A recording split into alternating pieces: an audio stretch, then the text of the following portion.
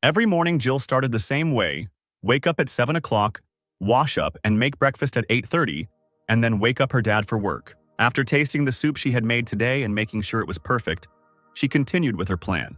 The heroine shouted at her dad to wake up because breakfast was ready, but there was no answer. Jill looked into his room and called him again. Apparently, he was sleeping too soundly to hear her. She walked over to the bed and gently touched his shoulder so that waking up wouldn't take him by surprise, but Dad still hadn't woken up. Then the girl began to literally shake him, because if he didn't wake up right now, he might be late for work. But in response, she only heard a moo. And then Jill screamed loudly across the room, so loudly that the lonely neighbor probably thought that he was now a dad too. June opened his eyes abruptly, not knowing what to expect as a terrifying scream filled his room. He sat up abruptly, looked around. Sweat appeared on his forehead from such an unexpected awakening. And then he saw her. Jill stood in front of him, screaming to wake him up. And at that moment, he remembered that he had a daughter under contract for 2 months now. Seeing that June had woken up, she stopped screaming, smiled broadly, and said that breakfast was ready and it was high time for him to get up. 10 years ago, so-called faults appeared on the earth, which disturbed the peace and harmony. People did not know what to do with them, and were terribly frightened, seeing first only the rift, and then what emerged from them. Monsters emerged from the rifts in huge numbers, and it was impossible to cope with them. At the same time, some people, regardless of gender and age, developed strange abilities. They began to be called hunters, who could track their abilities like in a computer game. Hunters stood up to protect the cities and began to control the rifts, exterminating monsters. Jun didn't have any special skills, so he had to study and look for a job suitable for an ordinary person. After graduating, he was able to get a job as a civil servant in the fault department and became the youngest in the department. He had no special talents, which negatively affected his work, where he constantly forgot about reports and was late. And only after a year of hard work he was able to get his first assignment at the fault. He was excited for his first mission and set out to find the rift that had appeared. However, here too, failure awaited Juna. On the way to the mission, he was hit by a truck.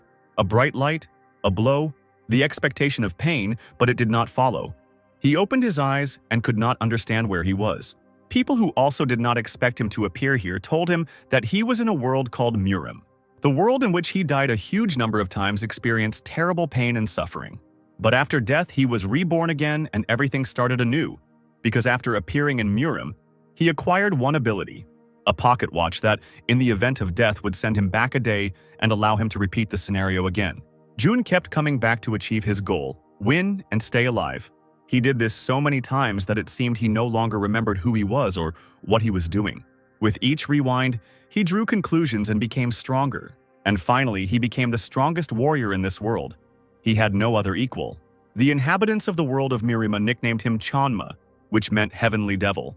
However, now Juno was only concerned with one question: how to get back. He became the strongest, so as a reward he was given the same sudden return to his reality, just as he once fell out of it. The hero woke up in the hospital, but he felt fine. He got up, got dressed, and left it, as if he had woken up at home. The doctors were shocked because he was the one who was hit by a truck yesterday and had to undergo a 5-hour operation. June understood that he had spent a lot of time in another world, did not remember his own at all, and a long adaptation awaited him. He looked at his status window. All his stats were maxed out. He was the best hunter for his world, and there was no need to return to his old job. The memories of Murim frightened him, because there was a sea of blood on his hands. Memories flashed in his head. He stopped trusting anyone. He doesn't even remember how many times he died and was reborn again. And in that same second, he realized that now he wanted to be normal, go to work and live a normal life.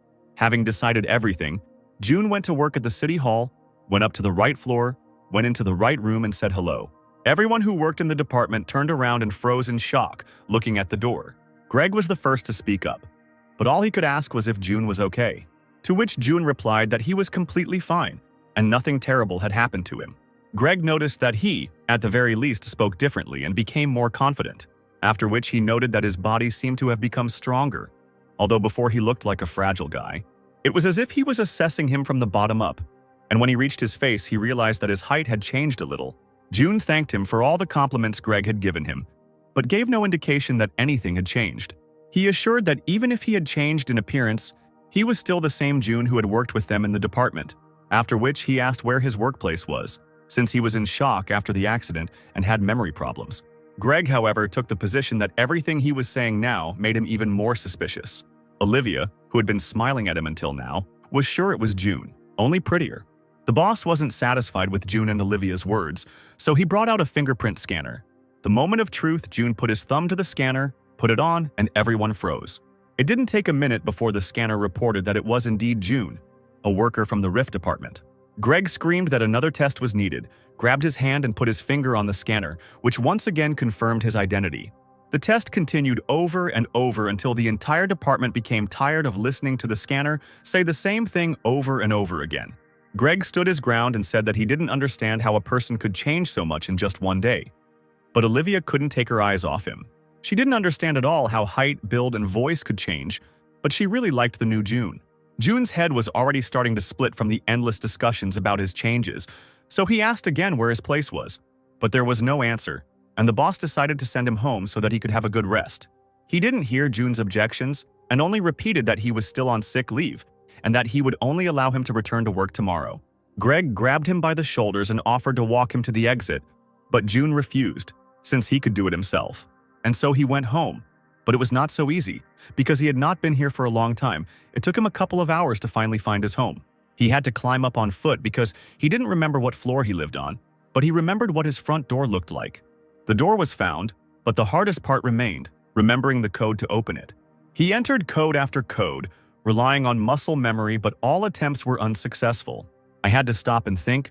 The code should be familiar to him after all. He had entered it so often before that moment. Another unsuccessful attempt, when suddenly a female voice was heard from behind the door. He listened again. Maybe he really was so unwell that he was hearing voices when suddenly the door lock clicked. The door opened, and behind it was a young girl whom he saw for the first time, but for some reason she called him her uncle. He was stunned, and the only thing he could do was ask who she was. He walked inside, expecting anything from a conversation with a stranger who for some reason ended up in his apartment. June and the girl sat on opposite sides of the table. Outwardly, he seemed calm, but inside he was torn apart because he didn't know what to do. He took another sip from his mug and finally began to repeat after her the story he had just heard. Her name was Jill, and she was the daughter of his brother's girlfriend. He sighed heavily and said the same thing again slowly, trying to wrap his head around it. Jill nodded happily. It seemed to her that since he started talking to her, everything would be fine. June continued to reconstruct the events. His brother's girlfriend died in an accident. She had nowhere to go, and he agreed to look after her. And that's why she knew the code to his apartment and came here today, which made Jill smile. After which he decided to clarify whether they had seen each other at least once before today. After this moment, the girl became confused and replied that this was their first meeting. He looked for any way to resolve the situation and asked if Jill had any other relatives. In response, she hesitated and said that her mother was an orphan, so she had no one else to rely on. June suddenly became distracted by a plate with some dish and asked her what it was. She suddenly gained new hope and began to animatedly explain that it was omuraisu, an omelet and rice, and she had prepared it for June to have a snack after work, when suddenly he interrupted her and informed her that he would not be able to receive her at his place. Unexpectedly for him, the girl became furious, jumped up and screamed that he had promised her. She handed him her phone, opened the correspondence with him, and showed him the messages confirming this. And now he had to tell his story, because until yesterday he was in the hospital, got into an accident, and was discharged only today. And most importantly, he lost his memory, did not remember his brother or the girl he promised to help. He didn't know what to answer to her question about whether he was okay, since his body had fully recovered. But memory is very poor, which can cause difficulties in everyday life. He understood that it would be difficult for him to take care of anyone now, since it would take him some time to adapt. Jill froze, as if she didn't know what to say, but in reality she was quickly going through her thoughts in her head to somehow fix the situation. Suddenly she screamed that she wanted to sign a contract and come to an agreement with June. He didn't understand what she was talking about, so he decided to clarify what kind of contract she wanted to sign, to which Jill asked him to become her father until she finished school. At that moment, he regretted asking this question because her proposal was crazy. Without wasting any time, she flew up to him, grabbed his hand and began to convince him that he had lost his memory. It would be difficult for him to adapt, and she could help. She clung to his hand and kept saying that she would take on the cleaning, the washing, the cooking to help him. And in exchange, he will allow her to live with him until she finishes school, at least for 6 months, until she moves into a dormitory. June thought about it because this was indeed a good condition. No, even a very good condition. He spent a long time in the Middle Ages, in a completely different world, and it will take time to adapt to the modern world. She could always be asked about things he didn't know, asked for help, and it was really beneficial for both of them. He reached into his briefcase, began to take out paper and pen, and informed Jill that he was ready to draw up the contract. She was shocked because the plan seemed unsuccessful and now she couldn't believe her ears. Jun silently sat down at the table and began to write something. It seemed as if they were concluding a multi-million-dollar deal right now. He handed her a piece of paper with the rules that they both had to live by and asked her to tell him if anything was unclear or if anything needed to be corrected. The contract specified deadlines, obligations to provide Jill with all receipts and checks, account for expenses, and perform all household chores. June asked again if there was anything that Jill didn't understand or didn't agree with, to which she replied that she was fine with everything. There was one last step left for the contract to come into effect, and he handed her a pen. With tears in her eyes, she took the pen. It seemed like she was about to cry, but everything was exactly as she wanted. She bent over the papers, signed them, and said she would do everything in her power. And at that moment, a smile lit up her face. Everything was decided, and she decided to clarify whether she could call June her father. He agreed, and then went to his room, and Jill shouted after him to call her by her name and to be informal. June agreed to this too. Jill hugged the contract to herself and breathed a sigh of relief, because he was getting used to it so quickly, and suddenly remembered that she had forgotten something, so she followed him. She started talking before she even looked into the room, but her speech was interrupted as soon as she saw the strong, pumped-up, naked body. Jill gasped instantly, but couldn't take her eyes off him, even though he was her father. But such an attractive father and only under contract. She only turned away when June pulled up his t-shirt and was able to look at her. He still didn't understand what just happened, so he decided to continue the conversation and asked what else she needed. Sweat appeared on her face and she frantically began to explain that there was no food in the refrigerator and they needed to go to the store. His sarcastic question about whether it was true was just for the sake of continuing the conversation, because he had already taken out his wallet. He took out his card, handed it to her, and informed her that she would now be paying with it. She finally turned to him, took the card, and was taken aback. Could he really trust her so quickly? Jill couldn't take responsibility so quickly, and a plan came into her head. Since he had lost his memory, he should go with her. Suddenly, he would start remembering something if he went to the local store.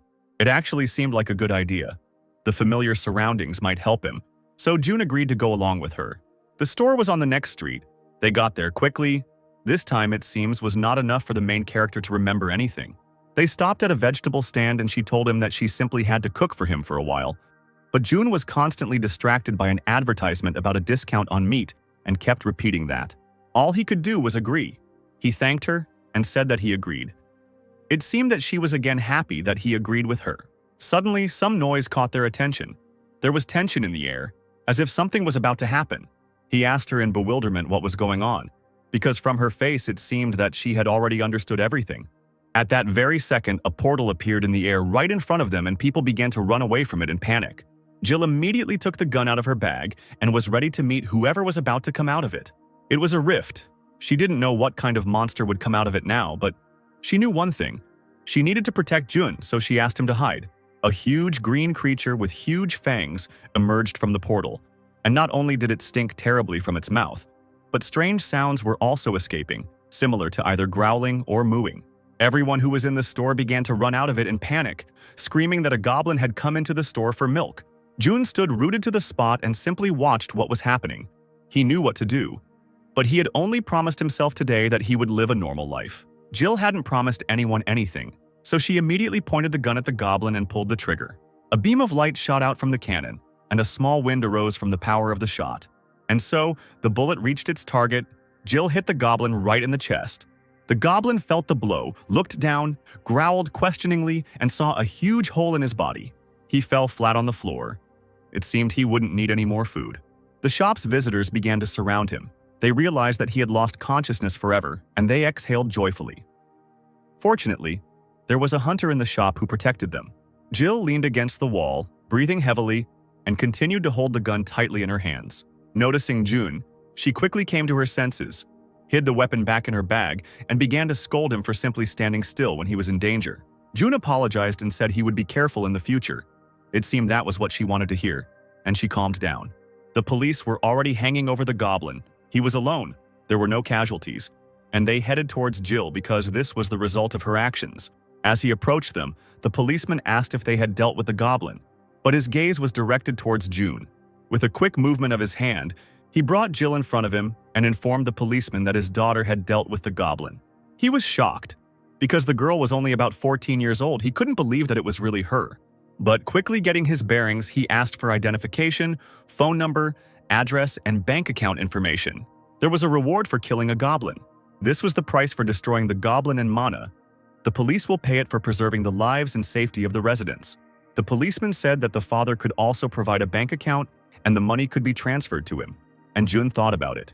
He thought for a moment and asked Jill to state her score. She was surprised by what he said. He quickly removed all questions and said that it would be fair, because it was she who killed the goblin. She blushed with joy and quickly dictated her number so as not to scream with joy. They returned home. Jill was preparing dinner when suddenly the phone made a notification sound. She grabbed it and looking at the screen was clearly shocked by something. For destroying the rift in the goblin, she received 150,000 won from the Seoul police. June managed to read the message. She got a large sum for killing just one goblin. If it was paid so much, then there was no point in her living with him, he asked. She found his naivety endearing and began to explain that there had been a time rift in the sky and a monster had appeared. It was an accident, and no one could guarantee that all monsters would be so light. Besides, only licensed hunters can enter the rift, and she is still an ordinary person. He interrupted her with a question about whether she knew the law of reason, and Jill's face was frozen in question. She asked again what this law meant, and he explained that everything that happens in life is a reaction of the subconscious to what we are trying to instill in ourselves. Thoughts are material, and what happened to her was her desire. She understood what he was getting at and told him that she was planning to enroll in the Hunter's Academy in March. Jill had not yet completed Hunter Rebirth, but she already knew how to use mana and had a temporary permit for the mana gun, so she always carried it with her. He praised him, because not everyone can become a hunter, which means that special abilities were embedded inside her. She smiled and told him that he should treat her well, because one day she would become very famous. In addition, she had already set the table full of food, gave instructions to eat everything and leave nothing, and wished them a pleasant appetite. After discussing her future, she realized that she didn't know what June did for a living, and immediately asked the question. While wolfing down his dinner, he replied that he worked in the mayor's office as an ordinary civil servant. Jill was satisfied with his answer, as she was worried that his work might be dangerous. She handed him another plate of food, wished him bon appetit and good night. This eventful day had come to an end. The morning came too quickly, and now June was already approaching the City Hall building. There were still about 5 minutes left before the start of the working day. It seemed like time had stopped. The whole department was waiting to see if he would show up for work today. The door to the office swung open. He walked in as if nothing had happened and said hello. His colleagues instantly turned around at the sound of his voice. Without hiding his surprise, Greg asked how he felt and whether he would be able to work. It seemed like yesterday he was not here and the check started all over again.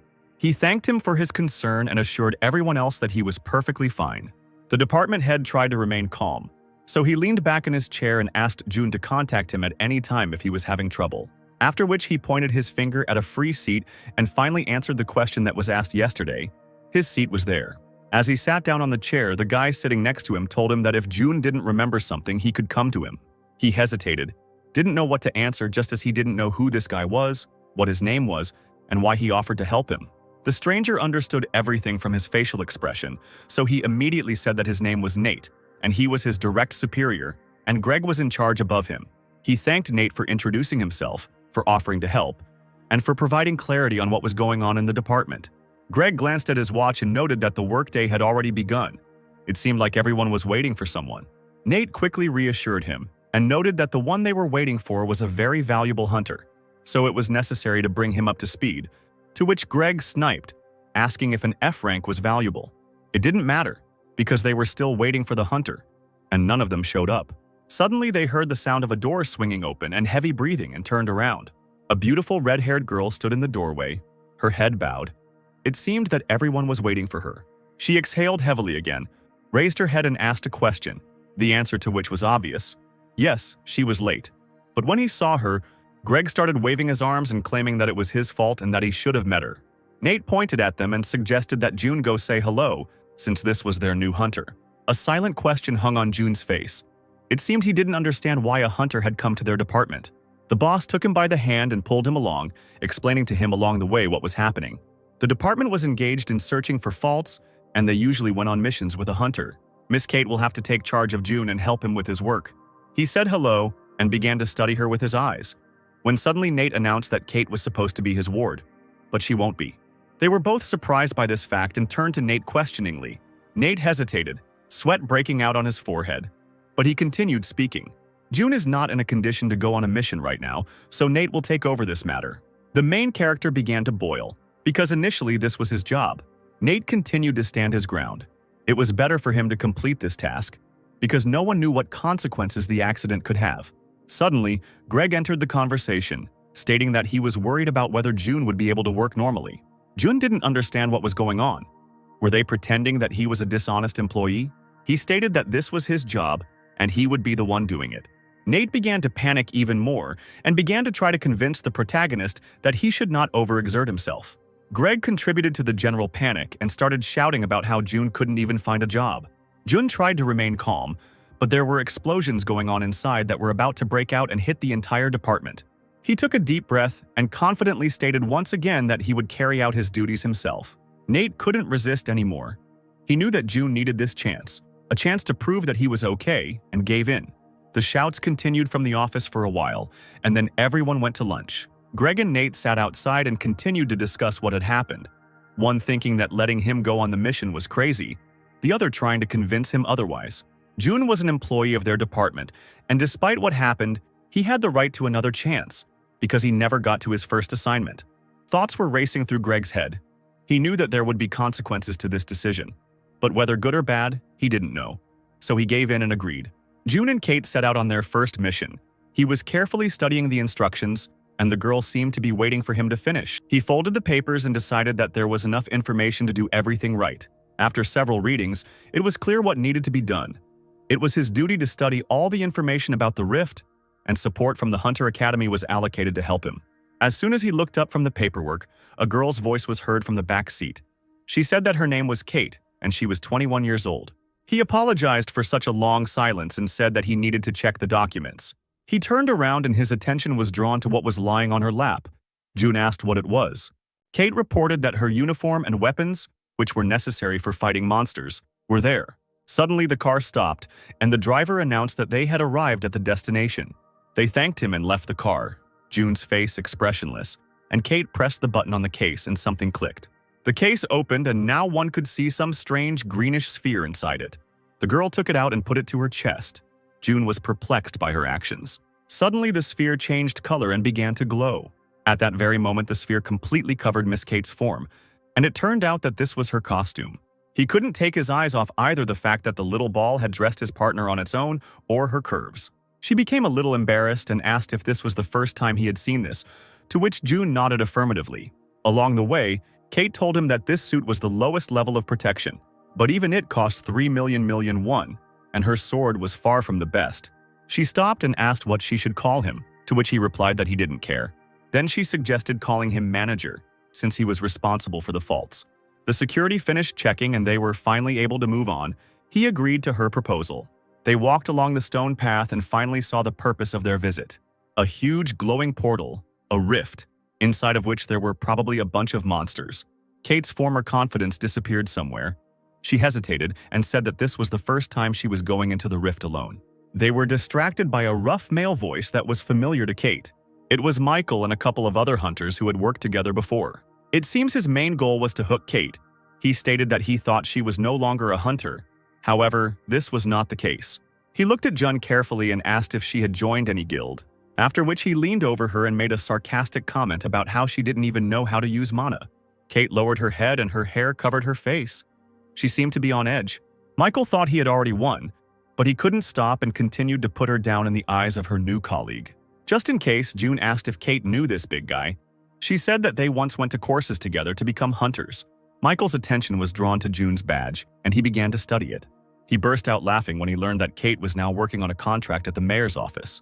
He wiped away his tears, quite amused by the fact that someone like her wouldn't be accepted into the guild.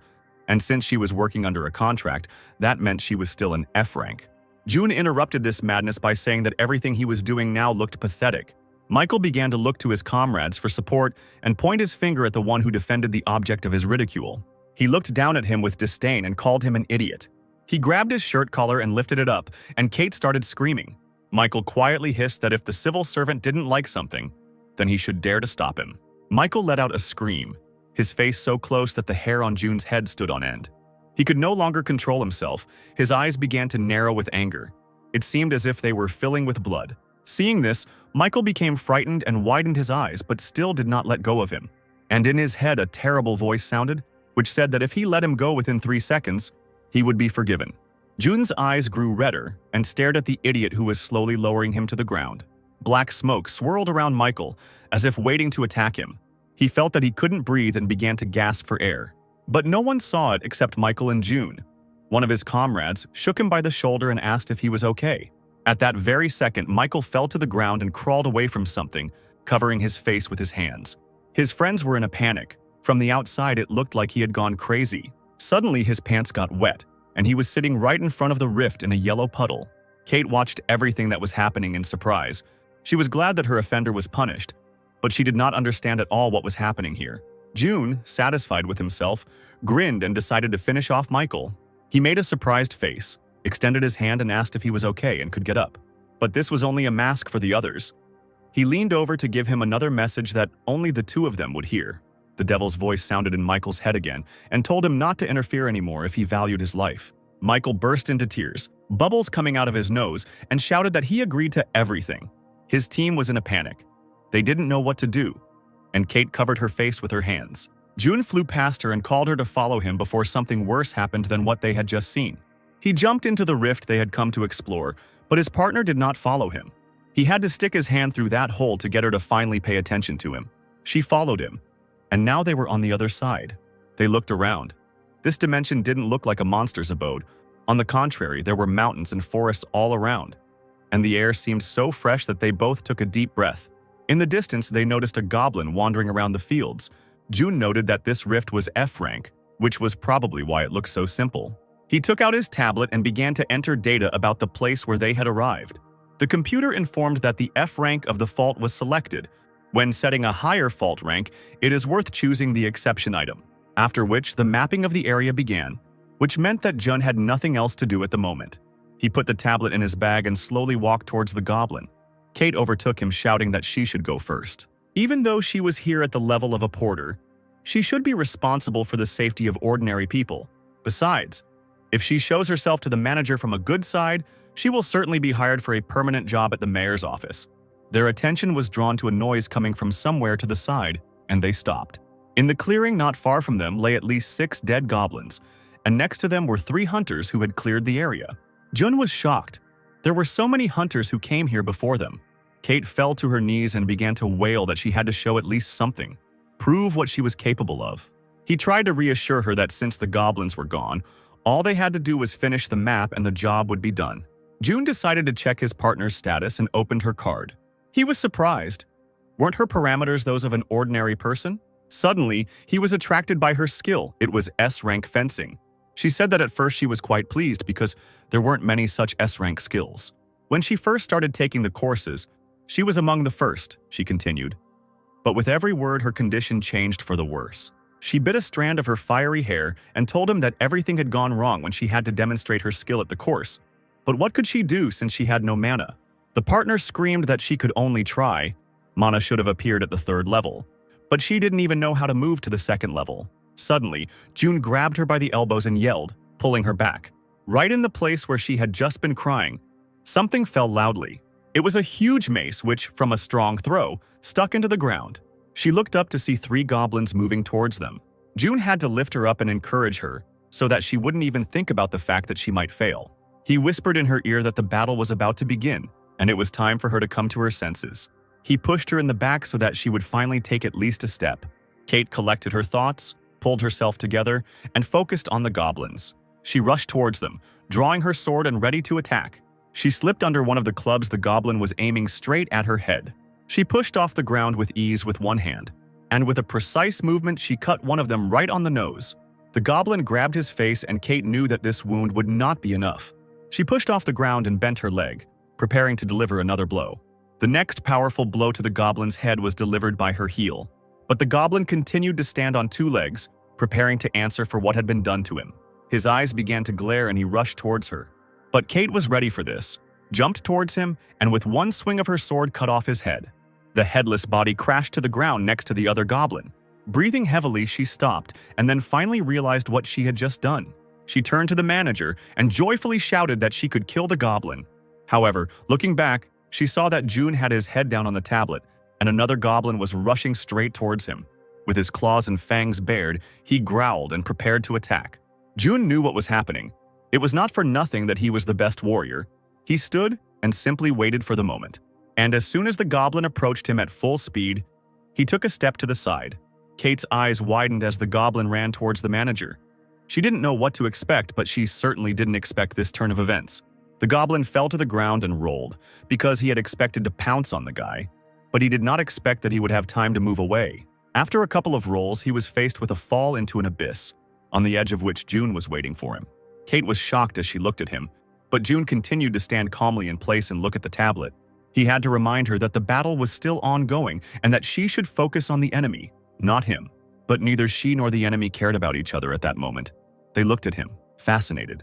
The goblin came to his senses a little earlier than Kate, growled and swung his club, aiming at her head. At the last moment, she managed to put her sword out and defend herself from his blow. Their duel lasted for about 5 minutes, but there was no winner.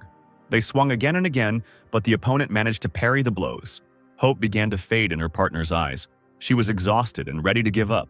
Jun decided to intervene and asked if she was really that tired out by just 2 goblins. She answered hesitantly that she was still full of strength, and the enemy took advantage of her hesitation. He swung to hit her legs, but she managed to spread them in time. He extended his club towards her and continued to advance. It seemed as if this stupid creature was rejoicing at her mistakes.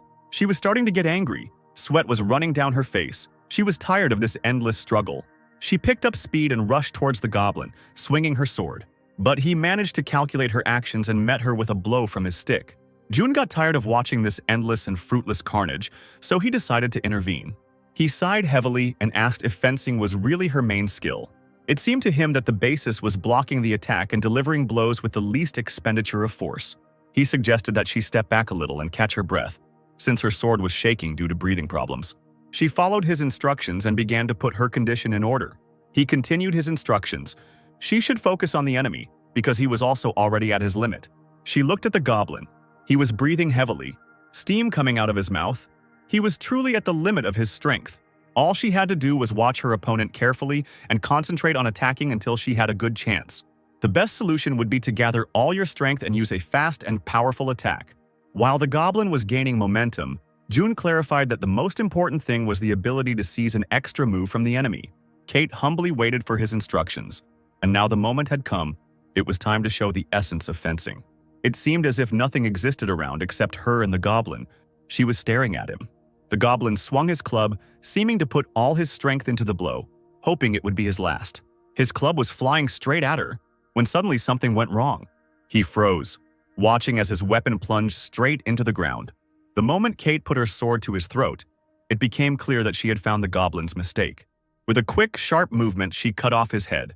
The monster let out its death roar, and its scarlet blood spurted from its neck. She exhaled, even though she was exhausted from the fight, but she finally succeeded. She stood over the lifeless body of the goblin and managed to show all the charm of fencing. June praised her. Thanks to her, the exploration of the rift went smoothly, and it was possible to return, but all Kate wanted now was to lie down and rest. He also informed her that she had captured as many as 17 goblins, and that if she worked alone, she could earn a lot of money. To which Kate suddenly jumped up and told him that she was not doing this for the money. She wanted to become a member of some team. She decided that now was a good time to ask why June was hiding her power. He pretended not to understand what she was talking about and took a step towards the portal. Kate started to say that he was very good at fencing, and remembered the goblin he had neutralized with just one step. But June had already dived into the portal. She crossed her arms over her chest, not realizing how many mysteries her manager was keeping. It was evening in Seoul, and the streets were filled with the noise of cars and people hurrying home. June did the same thing, returning home after his first day of work. But he had to slow down a little. It seemed like someone was following him. He stopped, grabbed his head, and immediately realized who it was. The hero told his pursuer that if he came out within 10 seconds, he would not be angry, and began the countdown. 10, 9, and immediately switched to 3 to speed up the process of exposure. Kate flew out from around the corner towards him. She lowered her head guiltily and stood in front of him, afraid to say anything. June asked why she was following him. She was still haunted by the question she had asked him before his hasty jump into the portal. She couldn't understand why he was hiding his power, or whether there was no power at all and it was pure coincidence. June again did not answer the question, only told her that since she had followed him all the way home, she should at least have dinner with him. They walked the rest of the way home in silence. Kate slowed down as she walked up the stairs. Suddenly, she stopped and said that she would rather go home. She felt uncomfortable visiting him so late. June asked her to be patient with him a little longer. It was time for dinner. She should have already cooked. She widened her eyes and asked who she was, why she should have cooked dinner already, and why he was bringing Kate with him. He said that his daughter lives with him. Kate expected to hear anything, but the fact that he had a daughter shocked her. June had already knocked on the door and asked not to say a word about work, since his daughter thought he was an ordinary civil servant.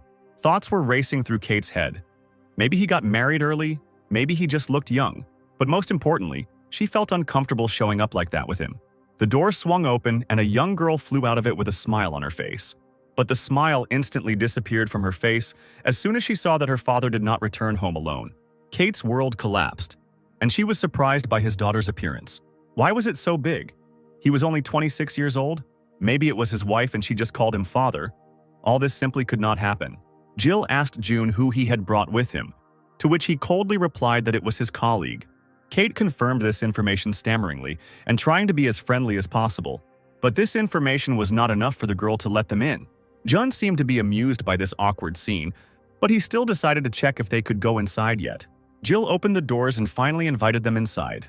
When they walked inside, Kate and June were struck by the fact that the apartment was literally sparkling with cleanliness. Jill broke the pause, and in an angelic voice announced that they would soon be having dinner, and that her colleague should drink tea and leave. But still, it was June's apartment and his rules. He said that he invited her to dinner, so they would do it together.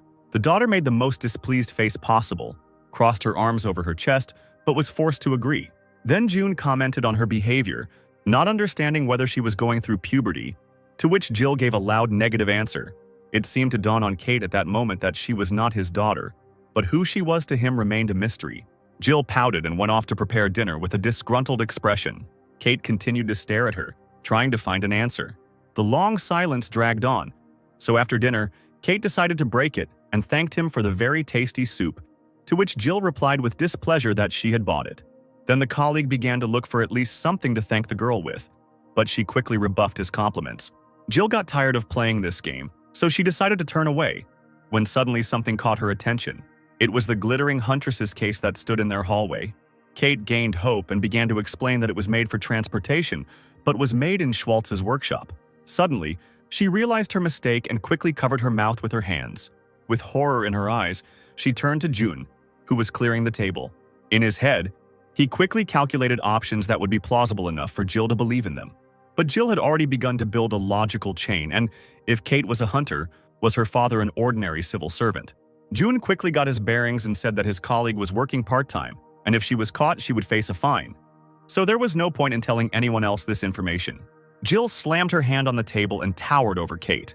The girl's eyes widened, her mouth opened, and she knew what to expect from this girl. Suddenly, Jill happily grabbed her hands and began to tell her that she also dreamed of becoming a hunter. She took out her application form and started shouting that she would soon be entering the Academy of Hunters, looking with delight at her father's colleague. Kate was embarrassed because she was only an F-rank hunter. It didn't matter to the girl. She had just found her idol and started asking her questions. She wondered what her father's colleague's style was, how she fought, close or long range, or maybe she even used magic and was a healer. The rest of the evening flew by quickly. June didn't even have to take part in the conversation, and now they went outside to see Kate off. The girl thanked them for the dinner. She had never dined so cheerfully. When she said goodbye, she said that she would be glad to have dinner like that again. However, Jill asked her with a smile not to come again. She smiled even more and said that she still didn't like her, and that the fact that she was a hunter didn't change that. Kate felt awkward again and started to turn around to go home as quickly as possible. The hypocrisy scene was interrupted by June, who coldly sent his daughter home and said that he would walk his partner to the subway. Jill realized that she couldn't argue with her father, smiled again and ran home. June and Kate walked slowly towards the subway through the evening streets of Seoul. The girl, as always, was eager to start a conversation, and she stated that Jill was not June's biological daughter. The hero hesitated. His breathing became ragged. He did not know what to answer her. To which she confidently replied that neither the age nor the fact that he had no ring or not a single family photo at home matched up. Moreover, they had different surnames. All these facts led to only one conclusion. She was not his biological daughter, and he had never been married. June was shocked that she had managed to learn all this while she was in a lively conversation with Jill. And then she asked an uncomfortable question about what kind of relationship he had with Jill, whether there was anything dangerous in it, to which June hastened to reassure her. There really was nothing dangerous between them. She was his niece, and his brother had problems, so he was raising her. Kate realized that she had been too excited about her investigation that she hadn't thought about what it might lead to. She calmed down and apologized for asking too many questions. June didn't care. The only thing he asked was not to talk about it at work. The rest of the journey to the metro was silent, and now they were there. June said goodbye and immediately went back. Kate watched him go and seemed to be conducting some kind of investigation in her head again. Suddenly, it dawned on her how she hadn't noticed this fact right away. June and his brother probably shared the same last name, but their niece and daughter did not. But by the time she realized this, June had already disappeared around the corner. There were still about 5 minutes left before the start of the working day, but there was already shouting in the office. Greg read the folder June had filled out with bewilderment and asked in bewilderment how he had managed to do it in one day. But June was only concerned about one thing: were there any problems in the report? But the report was done just fine. It usually takes several months to compile such data. June simply could not do this report alone. Greg turned to Nate with disbelief. He was sure that it was he who helped his colleague, but he shook his head, after which Nate praised June and said that now he would have to catch up with him. June, satisfied with what he had done, leaned over a little and said thank you. Suddenly, Kate appeared next to him and continued to praise Nate. He didn't understand what she was doing there since today was her day off, but everyone else was glad to see her. He was in no mood to continue talking to her, so he sat down on a chair and told her to do what she wanted, but there would be no overtime. But she persistently handed him some piece of paper. He began to study what was written, but still did not understand what it was. Nate decided to help the employee and said that the girl gave him the schedule of exams for the qualification of a hunter. All hunters took this exam once a year. The hunter's level could be increased or decreased. The highest was considered to be rank S and the lowest rank F. There were a huge number of guilds all over the world, each of which was constantly looking for high-level hunters. It was during the period after passing the exam that transitions between guilds were most common. Nate whispered to June that the department head was very worried about this day. Greg was afraid that the hunter would switch to another guild if his level rose, and they would have to look for a new employee again. But Kate had to pass the test anyway, and June had better go with her, after which Nate found out that she was performing in the first group in a week. June turned to Kate and decided to ask if she would transfer to another guild if she leveled up, to which she told him that on the contrary, she wanted to extend her contract at the city hall. June replied that he was not the one doing that. He noted that she should raise her level before the certification day, so that it would be more convenient for him to go on assignments, and she could get a salary increase. To which she sadly replied that she would still end up with an F rank. He turned silently to her and waited for her to give the reason for this conclusion. The certification of hunters was divided into several stages. First, the level was determined, statistics were measured, and a practical assessment was made. The final result depended on all of this. But the most important thing was the amount of mana. Hunters could become physically stronger with the help of the crystal. This was the acceptance of mana, but Kate could not use it. At that moment, June realized that she had no hope of getting a rank higher than E. He tried to encourage her, telling her that she needed to try, otherwise she would never know what she was capable of. Otherwise, June will also have to trample on the level of the F faults. These words struck Kate. He only had one hunter in his care, and her rank was tied to the level of rifts he could explore. Kate lowered her head sadly and began to think that if she found another hunter, she could move forward. He pretended to like the idea and suggested posting an ad looking for another hunter. Tears began to well up in her eyes when suddenly June said that she was his only hunter and asked her to follow him. After meandering through the corridors for a long time, they finally entered a large room, which used to be an office for working with old faults. Now it has been converted into a training hall for hunters, with dummies and all kinds of weapons. He knocked on one of the walls. It was built using special materials provided by the Hunter Academy. The walls were quite resistant to impacts. And then June started talking about Kate's lack of mana. He asked if she had tried physical strengthening. Of course she tried, but she couldn't get mana until she reached level 3. Tears came to her eyes again and she called herself a complete failure.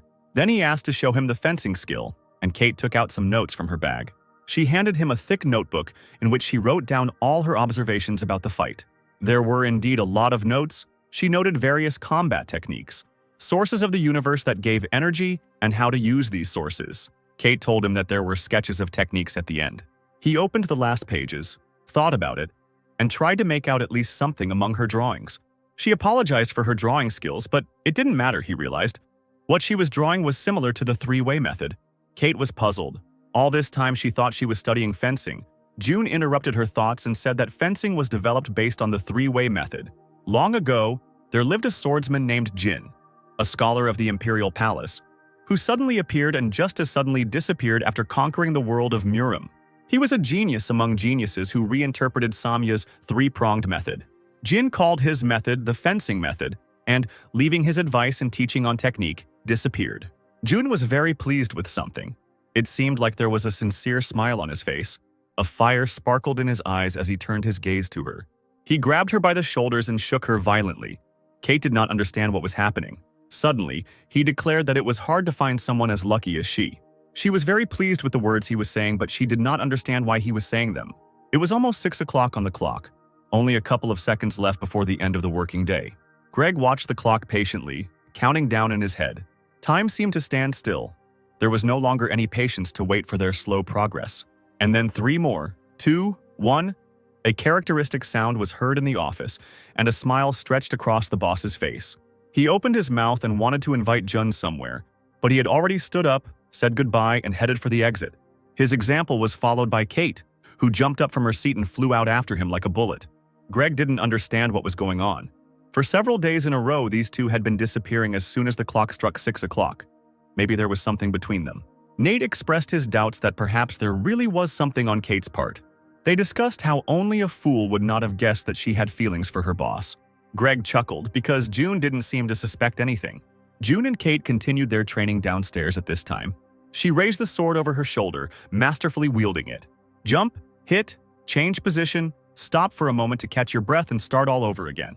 After another swift swing, she stopped, raising her sword behind her back. Suddenly, she experienced something she had never experienced before, as if an inexplicable force had appeared inside her. Together with June, they looked at her status window. Her level had increased to the 3rd, which meant that she could finally use mana.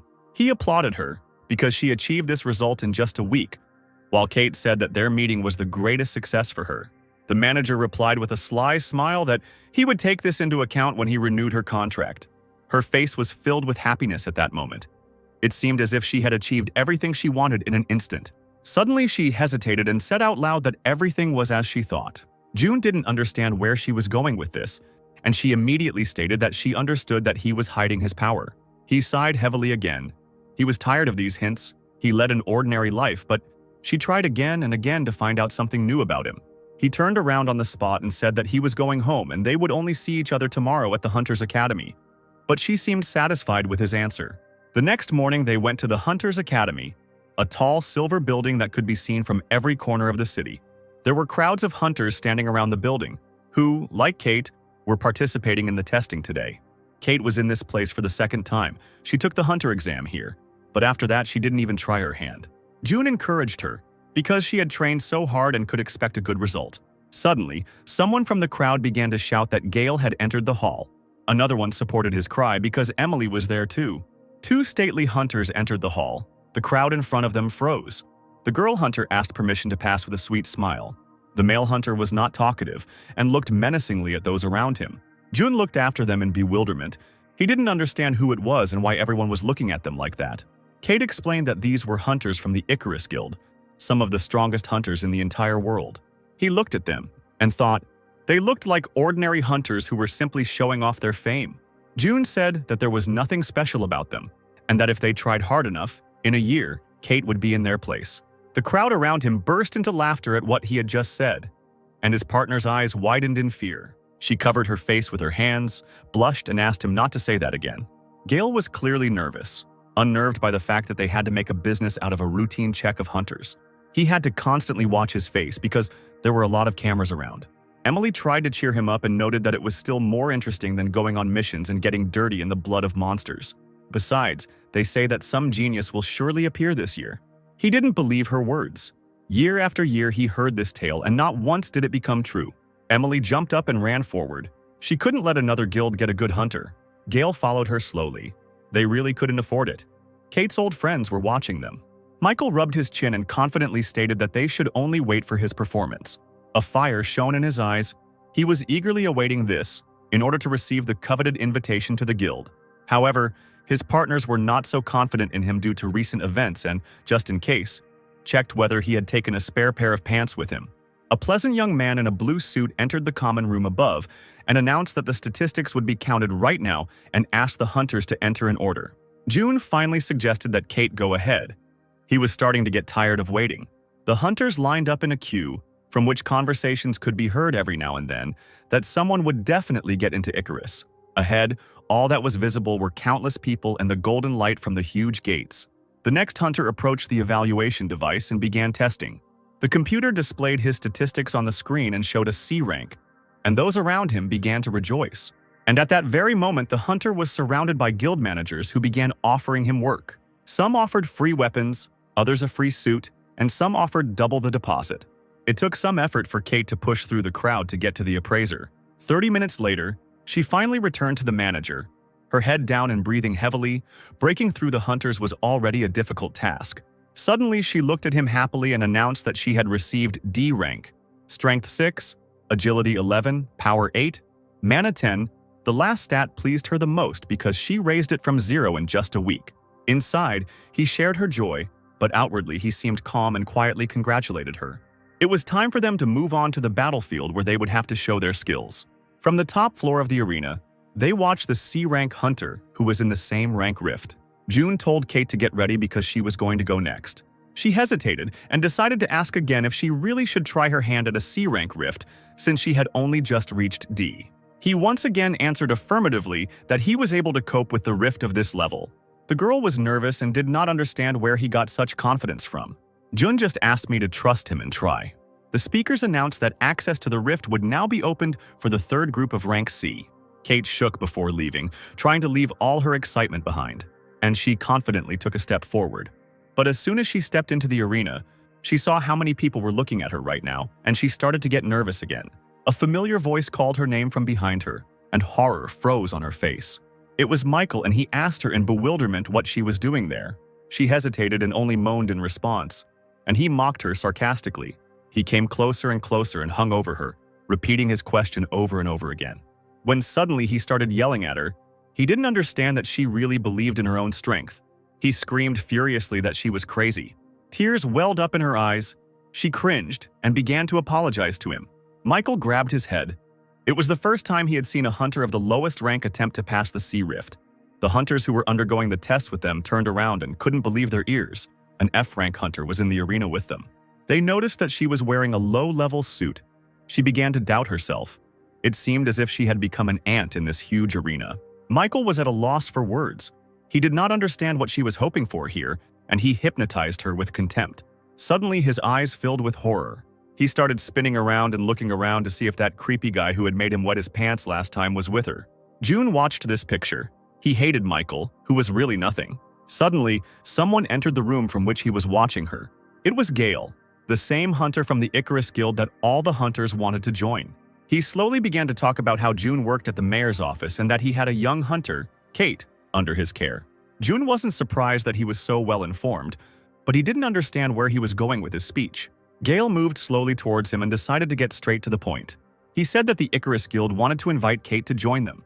She had never undergone physical strengthening before, and this was the first time that an F-rank hunter could increase her mana so much. With the help of the F crystal, she increased her stats to 10. Moreover, he noted that there was no record that she strengthened herself after this. She had a monstrous talent. Jun was silent. He was thinking over his next words in his head, because now everything could be used against him. Gale continued to talk about how the Icarus Guild would give her wings. She would be able to gain vast experience and knowledge and participate in raids on the most difficult rifts. He looked at Jun intently and finally asked what he could offer her to counterbalance him. Jun lowered his head. What could he offer her except a raise in salary? Gale continued to press. He noted that she hadn't been training for that long, but for some reason June sent her to a C rank rift, even though she hadn't been in raids higher than D. He tried to read his mind. Did June really think she could handle this level? Behind the glass, the speakers sounded again, announcing that the rift had been activated and the test had begun. The doors began to rise slowly, and a voice announced that the orc warriors had to be destroyed within a certain amount of time. Huge green creatures with red eyes and huge fangs moved towards them. Michael cried out joyfully that it had finally begun and reached for his weapon. Kate was already armed and stood in place, assessing her opponents. There was also a battle going on outside the window. Gale assured Jun that only a hunter could raise a real hunter, so he should let her go. He was already close to him and began to doubt what June thought about her. Perhaps he was important to him, and it was he who wanted her to be near. June began to scratch his neck, slowly trying to wrap his head around everything he had just been told. Finally, he declared that she was not a thing, and therefore he had no right to dispose of her, after which he smiled devilishly and offered Gale a bet. Gale listened to him attentively, but his face showed a question to which he was eagerly awaiting an answer. At that moment, a battle was raging in the arena, and the orcs were running towards the hunters as fast as they could. Michael stood close to Kate and asked her to finally pull herself together. They didn't have time to think. The orcs approached, emitting terrible growls. At that moment, Michael thought that it seemed like it was a mistake to decide on rank C. He froze and could not move as the huge green monster approached him. Then there was a powerful blow and the iron began to ring. Michael managed to put the weapon in front of himself at the last moment. He had a hard time resisting an orc that was at least twice his size. The orc pounded on his hammer. Michael began to lose ground. He could not do it anymore. His strength left him, and he lowered his weapon. At the same second, the orc delivered a powerful blow with his fist straight to the jaw. He flew away from him a couple of meters, and the monster growled contentedly, feeling his superiority. Not only did he fly back from such a strong blow, his hammer also went in the opposite direction. He was defenseless at the moment when the club was already raised above him. He asked the monster to wait, which from the outside seemed simply ridiculous. Suddenly, Kate crashed right into his side and, at the very least, distracted the orc.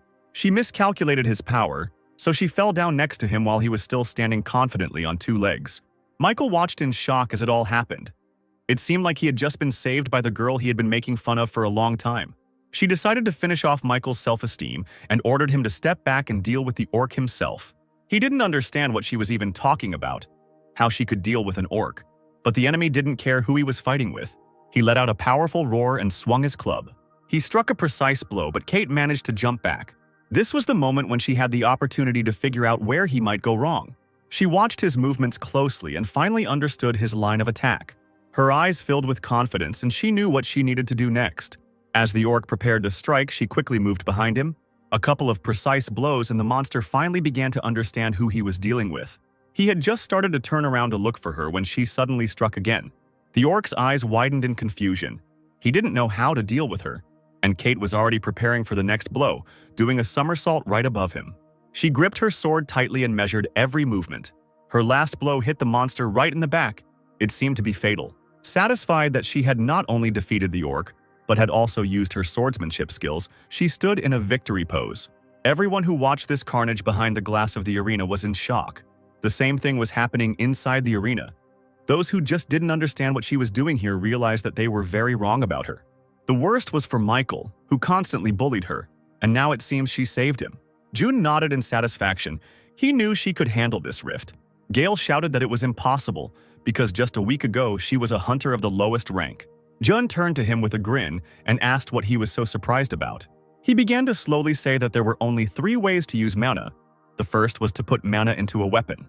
The second method was the release of mana. And the third is the mana replacement technique. Putting mana into a weapon wasn't that difficult, but she just used the first and second techniques at once, and she did it quite skillfully. The voice from the speaker announced that the exam was over and asked to leave the examination room. The hunters encouraged each other. Only Michael still stood rooted to the spot. All he could do was ask how this was even possible. He looked up and saw on the scoreboard that he was at the very end, with a score of 0. Kate flew out of the exam room and rushed to June with words of gratitude. But on her way, there appeared that very hunter, whom she looked at with admiration. He smiled and said it was a worthy fight. She became embarrassed and began to mumble that for him, an S-rank hunter, it would be quite simple. Gale noted that she was very skilled in fencing techniques and asked if she had a teacher. June intervened and coldly informed him that Kate was self-educating. She shook her head in panic, looking from Gale to her teacher, who denied this fact. She realized that June didn't want to talk about it, giggled and confirmed his words. Gale interrupted her and addressed her by name. He decided to get straight to the point and invited her to join the Icarus Guild. If she agrees, she will be provided with everything she needs. He promised to give her everything she wants. But she interrupted him, thanked him for the offer, and said that she was not going to join his guild. Smiling, she turned to June. She couldn't just walk away from her teacher like that. Gale was furious, asking her to think about it, because such a chance doesn't come every day. She will be able to receive a salary several times higher than in the mayor's office. She will be able to develop. To which Kate apologized again and said that she was happy with everything as it was. The conversation was over. They turned around and together they walked away from the surprised hunter. June turned around and reminded him not to forget to call him. Thoughts were flying through Gale's head at the speed of light. He didn't understand why he should call him. Suddenly, he remembered the bet they had made before Kate's fight. Right before the start, June declared that his ward would be able to destroy more than 5 orcs, and if June loses, he promises that he will persuade her to join the guild. But if he won, Gale owed him a Class A suit. At that moment, the bet seemed stupid to him. He was sure that he would win, so he happily agreed. The next day, their office was already filled with excited shouts from the morning. Kate took out her C-rank hunter card, but she was still shy. Greg and Nate complimented her because she had suddenly raised her rank from an F to a C. Nate took out his phone and asked if she was okay. They even published an article about her. He started reading the headlines, which literally screamed that the Icarus Guild had been refused. This was a girl with an enviable talent. Who was she really? Nate was confused, because Icarus was the best guild, to which Greg nudged him in the shoulder and reminded him that they were one of the best city halls. But he continued to lament that if he had been made this offer, he would not have refused. Greg didn't understand why he was doing this, because the huntress that all the guilds wanted to take away worked here, in the same office with them. Kate approached June and asked if he would treat her even better now. He nodded with a smile and said that she would not regret choosing to stay here. She smiled and was glad for his answer, because that was all she needed. Greg couldn't help but watch them and curl his fingers into a heart shape. June said that he and Kate would be going to Dehan's workshop, a place that was the largest store for hunting equipment. Nate tried to stop him, because their budget was not designed to buy equipment. Everything was already allocated, and for this they would have to consider an additional budget. June calmed him down and informed him that they would not buy anything, but would only take what they had promised. And now they were already walking around the workshop, assessing the scale of this store. They walked further and further through the store, Kate waiting for them to finally stop. When June finally stopped, she realized that they were standing right now in the most expensive store in this workshop. They were greeted by the store manager. June said that he was from the Rift Affairs department and came from a hunter named Gale. She immediately understood what was being discussed, nodded affirmatively, and invited them into the store. She suggested that they look around, and if they needed anything, they could immediately contact her. The first thing that caught their attention was the golden suit with the outline of a dragon, but it all seemed too much. They then moved on to a silver suit with red accents, with Kate saying she couldn't see a suit that suited her yet. She turned away from another display case to move on, when suddenly something caught her attention. A tight red suit, with high black boots, and most importantly, fluttering white wings behind his back. Kate pressed herself against the display case, her breath catching. She knew that this costume was very good and was made from the wings of a queen ant. Jun looked at her like she was a little child and asked if she would take the suit. Her eyes were shining. She was dreaming about this suit. Something was breaking inside her. But out loud she said that it was very expensive. After 4 hours, Jun was exhausted. He didn't understand why they spent so much time here if in the end they still took the suit with wings. Joyful Kate didn't pay attention to him. What was more important to her now was that the suit also had a beautiful case. Jun's attention was drawn to a sign on a weapons crate that said everything in it was on sale at a 50% discount. He stopped and asked why all this was being sold at a discount, to which the seller replied that these were E-rank items, but that he could look for something worthwhile. The merchant said that if they took several items, he would increase the discount. One item cost only 1,000,000 won. June was shocked. How could they talk about a discount when the price was still very high? Kate tried to calm him down and said that all the hunting things cost that much. But he had already turned around and walked on. Such discounts did not interest him. Suddenly, something stopped him. Something flashed behind him, and he realized what was in that basket. He pounced on the basket like an animal on its prey and began to rummage through it. Kate watched this scene in silence, not understanding what had just happened. Suddenly, June discovered what he was looking for and froze.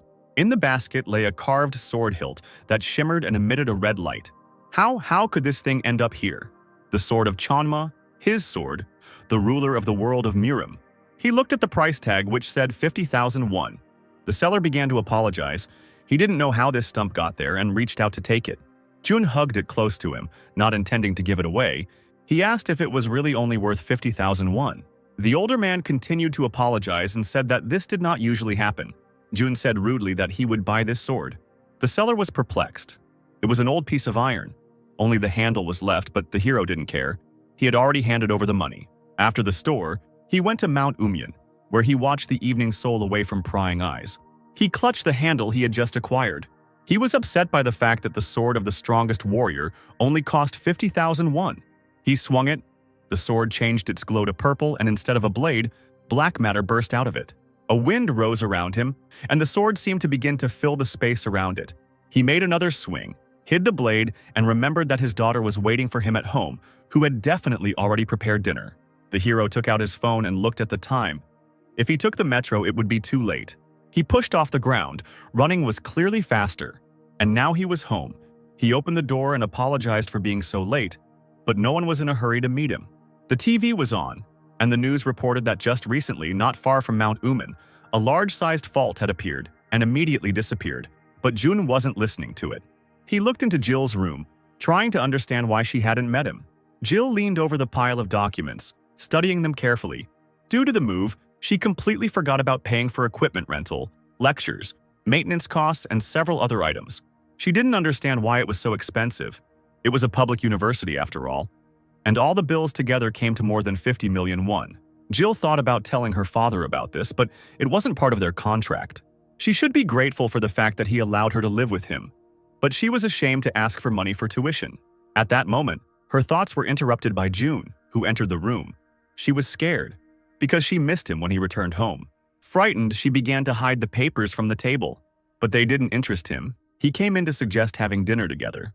She was flattered by the offer, but was forced to inform him that she was not hungry and suggested that he eat alone. He stood in the doorway and watched the strange picture. Jill began to build houses out of pencils right on the papers she had just been studying. The hero thought. It seemed that something was clearly wrong, and a plan appeared in his head. He went into the kitchen and started shouting that he couldn't find any sesame oil.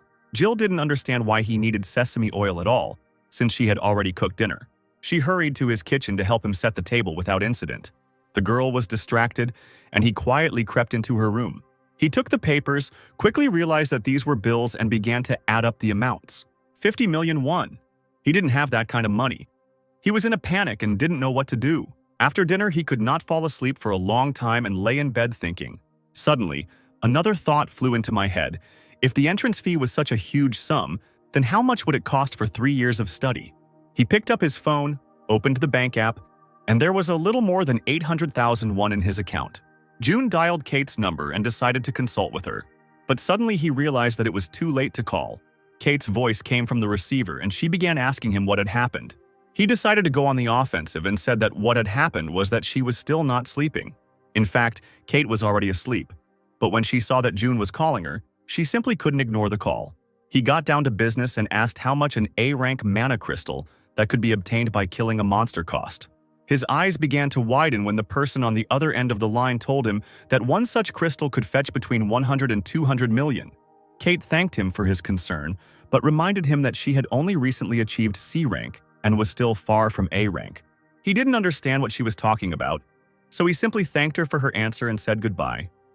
But at that moment, a plan appeared in his head. The night flew by quickly. June quickly fell asleep, because in the morning he had to do what he had thought up. He put on a hooded sweatshirt, packed glasses, a mask and gloves in a backpack so that no one could recognize him, and took a fake hunter's pass. He read the note Jill left saying she was going to exercise, so he had about 3 hours. The hero went to Mount Guryong, where a rift had recently opened. He put on the protective gear he had brought with him. With a long leap, he jumped over the fences and signs that warned that the area was dangerous. And he quickly rushed to the place where the rift he needed was located.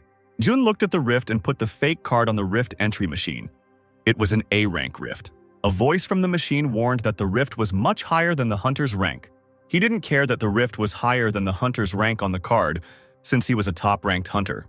The identity was confirmed, and there he was standing in a rift that strongly resembled the forest on Mount Umyong. His plan was to quickly destroy a couple of monsters, take their magic stones and go home, since today was a day off after all. Suddenly, he heard the cracking of branches behind him. Someone else had entered this gap. These were 3 hunters who went on a mission to clear this rift. They were surprised that there was someone else in the rift. Jun rolled his eyes and realized that the situation had become a little more complicated now that it was known for sure that he was here. The hunter girl immediately called him crazy because Jun was in an A-rank rift even without a suit. The hunters assumed that he was broadcasting a video from the rift. Such people often ended up in rifts. One of them headed towards Jun, and the other shouted after him to talk to the guy nicely and send him home. He walked up to Jun and introduced himself. His name was Alan, and he was a hunter of the Mizai Guild. Jun was silent. Because of the long silence, Alan began to get nervous and asked if it was really the hunter, because coming to this rift in such a video was a death sentence. Jun thanked him for his concern, said that he would kill a couple of monsters and leave, after which he announced that he was leaving, which caused a violent reaction from the hunters. Suddenly, they were distracted by a strong vibration from the ground. It seemed as if an earthquake had begun. Jun didn't understand what was happening, so he just stood there waiting. A glitch occurred in the rift, and the Ogre King appeared. The exit from the rift was limited until the enemy was destroyed or until all participants in the rift died. Alan shouted for his partner to press the emergency video recording button. At this moment, the president of the Hunter Academy, Adrian Chal, became tense due to a sudden glitch in one of the rifts. An assistant entered the office and reported that there were 3 hunters from the Mizai Guild and 1 F-rank hunter there. Adrian tensed up. How could a rank F hunter end up in the rift with them? The assistant said there was no sound on the emergency cameras, but the cameras showed that the hunters were on the trail and were about to destroy the monster. The Mizai Guild members are considered to be some of the best among A-rank hunters, and they are also well-armed, so they have a chance to cope, to which Adrian clarified what kind of boss was in the rift. The boss was the Ogre King. The president was tense, because most likely they would die, so he suggested going straight to the negotiation room. At this time, the hunters rushed along the rift. Alan ordered Mira to use the hawk's eye to find the monsters.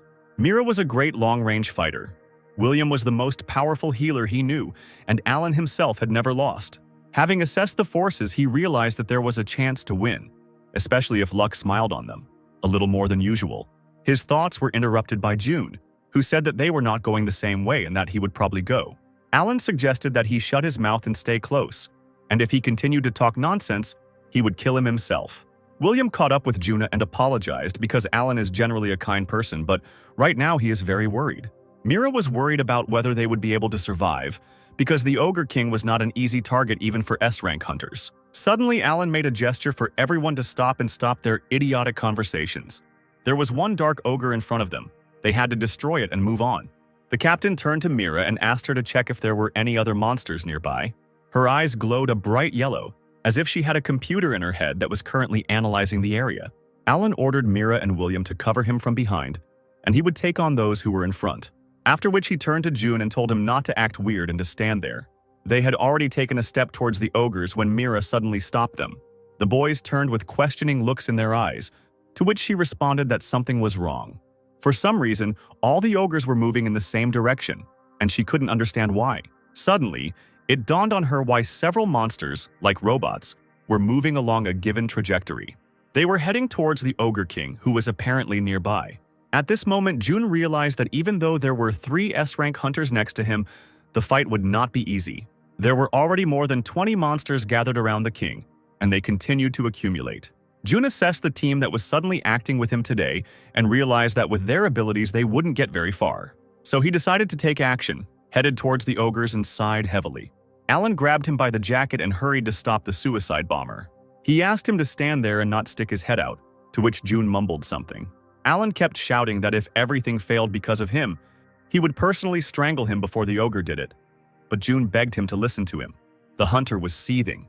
He no longer shouted, but sternly whispered for him to shut up or die right now. To which Jun lay down in the bushes, agreed with him, and told them to do what they wanted. Alan thought that since the ogres kept congregating in one place, they didn't have time to wait. The ogres needed to be taken one by one while there was such an opportunity, and then they would use Mira's sniper capabilities. And they began the fight, surrounding one of the monsters which was at least twice their size. Alan swung his sword, preparing to deliver a powerful blow. Suddenly, his face was filled with horror.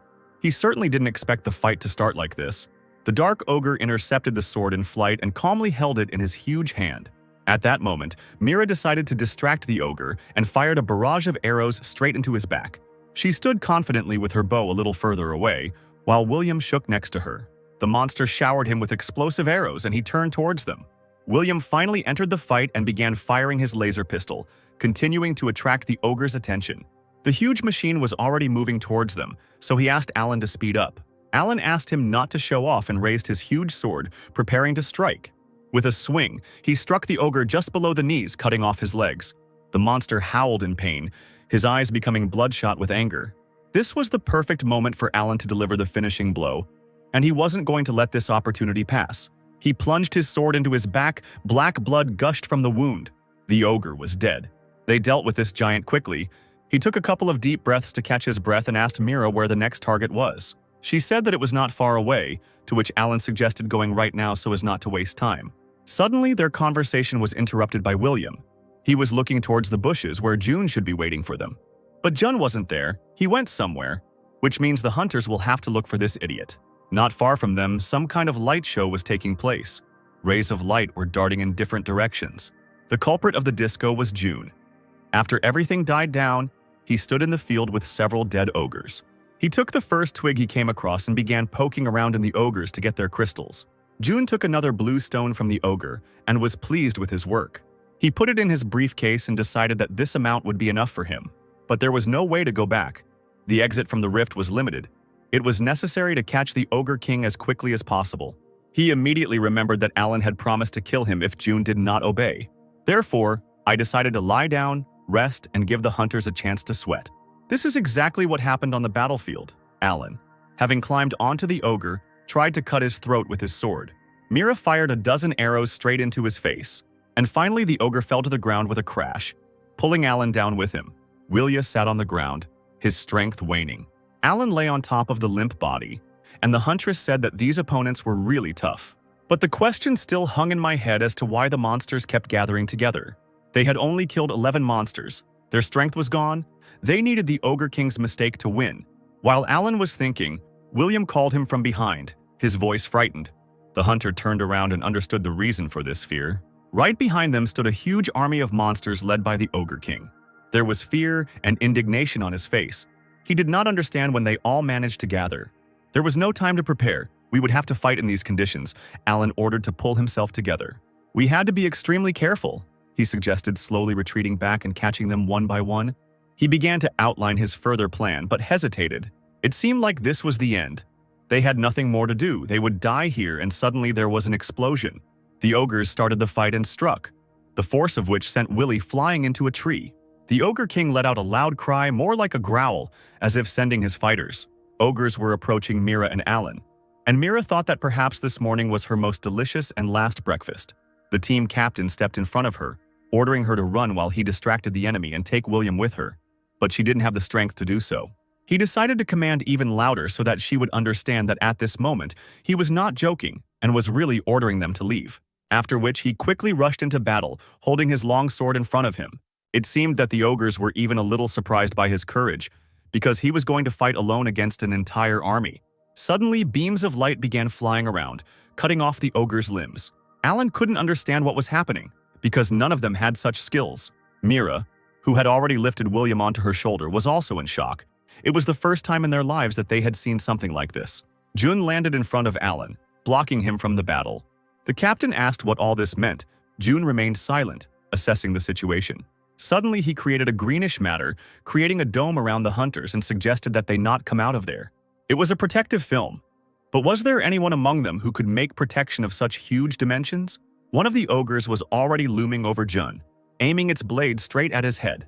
As if mocking the monster, June also menacingly pointed at him the stick that he had recently been stripping from the twigs while lying on the grass.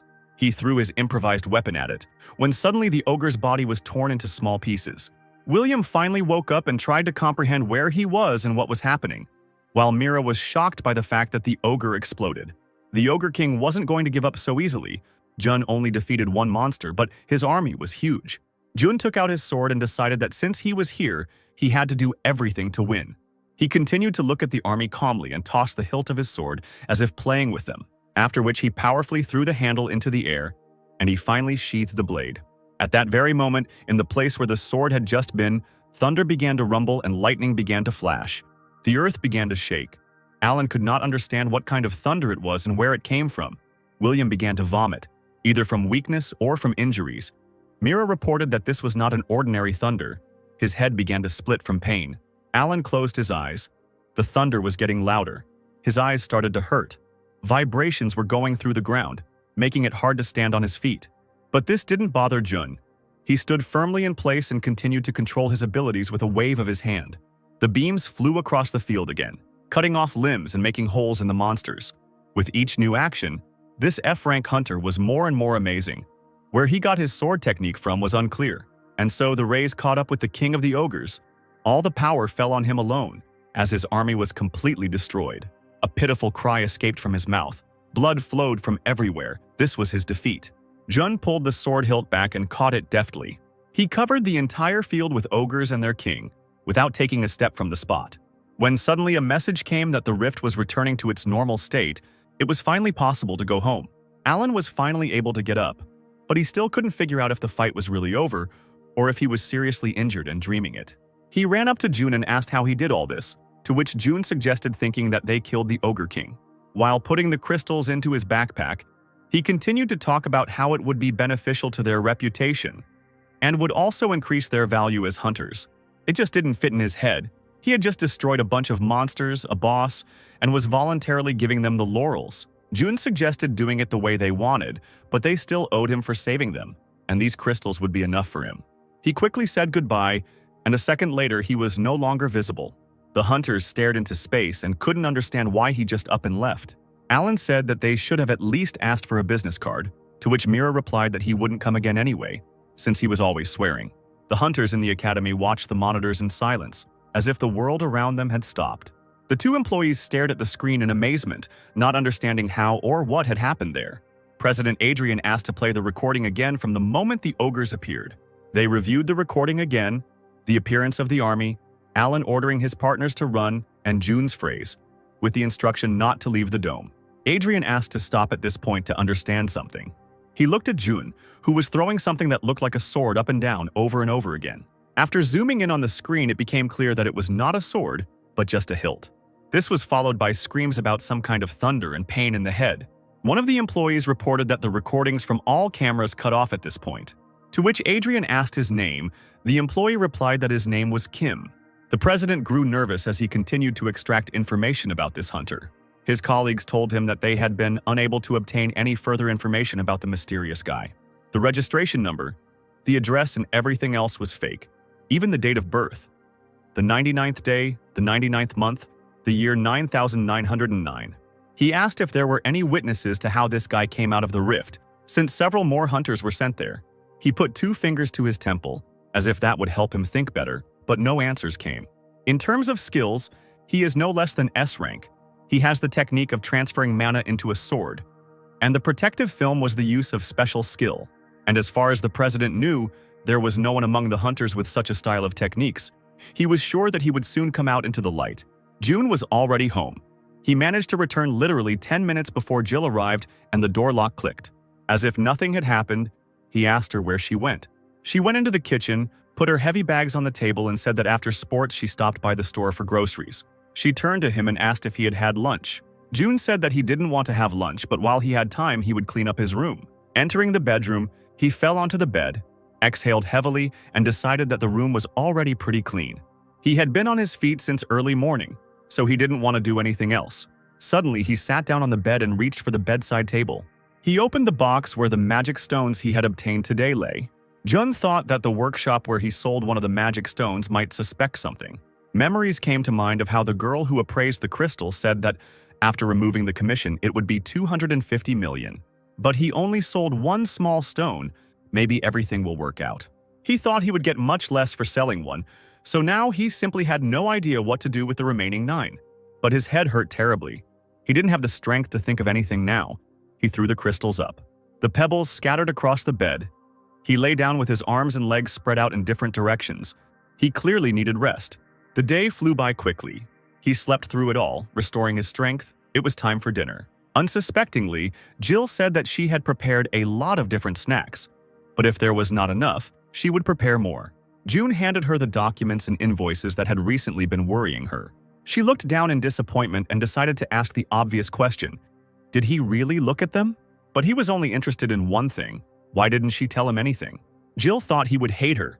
She was grateful to him for letting June live here, and the bills needed $50 million, and she didn't want to cause him any trouble. June responded by crossing his arms over his chest. Yes, it was really stressful and there was nothing mentioned in the contract about it, so it was necessary to urgently add this point. Jill's eyes widened. What was he even saying? At this point, June had already pulled out their contract and included a clause that obligated him to bear the costs associated with her education. He handed her the piece of paper and said that he would wait until Jill signed it. He was hungry, so he asked her to do it quickly. She looked at the document, not believing her eyes, which immediately filled with tears. Pleased with himself, he said that Dad was hungry and that she should sign quickly. She began to shed tears and thanked him through her sobs. June handed her a pack of napkins, joking along the way that his daughter was costing him a lot. They spent half the night trying to get Jill to stop saying thank you all the time. And then a new morning arrived and it was time to go to work. Everything seemed to be back to normal as he pulled on his coat to leave the house. He loudly announced that he was leaving, but Jill asked him to wait. She ran into him and began to straighten his tie, which had become twisted, after which she handed him a bag in which she had prepared a snack for him to take to work. Confused, he looked into the bag, thanked her, and said that it was definitely time to go. Her face beamed. She agreed with every word he said and wished her dad a good day. He went out into the corridor, the door slammed, the lock clicked, but it didn't move. Jun didn't understand. This is what the power of 50 million won looked like. The office was quiet. Nate was alone at work and listened to the news, thinking that the Meizai Guild was becoming more and more popular lately. The door opened and June walked into the office, wishing him good morning. He asked if he had seen the news that said 3 A-rank hunters had destroyed the boss in the large rift. It was a dangerous question. He got nervous, started mumbling, and said that he didn't know anything. Nate wondered if the rift was A-rank and the boss was most likely S-rank. How could 3 hunters handle it? This simply couldn't be. There was also a rank F hunter in the rift. Maybe he had something with him. He asked Jun if he thought the news was hiding something. Jun didn't think so and said that the Meizai Guild had always seemed like an honest organization to him. Nate agreed with him on this. This guild had never been involved in scandals. But then he wondered whether he had told Jun that it was the Meizai Guild or not. But, throwing these thoughts away, he suggested that Jun read about the big rifts because his hunter was developing very quickly and soon they would be able to go there on missions. Then he realized that their department had never had any hunters above rank B, so he himself didn't know how to prepare for such sorties. He handed him a folder.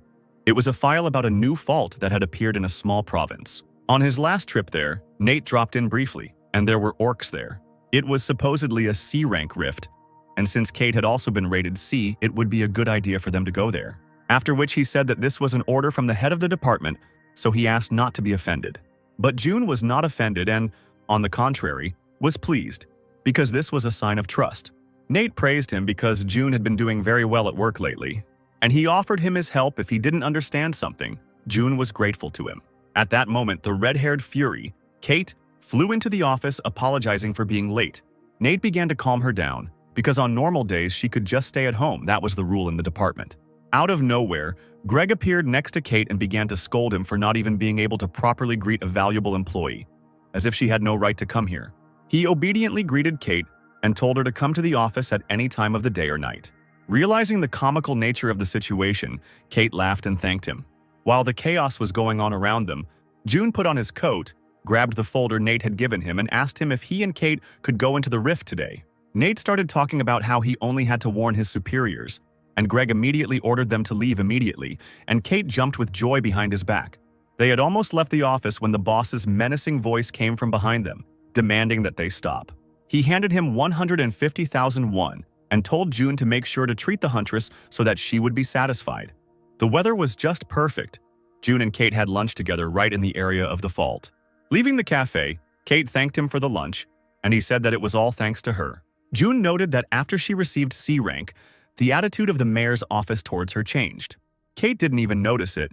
She assumed that Greg could have celebrated June's successes in this way, but it was out of the question. 150,000 was a lot of money for the boss, and he clearly wanted to please her. The thought crossed his mind that this money was a drop in the ocean for him, with 200 million in his account. He pushed away unnecessary thoughts and suggested that Kate move on. The rift was not far away. They made a couple of turns, and right in the center of one of the streets there was a rift, around which there were quite a few hunters. Kate was surprised. Most likely a huge number of hunters already knew about this rift. Not far from the entrance there was a staff member of the Hunter Academy, as well as quite a few B-rank hunters. June asked again why there were B-rank hunters here, since the rift was lower in level for them. She said that it was common practice to hunt in the rift at a lower level for safety. Kate fell silent and began to look closely at what was happening near the rift. June asked if she was worried. The girl giggled nervously and said that she was really worried because this was the first rift on level C. After which she remembered the events in the first rift. She had to protect the manager and could no longer afford to make stupid mistakes. It was as if June had read her mind and told her that she shouldn't worry about him because he wasn't fragile either. She puffed out her cheeks and said through her teeth that if he got into danger, he should just run. But the hero assured her that this would not happen. Her abilities were confirmed long before the certification. He also reminded that Kate had easily dealt with the orc and that if she was careful, there would be no danger. June was sure of this and asked her to finally believe in herself. Kate was embarrassed, but agreed with him. He turned to the rift and noticed that the hunters were looking for partners, after which he remembered the hunters who were with him in the rift yesterday. They were a truly great team. But they all had terrible characters, as if they considered themselves superior to others. He was pulled out of his memories by Kate, who had already changed into her new scarlet tight-fitting suit with wings. June looked at her carefully. She started to get nervous and asked if this suit suited her. He said her name slowly. Sweat appeared on her face. She did not understand his reaction, after which he asked her if she could choose her partners.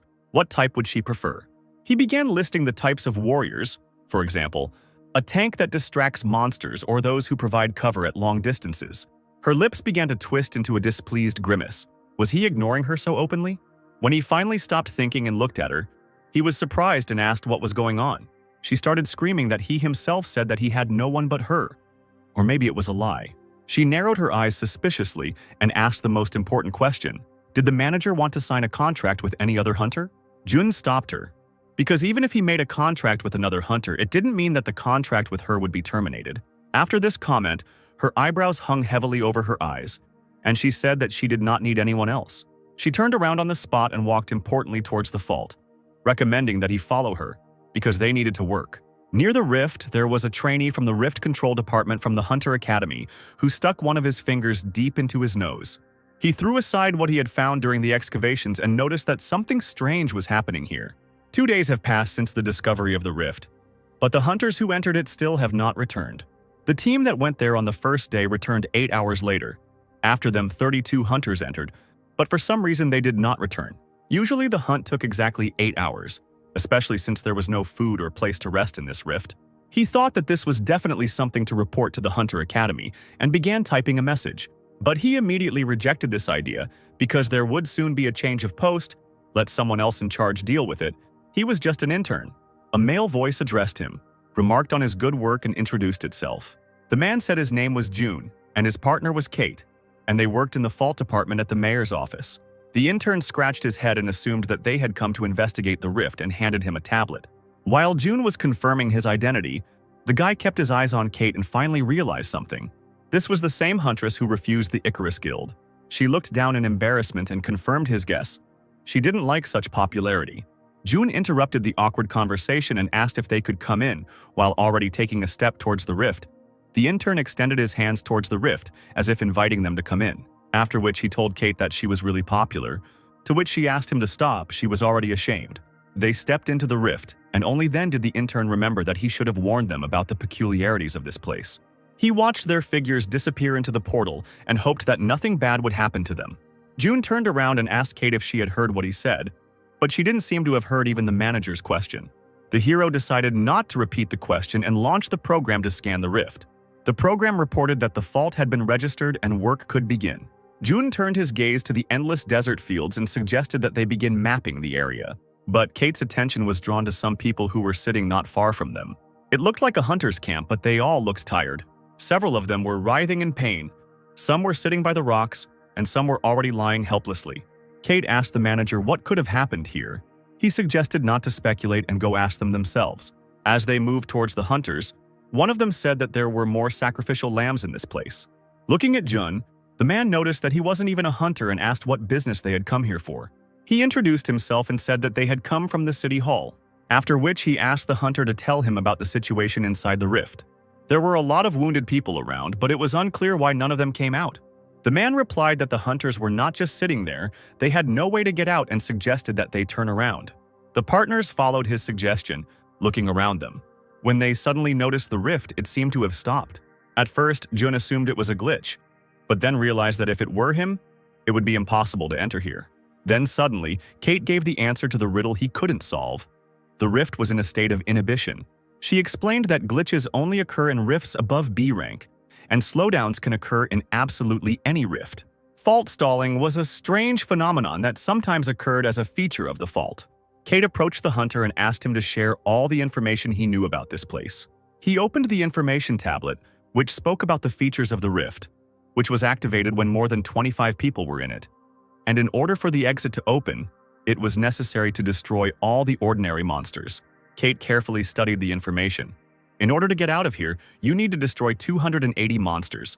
June noted that if you kill one of the champion monsters, you can get a B-rank weapon. The man coughed and suggested that they just wait here.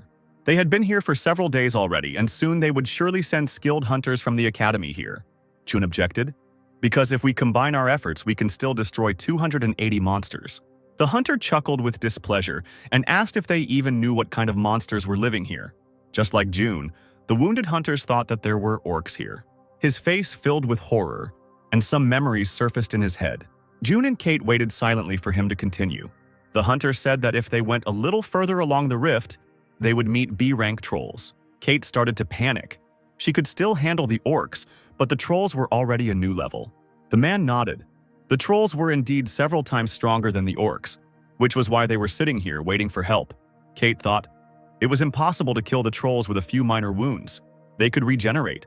So one powerful fatal blow was needed. But there was another problem. She was not sure that she could ensure the manager's safety. She told June that she would go the other way because it was too dangerous here. June only thought that now was one of the best opportunities to change her weapon, and an idea came into his head. He called Kate and asked if she was sure he was safe. Would she agree to go? This option was ideal. Then he turned his gaze behind her, as if indicating that she should turn around. June explained that he had found for her those who had not yet given up and would go to fight with them. The archer Ross, the tank Henry, and the healer Arthur. Ross was determined, so he said that if he initially thought that he had entered a B-rank rift, then there was no obstacle to hunting. Henry kept up with his partner, so he moved forward and offered to follow them, since they couldn't afford for a government employee to get hurt. When Jun caught up with him, he asked him what he was thinking when he came here without armor. Jun remained silent. Henry stared at him, waiting for an answer. He was talking to him. Why was there only silence in response? Jun continued to study the data. 3 trolls were waiting for them 30 meters ahead, so everyone should prepare for battle. While the hunter was trying to understand why he decided this, those same 3 monsters appeared behind him. The battle began, and June received information about the rift. It was indeed B rank, and the map's readiness level was currently less than 5%. Henry held out his shield, with its golden ornaments, in front of him, and was ready to begin. He rushed into battle, and the trolls seemed to be heading towards him. Kate was surprised. These were offensive skills. He was a powerful fighter. With his abilities, he pulled enemies towards himself, allowing the team to perform various maneuvers. As he continued to fight, he managed to shout out comments about how these opponents were not ordinary guys. Taking a small run, he powerfully hit one of the trolls, after which he performed a maneuver that allowed him to throw the monster over himself and separate it from the general crowd. He turned to the team and suggested that Ross deal with the one on the right first. He shouted back that he already knew this and confidently pulled the arrow. A yellow target appeared near one of the trolls. It was the attacker's mark. It allowed to reduce the enemy's defense and increase the damage he would receive. Ross released an arrow, and it pierced the blue giant's shoulder, causing him to growl in rage. He pulled the arrow out of himself and snapped it in half as if it were a straw. But Ross had no intention of retreating and immediately aimed a volley of arrows at the troll. Jokingly, he warned the troll that it would sting a little now, since he planned to shoot 20 arrows at once. The troll lowered his head, either protecting his eyes or hiding them from the light emitted by the arrows. But this attack did not harm the troll. He only spent more time pulling the arrows out of himself. At this point, the situation became more complicated, because the archer assumed that after this attack the monster would be dead. As soon as the troll got rid of the thorns released at him, he rushed towards his offender. But Kate appeared in his path, ready to attack. She leapt high into the air, raising her sword to strike, the wings of her suit fluttering in the wind like her red hair. Kate was incredibly fast, so much so that the troll couldn't even figure out where she was at that moment. Suddenly, she struck a powerful blow, and the monster let out its death roar, losing its head at that moment. She exhaled heavily. She had spent a lot of energy on this attack. Ross was shouting behind her that they were a good match. Arthur, who was treating Henry at the time, asked the archer to think only about the battle now. Ross seethed. He didn't understand what he had just said, to which the healer replied that he didn't get involved in pointless arguments during a battle. At that moment, Kate approached June and asked if everything was okay. He, perplexed, replied that he was simply observing the battle and had no intention of interfering in it. The girl said that she was just worried about him and was glad that he was okay. June's face changed and he asked her to concentrate. And at that very moment, he ran away from the place where he had just been standing and shouted for Kate to turn around. A huge troll was flying at her from behind, intending to literally trample her into the ground. She managed to jump back at the last moment. The monster dug its claws into the ground. Henry apologized. It seemed like his skill had slipped out by mistake, putting her in danger. What had just happened was very dangerous. She began to think about what could have happened if the manager had come under attack. This could have been her fatal mistake, because he could have just died. This thought did not upset her. On the contrary, it gave her strength, and now she was ready to destroy everyone, just to protect her boss. She gripped the hilt of the sword tightly, as if the sword had grown to her hand. Kate rushed into battle. Now nothing could stop her. The troll opened his mouth wide. It seemed even he was surprised by her confidence. She dealt him several cutting blows, but despite their force, it still looked graceful. The troll took several large leaps backwards to give himself room to maneuver. Watching the girl rushing towards him again, he made the only decision that was right for him. The monster let out a terrible, loud roar that seemed to vibrate the air around it. The hunters suddenly stopped, wondering what was happening to this troll. Henry begged everything around him that it wasn't what he thought it was. But he was not mistaken. It was a battle cry the troll called the pack to his aid. A crowd of blue monsters rushed towards them, growling furiously and trying to destroy even the sand beneath them. The hunters turned and ran. It seemed like the only right way. Kate didn't move. She just watched as the deadly storm approached. 9 monsters were approaching her, but she had no intention of retreating. Ross noticed this. He didn't want to die, but he couldn't leave her there alone. He overtook his partners and asked them to stop. Kate needed help. They watched the girl as she confidently walked forward towards a whole horde of trolls. Arthur didn't understand what to do, but Henry removed all questions. They had to retreat. They would all die here. But Ross's attention was drawn to another detail. He saw her sword. The blade emitted a blue light and shimmered, as if it was filled with energy. This was the aura of the sword. June watched everything that was happening from hiding. He was confident in her abilities and tried not to give her any reason to worry about him. Henry shouted that it didn't matter what it was, the sword's aura or something else. You can't just stand there and wait for death. There were probably more monsters nearby. Ross didn't listen to him. Kate's behavior gave the archer confidence, and he was sure that they could handle it and ran. The ogres ran towards the battle, their claws and fangs bared. Kate assumed a fighting stance, preparing to strike first. And now they were close enough. She made a powerful dash and put the sword in front of her. Arthur and Henry thought she was crazy, but they still had to cover for her. So they followed Ross's example and moved towards the carnage. At this moment, at June's house, Jill was going through another ordinary day. She stocked the refrigerator with various snacks, confident that her dad would like them. Stretching contentedly, she headed off to clean the apartment. She cleaned the living room, her room, washed and ironed all the clothes. Jill decided to clean her father's room as well, and she began to do the same as she did in the other rooms: dust and vacuum. Suddenly, her attention was captured by a book with an unusual title, 50 Ways to Become a Good Father. Although there was nothing surprising about it, he had only recently learned to use hot water. Memory loss is a terrible thing. There was so much underlining in the book, she wanted to start reading, but something stopped her. Jill decided not to interfere in his business, grabbed the vacuum cleaner, and decided it was time to continue cleaning. It was necessary to finish not only the cleaning, but also the school as soon as possible, become a huntress, and return everything to him 20 times more. After vacuuming, she noticed a garbage bag lying under the table. But when she pulled it towards herself, the contents seemed strange to her. It was too heavy to be garbage. She took out a magic stone from the bag. Did her father really throw it away? No. He definitely couldn't have done that. Maybe he accidentally fell out of the box. The crystal looked very expensive, but she decided not to think about it and put it back. She quickly opened the top drawer of his bedside table.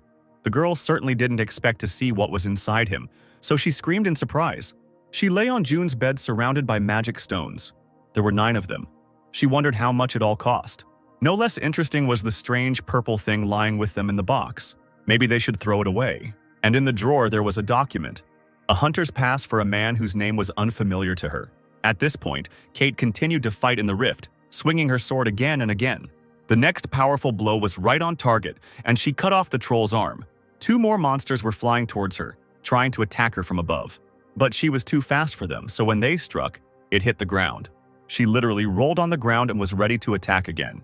In one leap, she caught up with her opponent and struck him powerfully with her sword.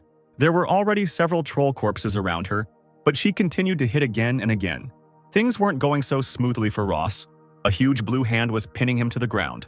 He found the strength to move his hand away from his throat and screamed for help with all his might.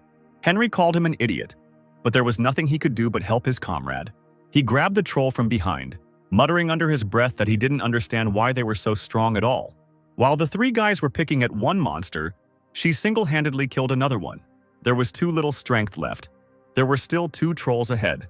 But she couldn't afford to lose now. She had to protect the manager. Her eyes were bloodshot and she screamed that she would never give up. With loud cries, she flew back into battle and aimed the tip at the troll's head. But he managed to cover his head with his hands, defending himself from her blade. While one was resisting the sword, the other had the perfect opportunity to attack Kate. Her eyes widened. It seemed like the last attack had been a fatal mistake. The satisfied troll was already rushing towards her, preparing to destroy her. Suddenly he froze, as if he had turned to stone. The way the troll fell to the ground shocked both Kate and her opponent. Jun had to use his abilities, otherwise he would have returned from the rift without a partner. Kate took advantage of the opportunity to destroy another troll. Breathing heavily, she fell to her knees and tried to come to her senses. She thought about how incredibly lucky she had just been. But what was it? Jun stopped her thoughts by asking if she was okay. The girl smiled back and said that she was not hurt. Jun nodded in satisfaction but needed to take a break before moving on. With their combined efforts, the 3 hunters finally destroyed the troll as well and fell to the ground around it. 2 hours later, the air was again filled with the ringing of blades, exploding arrows and screams. Working together, they continued to exterminate the trolls in the rift. Henry checked the status window. In a couple of hours, they had destroyed over 100 monsters, and if they continued in the same spirit, they would be able to clear the rift. He looked at Kate. She had simply amazing abilities for a C-rank hunter. Was he really witnessing the birth of an S-rank hunter right now? Maybe that's why Ross never left her without his attention for a minute. At this point, the archer asked what she was doing after work and invited her to have dinner together. Kate hesitated and mumbled something about having things to do after work. Henry decided to intervene and suggested that they all have dinner together, since it was only thanks to her that they were still alive, a gesture that Ross did not like. Jun decided not to participate in these conversations and took out his tablet to check the state of the rift. They have already managed to open 60% of the map. If they continue to move as quickly, they will be able to finish today. Also, during this time, Kate has become even stronger. It looks like her mana has doubled. While she was doing her best to refuse the hunter's offers, Jun was thinking about how much her level and stats had increased. He decided to save Kate from the guys and suggested getting ready for battle, to which they suggested resting a little. But there was no time for this. 200 meters away, an enemy was waiting for them, who was much stronger than those they had destroyed before. At that moment, the ground began to vibrate, as if it was not a monster that was awaiting them, but an earthquake. The jolts grew stronger, and now not only their legs were shaking, but they themselves seemed to be thrown up from the ground. And they saw the culprit of the earthquake, a huge purple troll with 3 heads. Arthur decided to check if the creature was a troll, but the answer was not needed. They needed to fight it anyway. Kate was exhausted, and at that moment she was looking for inner strength that would help her fight. But the monster was not going to give them any extra time. He roared terribly. Light balls began to form right next to the mouth of each head. And then one of the rays burst out of the troll's mouth and flew straight at Kate. She didn't expect such a quick attack and was so shocked that she simply froze in place. Jun understood only one thing, that this troll was too strong. His partner would not survive his attack. He rushed from his place towards her, and it didn't matter what would happen next because it was worth protecting her. Covering her with his body, he was ready to take this blow upon himself. There was an explosion. Sand rose into the air, and the shockwave threw Kate back. She fell to the ground and tried to disperse the dust that had risen from the impact. It was only after a few seconds that she realized what had happened. She stood up and started screaming Jun's name in a panic, trying to see him. Ross was lying on the ground and didn't understand what the hell happened. Was it just an explosion or someone got hit? Arthur, unlike him, already understood what happened. Henry pinned Arthur to the ground with force, ordering him to duck. One blow would be enough to kill him. Kate continued to run between blows, screaming Jun's name and begging him to answer. And finally she found him. But she didn't want to believe her eyes. Jun's body lay on the rocks, showing no signs of life. She approached him carefully and extended her hand, afraid to touch. Gently placing her hand on his shoulder, she asked him to wake up. Ross shouted that they needed to find somewhere to hide, hoping that the red-haired girl would hear him. Kate could only hear her own thoughts. She already realized that Jun was not breathing. Tears streamed from her eyes. She was unable to protect her boss. She threw herself into his arms and begged him to forgive her, but he could no longer answer her. Everything around was exploding, but she continued to hug Jun's body, not caring that she herself could die right now. Ross knew that if he didn't help her right now, it would all be over. He ran out of cover and headed towards her as fast as he could. Henry asked what the idiot was up to, and he asked him to go with him. The troll needed to reload for the next attack. They needed to get close to it. This was the only chance to defeat the monster. The hunters didn't want to admit it, but Ross was right, so they sped up and followed him. Henry shouted that he would attack from the front and ordered the boys to go around the monster on the right. He let out a battle cry and ran straight towards the monster, holding his mace out in front. Suddenly, the troll began charging the ball of light from its mouth again. Henry realized that the situation was not under their control. The monster attacked much faster than they expected. The monster fired a volley straight at the hunter, who flew away from him at high speed. After bouncing off the ground a couple of times, he finally stopped. His shield and mace flying to the side. Experiencing terrible pain, he could no longer continue the fight. Several hunter's marks appeared around the three-headed troll and flashed, blinding him. Ross stood close to him, launching a hail of arrows at him. With a sly smile, he told the troll that he was his opponent, and that he shouldn't get distracted, thereby trying to protect Kate. Memories flashed through Kate's mind. She saw their first meeting and acquaintance. The way he lifted her up in the first rift and asked her not to stand there like a pillar, they were in the middle of a battle after all. How he thanked her for new sensations and dishes he had never tried. His smile and the phrase that she was the only hunter he needed. She thought she had finally found her place. Tears continued to roll down her cheeks. But suddenly, for some reason, a window of her status opened next to them. The window said that, faced with circumstances, she acquired a new skill, an oath. Another explosion went off behind her, and Ross barely managed to escape it. While the troll was reloading, he fired several more arrows straight at his head. The monster's eyes filled with anger. He opened his mouth and growled, spraying saliva in all directions. Ross kept up with his opponent and also shouted to show his determination. And then, another volley of light burst from the troll's throat. At the last moment, the archer managed to dodge it, pressing himself to the ground. But right at his feet, two more explosions were heard, which sent the remaining two heads towards him. A powerful shockwave lifted him into the air and sent him flying.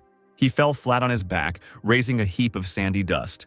Ross howled in pain as he fell right onto the rock. Henry was lying next to him. He suggested that he just die. Why was there any need to resist if he was whining from falling on a tiny stone? Arthur came running to him, asking if everything was okay with him, while the archer was tormented by the realization that he was a loser. At this moment, Kate continued reading. She had just received an S-rank skill that bound her with an oath to the target chosen by the master. Thanks to the oath, all of her stats doubled, and the damage she took was reduced as long as the chosen master was within a radius of 500 meters, after which a window popped up, asking her to choose Jun as her master.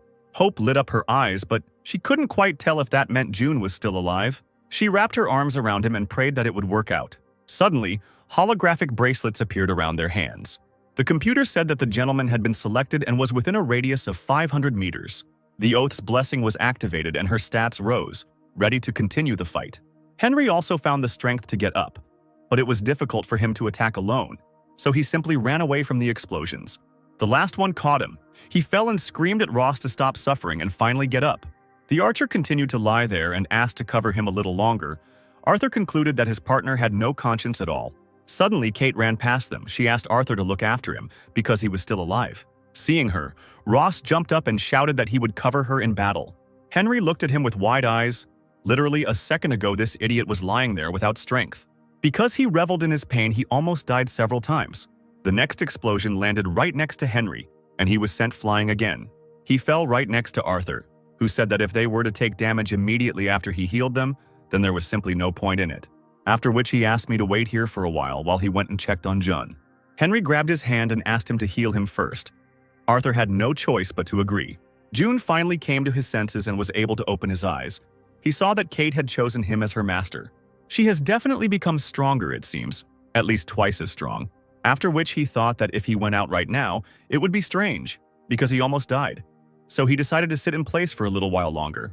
At this moment, Kate was moving decisively towards the huge troll. She teased him by zigzagging across the battlefield, daring him to attack. The troll got tired of playing by her rules and decided to act differently. The monster combined the efforts of all three heads, and a pillar of fire burst from its mouth. Kate didn't expect this. Dodging the fire, she jumped to the side, falling to the ground. She was in incredible pain. She clenched her fist and slammed it hard into the ground. Suddenly, she felt that she was in mortal danger. Turning around, Kate saw that right above her head was now the troll's huge right foot. Several explosions were heard behind the troll, and he winced in pain. It was Ross. He shouted to Kate that he would aim for his back and that she should not worry and just continue the fight. And then several explosions flew at him. He was no longer going to just fly and fall, so he began to use this to his advantage. The troll was distracted by Ross, which was the perfect moment for Kate to strike. She pushed off the ground and struck him straight in the shoulder, cutting his skin. The monster turned towards her with displeasure, grabbed the cut. It seemed that this was the first time he was really in pain. Without waiting for the attack to replenish, he decided to hit her right then and there with his whole arm, sending Kate flying. Landing expertly on her feet, she held her sword out in front of her to maintain her balance. At that moment, she realized that her damage had become much stronger and she would no longer yield to the troll in battle. Kate managed to fill her sword with aura again and she rushed into battle. She gave him another punch to the shoulder and pushed off to land on the ground. While the monster was growling from the wound, she was already behind him. Without waiting for his answer, she dealt him several cutting blows straight into his back. With one hand, he tried to reach his back, where the last blows had landed, and with his eyes, he continued to search for the culprit of the pain. Finding her, he reached out to grab her and stop her from moving, but Kate dodged it expertly. Another blow hit the troll right in one of its three heads. He growled in pain again, and several fangs broke off and flew out of his mouth. The troll leaned on one knee, his strength seemingly running out. The monster missed another blow to the head, which Kate delivered to him with her foot. He fell on his back, screaming furiously, the air around him shaking, and Kate confidently walked around him. She looked him over again, as if choosing where to strike next. She jumped on his chest, and at that moment she realized that this was the end for him. Her sword glowed with blue light. She masterfully learned to use the sword's aura. She plunged the sword into his head and froze. The fight was over. Ross looked in fascination at the fragile girl who had just defeated a difficult boss. He exhaled and said that they barely made it. Henry noted that it was because of him that they almost died a couple of times. Jun watched her triumph from afar. She had grown incredibly, mastered the sword, but still had much to learn. He looked at himself. He knew one thing for sure. After work, he would have to buy new clothes, as they were all in huge holes. An image of Jill screaming because he was being bullied at work immediately came to mind. He finally stood up, took off his boot, and shook a mound of sand out of it. Arthur noticed this. He noted that June was absolutely fine. This comment was heard by Kate. Turning around, she saw the manager, who was alive. She rushed towards him faster than she had acted in battle, her eyes filling with tears. Kate ran into his arms and went limp. She could finally breathe out. Ross called June a bastard zombie. He didn't like coming back to life, which took away the girl's attention from him. Approaching June, Arthur asked how he managed to survive, but June was not sure of the answer to this question. Henry groaned and was sure that he would die today. He was overcome by the feeling as if 100 years of his life had been taken away from him. Arthur pointed his hands at Jun and said that he would still treat him, just in case. He was waving his arms strangely and panicking. Arthur asked him what he was doing. He was surprised. His abilities didn't work on Jun because there was nothing to heal in him. But how could this happen? He received direct fatal damage but not only survived, but was not wounded at all. Ross was still trying to deflect attention from him. What difference did it make? After all, he still survived. Henry suggested stopping here because they no longer had the strength to fight and needed rest. June nodded in agreement. This really was the best option. The hunter asked how they should divide the magic cores they had obtained. The answer surprised him. June said that they should divide them equally among themselves.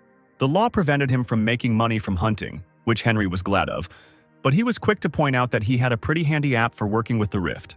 June asked the guys for a favor since he wasn't getting anything. They looked at him in surprise and waited for an answer as to what kind of service he needed from them. He pointed his finger towards the dead troll that lay not far from them. After killing the monster, an extra reward dropped, a B-rank sword which he asked to give to Kate. They smiled and happily agreed to provide this service because they were able to deal with the troll only thanks to her. A pleased Kate held a brand new sword in her hands, her eyes sparkling with happiness. She couldn't stop thanking them. Ross noted that she looked very happy with her new weapon, and she laughed in response. Jun became wary when he heard footsteps approaching behind him. It was two hunters from the Icarus Guild who were walking towards them. Emily came closer and smiled and said hello. Gale continued to maintain a stern expression. Gale responded with a sarcastic comment. He didn't expect to see June and Kate here, after which he turned to the carcass of the three-headed troll, which lay lifeless on the ground. He noted that Kate had become much stronger, and that she had dealt with the champion monster was amazing. She was pleased to hear such words from the famous hunter. She smiled sweetly and thanked him. June wasn't about to give in to the barbs, so he smirked and said it was all thanks to the suit Gale had given her. Gale began to slowly walk towards June and for some reason reminded him that he had not given the suit as a gift, but had lost it. Emily intervened in the argument and suggested that Gale move on, as they still had a lot of work to do. Gale agreed and stated that he and Emily would go first since the others were so busy that they were just chilling and headed ahead. Emily walked up to June, handed him a business card, and asked him to contact them if they were thinking about transferring. June asked what she meant, to which Emily replied that she was talking about transferring Kate to their guild. After these words, June began to slowly tear the business card he had just received into pieces. As he destroyed the business card in front of Emily, he said he didn't care if someone was treated like a thing to be bought or sold. At this moment, their comrades opened their mouths wide. Did he really tear the business card of the best guild to shreds?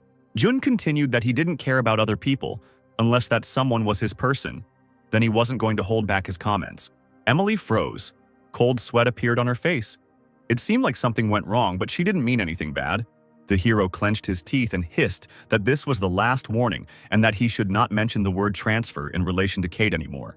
He continued to stare at Emily and said that talking about a person as if they were a thing was extremely offensive and threw the shreds of the business card on the ground.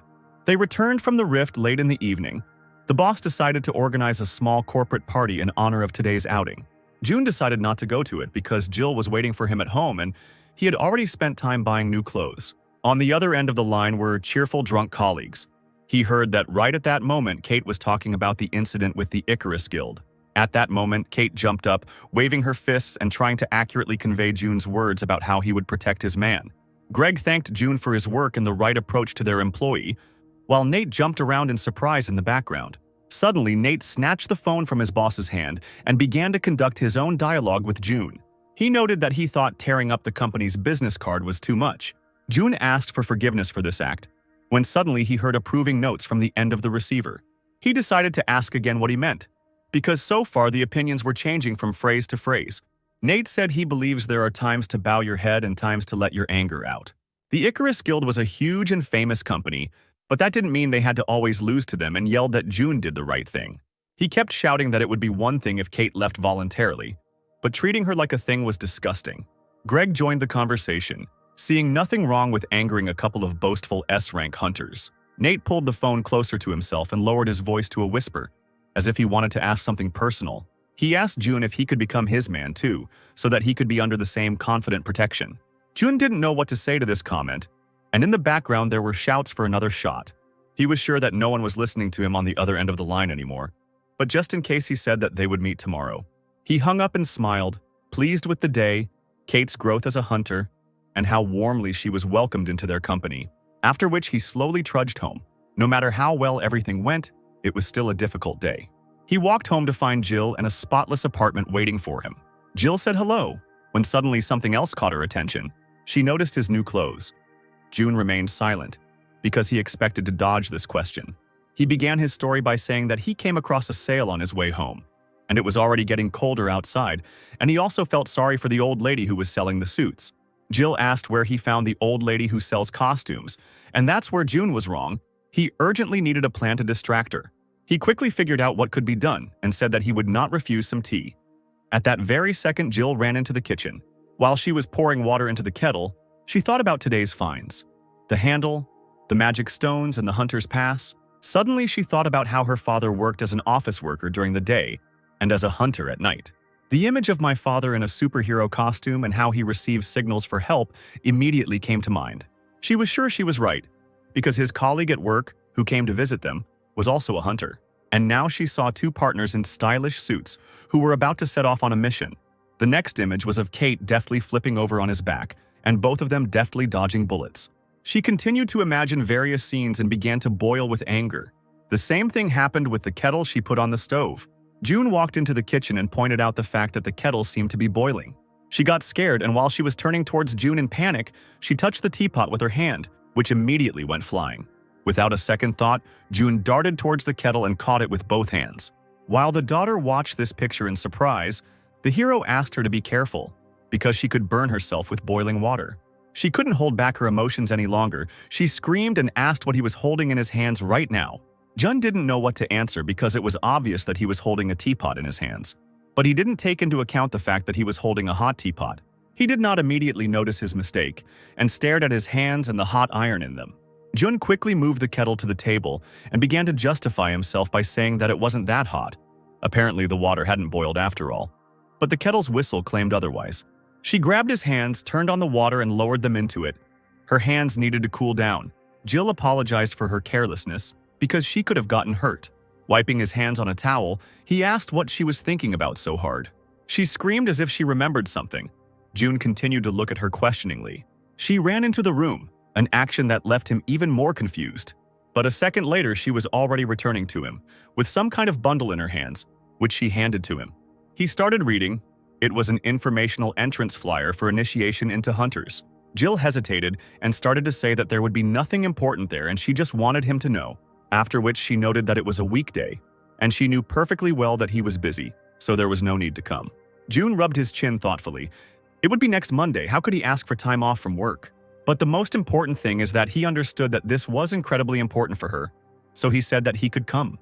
Jill blossomed. A smile spread across her face and she thanked her father. There was another event in the rift that June missed. Ross decided to talk to Gail about how terribly June treated Emily and her business card.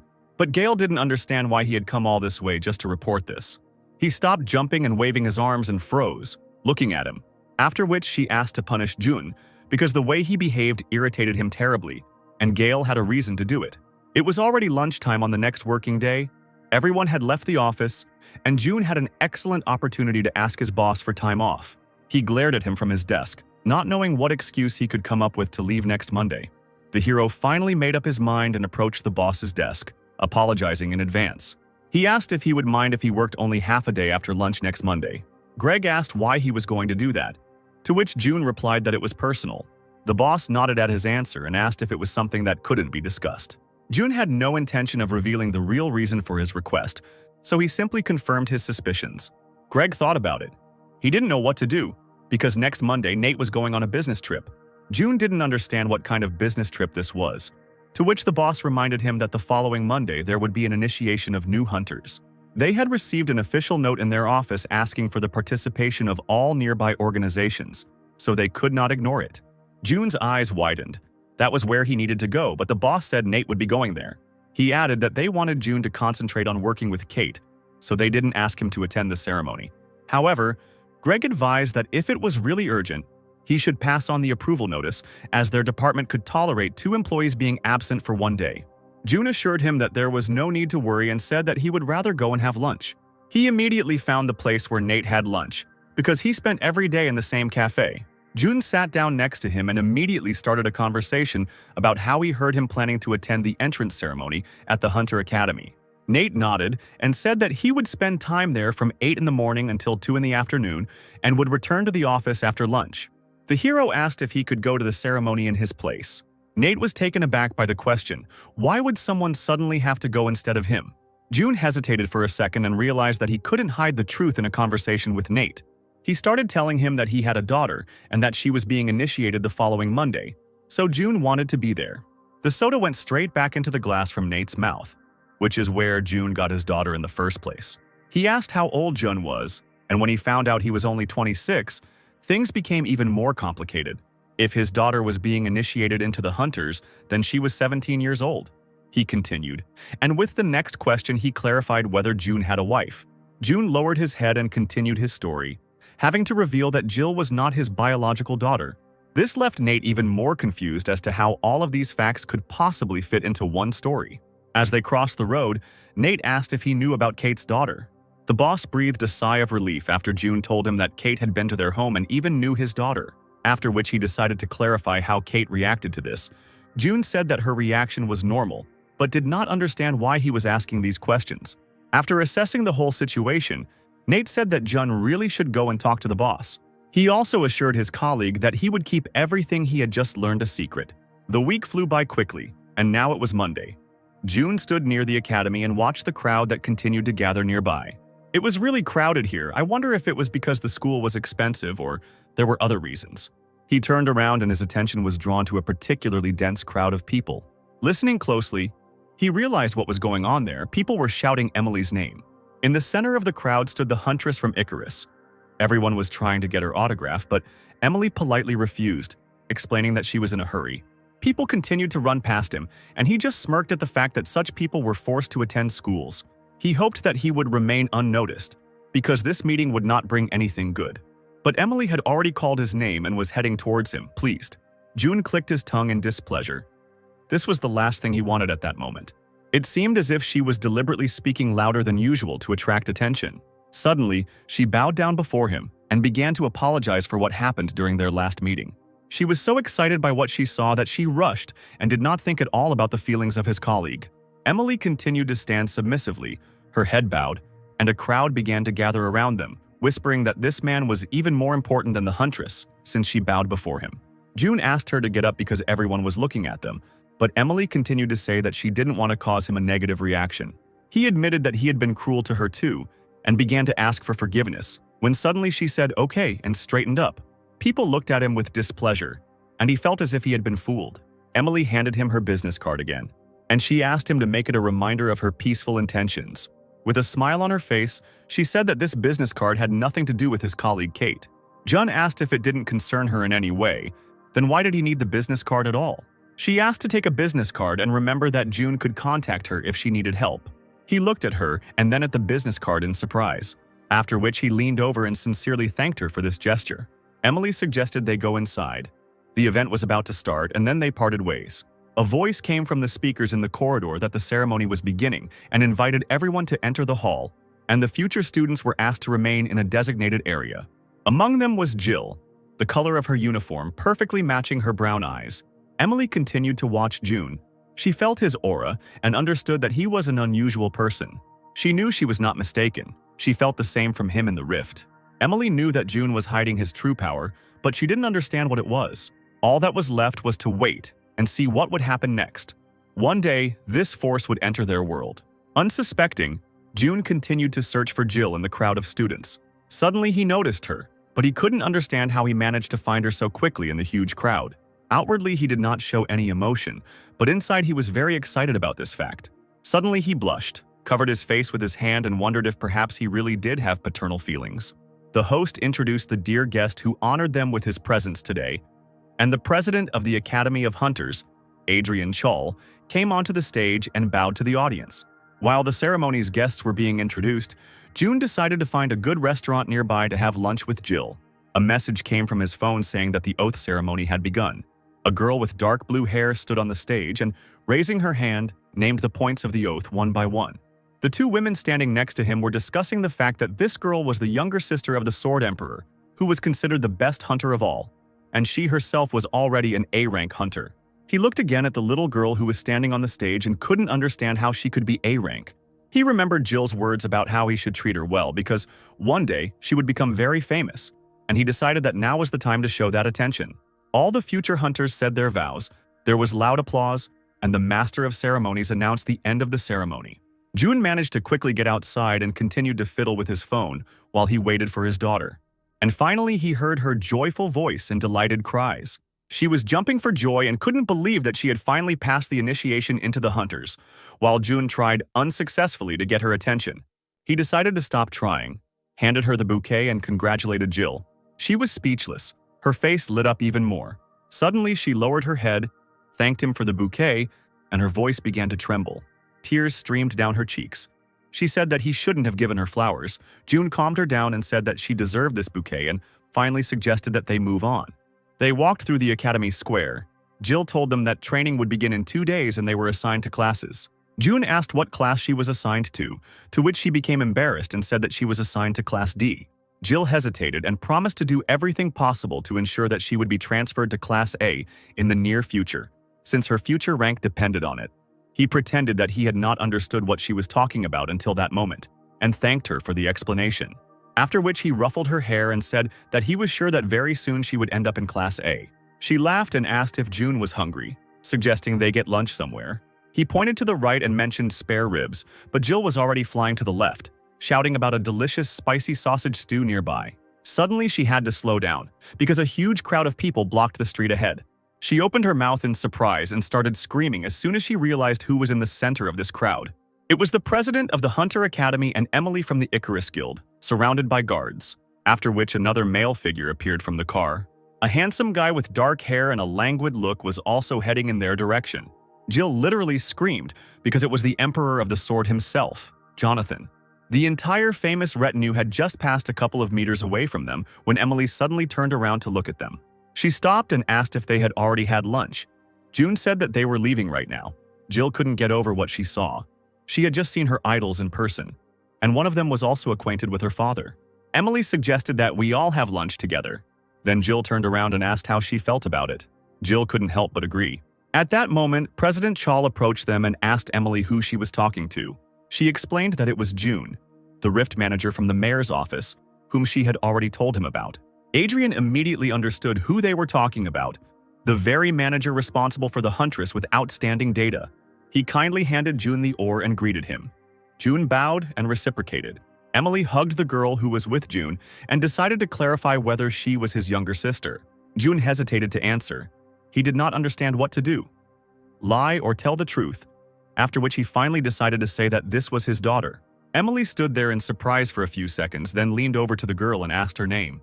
And while Jill, like a soldier in formation, announced her name, Emily turned on her brain activity to the maximum. June decided to remove all questions and said that these were all the consequences of a specific set of circumstances. Behind them, a conflict between brother and sister was in full swing, one claiming that everyone was waiting only for her, and the other that only he noticed this because he hated her. Adrian took notice and introduced Jonathan, who didn't really need an introduction. June looked at the first hunter and the founder of the 3 mana control methods. Jonathan also studied him carefully in response. This was the same man that the hunter with great potential did not want to leave. June bowed and greeted the guy, who bowed back and was very happy to meet him. Adrian also introduced Olivia, Jonathan's younger sister, who was currently screaming about her messed up hairdo.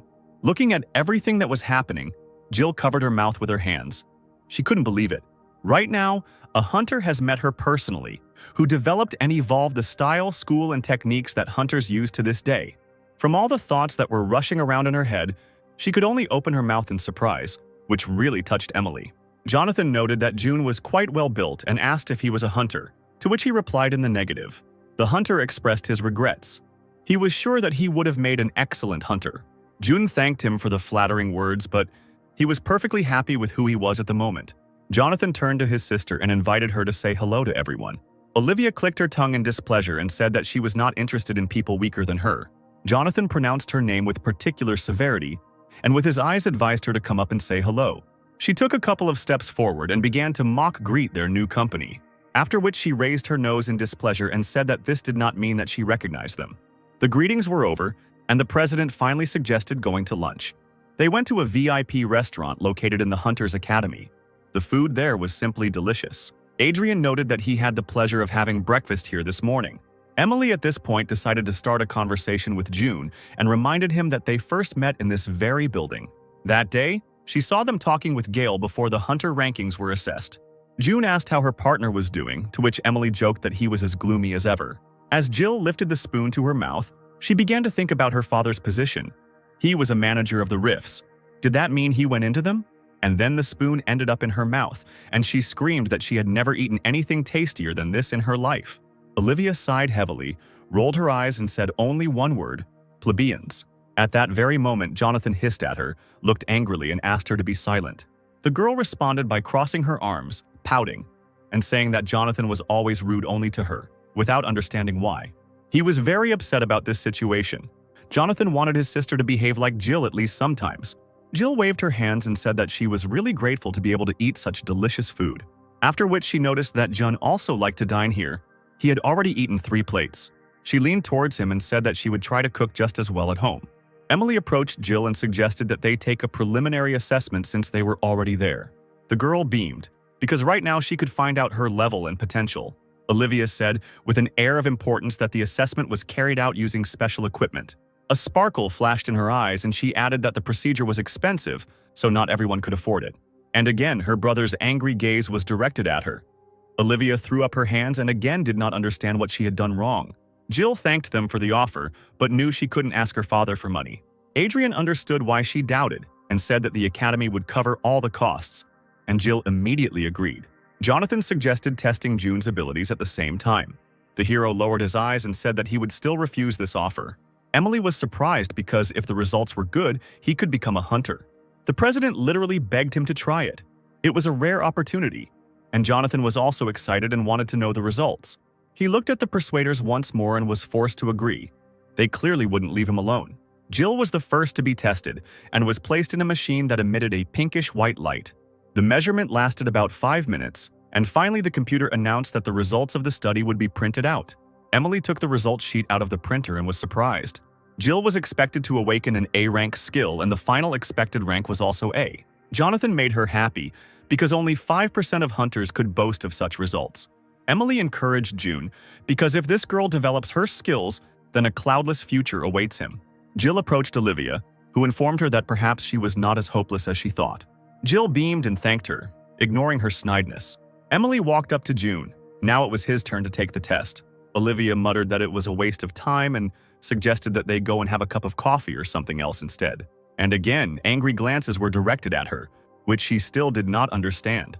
Finally, June lay down on the machine and the computer reported that he was ready for measurement. Perhaps it was worth continuing to refuse their offer. If the results were strange, then a lot of complications and questions would arise. He looked at those who wanted this test so much it seemed they suspected him of something. Suddenly, the hero finally understood how this device works. It releases mana and calculates how much mana the body can pass through. Jun realized that it was easier to completely forbid mana from entering his body, since it was extremely difficult for him to release a little of it. The mana that the machine released simply began to float around and flow around the body, but could not penetrate inside. The computer reported that the test was complete. Everyone froze, because its test was completed much faster than any other. Jun got out of the car and asked if the results were really ready. Emily started reading the result, which said it was impossible to measure the potential player. But it all made no sense. Jonathan looked at the paper in bewilderment and asked if this had ever happened before, or if this was the first time such a result had appeared. Receiving no answer, he suggested taking another measurement, but this was not necessary. A pleased Olivia interjected another comment of her own. Apparently, he just didn't have the talent to be a hunter. Emily continued to look at the results because no matter how lacking a person's abilities were, they would still be ranked as Class E or F. She bit her nail out of nerves. Such results were incredibly rare. It was simply impossible. The girl started yelling at the hero, begging him to do the test again. There must have been some kind of error during the scanning. Adrian stopped her. The next test would be difficult, since scanning an ordinary person several times in a row could be a strong strain on his body. Jonathan muttered that he should also look at the results again. Therefore, I suggested to June to strengthen his body. Then the results could be completely different. Indeed, there were cases when abilities were revealed in people without a predisposition to them, so there was no need to be so quickly upset. Emily was sure that she felt the hunter's energy coming from him. There was no way she was wrong. While the whole group continued to talk about how sad they were about the test, June asked if they could finally go. It had been a few days since the test, and a few days since June had spent sleeping in the office. Greg sighed languidly, looking at the monitor, huge black bags hanging under his eyes from endless work. Nate checked all the papers for the 1,000th time, but it seemed his eyes no longer perceived the numbers and letters. He looked up from his paperwork and suggested that they go to the sauna that evening, since they hadn't washed for several days, which was why the office smelled terrible. The boss looked at his trembling fingers. The idea was great, but he didn't have the strength to even walk there, so he planned to just stay here for another night. It seems that this phrase led to both employees also staying overnight at work today. Jun's phone vibrated. It was already 12 o'clock call from Jill. It seemed that he could no longer ignore her. Picking up the phone, he heard Jill's sad and serious voice, wondering if he would come home today. The hero glanced at the stack of documents he had to sort through and said that he wasn't sure he would be spending the night at home. She offered to bring him something to eat, but he said he would order something if he was hungry. Jill offered to bring a change of clothes or a clean pair of socks, but this offer was also refused. He assured her that everything was fine and that nothing was needed. And besides, it was already late and there was no point in going out for a walk. As soon as he hung up, the boss asked who he had just spoken to and immediately clarified whether it was Kate. He looked at him in surprise and replied that no, to which Greg asked him to just tell the truth since he couldn't be fooled that easily. Nate decided to change the subject. Besides, he was interested in whether the rift in Inwangsan Mountain had been confirmed. In response, the chief began to stretch in his chair. He hated this time of year, because every year the Academy of Hunters asked them to take care of field trips for students. They needed to select and test the 100 rifts below rank C to choose the most suitable for beginner hunters. June thought about telling Jill about this, since they would definitely meet on this excursion. Moreover, thanks to Emily's efforts, the girl already knew that he was working on fault zones. Late at night, he finally returned home, and a contented but tired sigh was heard from the far room. Jill came out to meet him and asked him to let her know when he was going to return home so late. He apologized to her and promised that he would definitely do it next time. Jill suddenly transformed into a completely cheerful person and announced that she was going on a field trip to the Rift next week. It was her first time going, so she was very nervous even though it was only an F-rank Rift. Jill's face turned serious, and it was the perfect moment to ask what her father actually did for work. He hesitated and began to explain that in the department he deals with everything related to faults. Jill decided to immediately clarify whether this meant that he himself was entering the rifts. He looked at her calm face and decided that he could still say something, and nodded hesitantly to her. But the next question followed. She was interested in what exactly he was doing inside the rifts. June frantically began naming as many responsibilities as he could to distract her. After he noticed the sad expression on her face, he said that there was no need to worry about it. This did not have the effect he expected. She began to stamp her feet and scream that she could not help but worry about this because he was in danger there. She screamed that leaving everything in this state was completely unacceptable. She threatened him with her finger and said that she would give him a special training session. June couldn't believe what she just said. She, a girl who just entered the Hunter Academy. He would give training to the one who was actually the strongest hunter. But Jill didn't know that he was the greatest hunter, so she argued that she had the potential to be an A-rank hunter. She clenched her fist and said that from now on, they would practice every weekend. In addition, she wanted him to go to the academy on Monday to apply for body strengthening, since then he would receive mana. Sweat was pouring down June's forehead, and he thought that if the people of Murim heard her now, they would faint. Jill had already thrown on her windbreaker and was literally ordering him to follow her. They went to the alley near the house. Jill asked to open the window of his characteristics to check them. June opened the window and understood that right now he would have to lie, because all the characteristics were maximum. While he looked at his numbers in panic, the girl asked him to read them in order. He started making them up as he went along. Strength 10, Agility 6, Health 9, Inner Power 0, no skills. Jill stopped him. The total points were 25, which was impossible since it was almost the same as an E-rank hunter. His strength and health were even higher than hers. Perhaps this was normal, because my father was in good shape. Jill decided to check on the inner power stat, as she had never heard of it. June waved his hands and assured her that he was mistaken. His mana was at 0. The girl did not notice the catch and said that for an ordinary person such an indicator is normal, although the other characteristics are still unusual. After which Jill began training and suggested learning how to use the Chul, one of the techniques that can be used at a distance from monsters. It might not be possible to use it right away since her father doesn't have mana yet, but she still decided to show how it works. She held the gun out in front of her and held it confidently with both hands. Suddenly, the gun began to fill with mana and form a blue ball. She continued the lecture and explained that taking mana from the body and redirecting it into the gun means reloading. If he succeeds in doing this, then half the way will be passed, and she suggested to try. He twirled the gun in his hands while thinking about how to release a small amount of mana. Jill suggested that he close his eyes and try to feel a light energy in his body. Then he had to imagine this energy, like a river, flowing from him straight into the gun. He was nervous and convinced himself that everything would be fine if he had complete control over himself.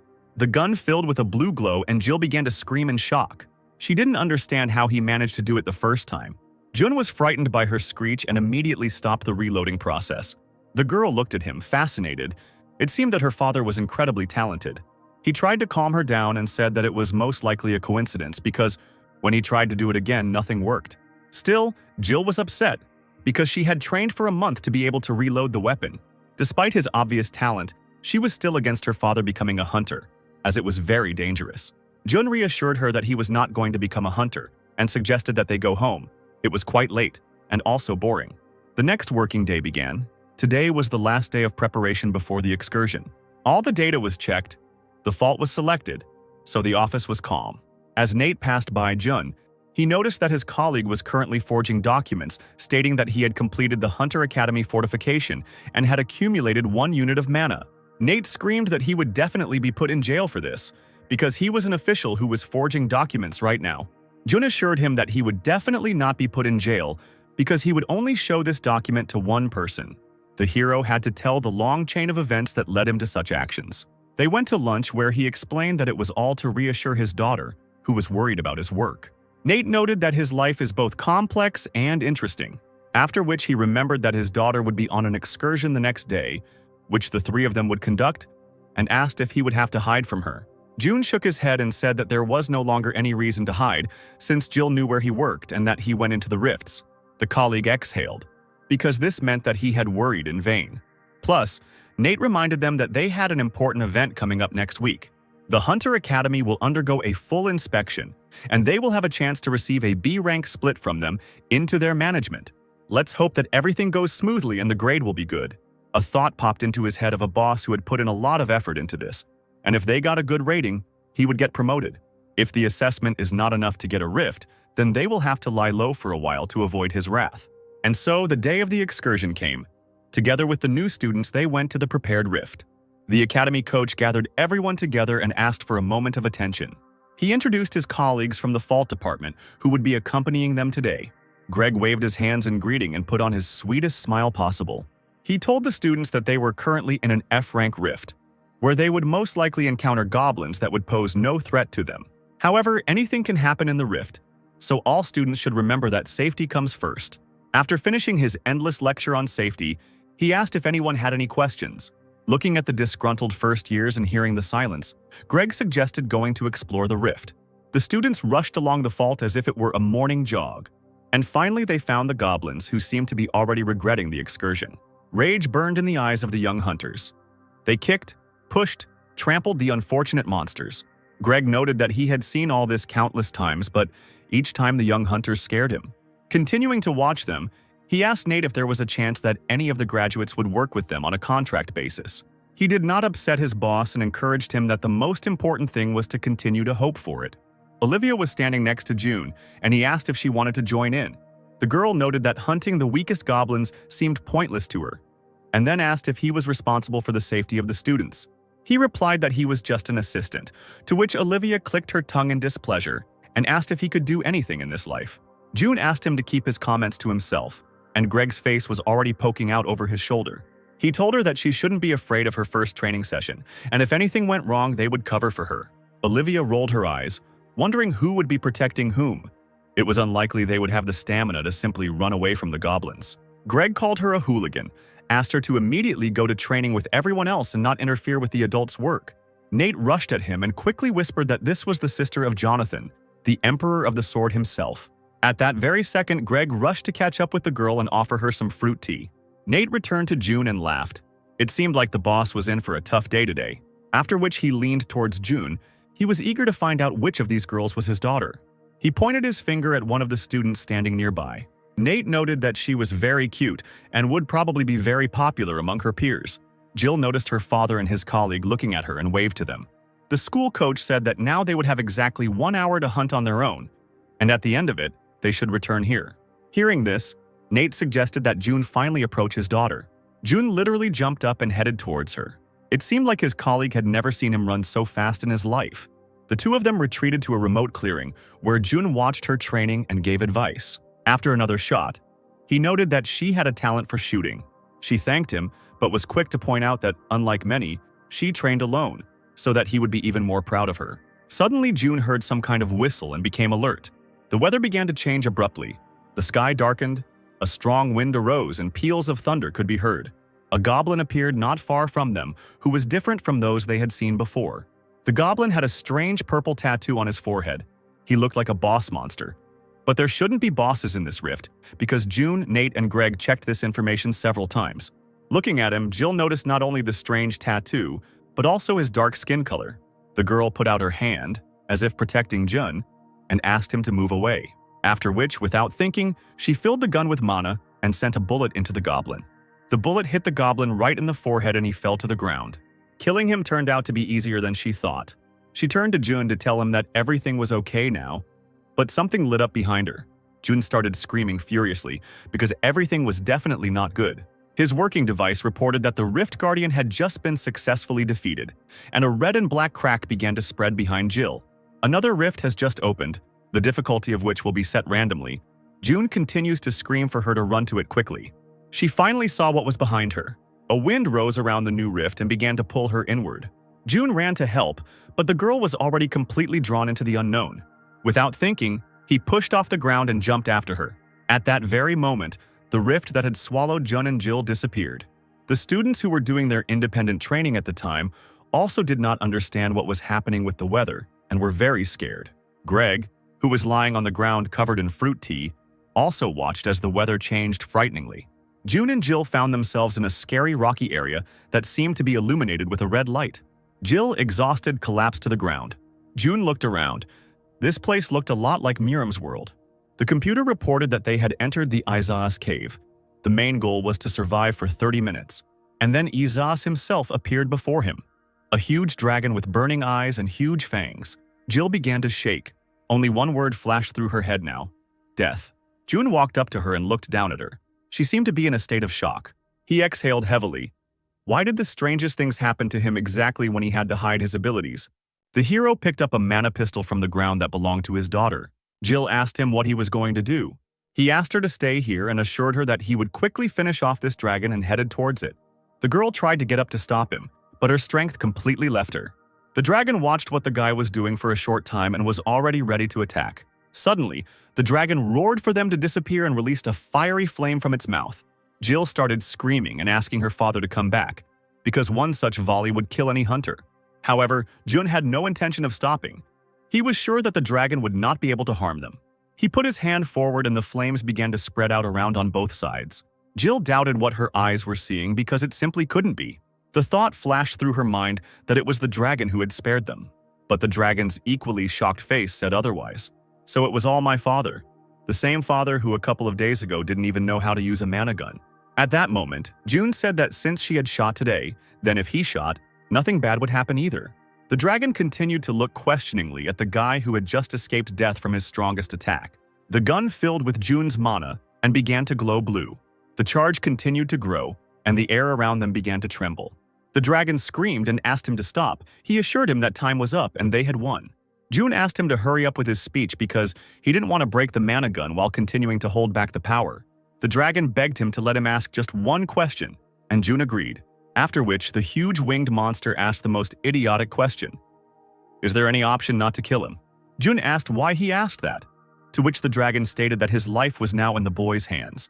Jun couldn't hold back his strength any longer and fired a huge blast from his pistol, turning it slightly to the left to avoid killing the dragon.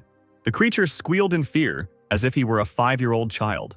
And finally, the charge flew a couple of meters from his head and rushed on. There was a powerful explosion behind him. It seemed that if this blow had hit him, he would not have survived. The dragon turned to him and asked what kind of hellish power was in him. He continued to be perplexed, because he had never met a single person who possessed such abilities. Jun looked at him from under his brows and asked if he wanted to know how he could survive. And after receiving an affirmative answer, he pushed off the ground and said that then they would have to start with a few blows. Jun flew at him, clenching his fist and aiming for his head. What is this guy going to do? Is he actually going to attack the dragon with his fists? And then the blow fell on the opponent. It seemed as if he had been hit by someone who was 10 times bigger than him. The dragon trembled with fear and grabbed his head. It hurt terribly. Jun suggested starting with obedience training as a huge bump grew on the monster's forehead. He also told him that the only way he could survive was to become his pet. June began to train his pet, and Jill told the legend of the dragon Isis. Countless hunters tried to defeat him, including both S-rank hunters and S-rank hunters, but none of them could defeat him. She was sure that was what she heard, but what she saw was beyond her comprehension. Right now, the hunter was standing on the back of the formidable dragon and forcing him to do push-ups. Jun stomped on his back a couple of times and asked if he wanted to do 6 more sets, or if he would do it normally now. While the hero was shouting army chants, Jill looked at him and wondered who he even was. Jun asked if the dragon was really one of the strongest and stronger than the ogre general, to which he nodded his head affirmatively and said that he was very useful. In his head, he was thinking that he could safely leave him with Jill to guard him, but he was bothered by the fact that the dragon was a little slow. Jill decided to interrupt their training and asked if her father thought they should go back. In one leap, he descended from the huge creature and agreed with her. But before they returned, they had something to discuss. June started to say that what happened here, when suddenly Jill finished for him, that it was all a secret. His eyes widened as she promised him not to tell anyone. The girl was sure that he had his own reasons for hiding it, and she would be understanding because they were family. He nodded to her, then turned to the beast and asked if he planned to go straight ahead. He looked at him and asked if he could change his physical form, as he was attracting too much attention. After which he threatened him with his finger and said that if he behaved thoughtlessly outside, he would not like the consequences. He understood everything and said that he would transform right now. The dragon began to glow, as if it had become a hologram, and began to decrease in size. He continued to shrink until he was level with their knees. And there in front of them stood a cute little orange dragon with incredibly beautiful eyes. Jill immediately started screaming that she had never seen anything cuter in her life and suggested calling him Yoji. Yoji was clearly unhappy, because a couple of hours ago he was one of the most terrible opponents, and now he became a pet dragon. Jun looked at him and asked if there was anything he didn't like.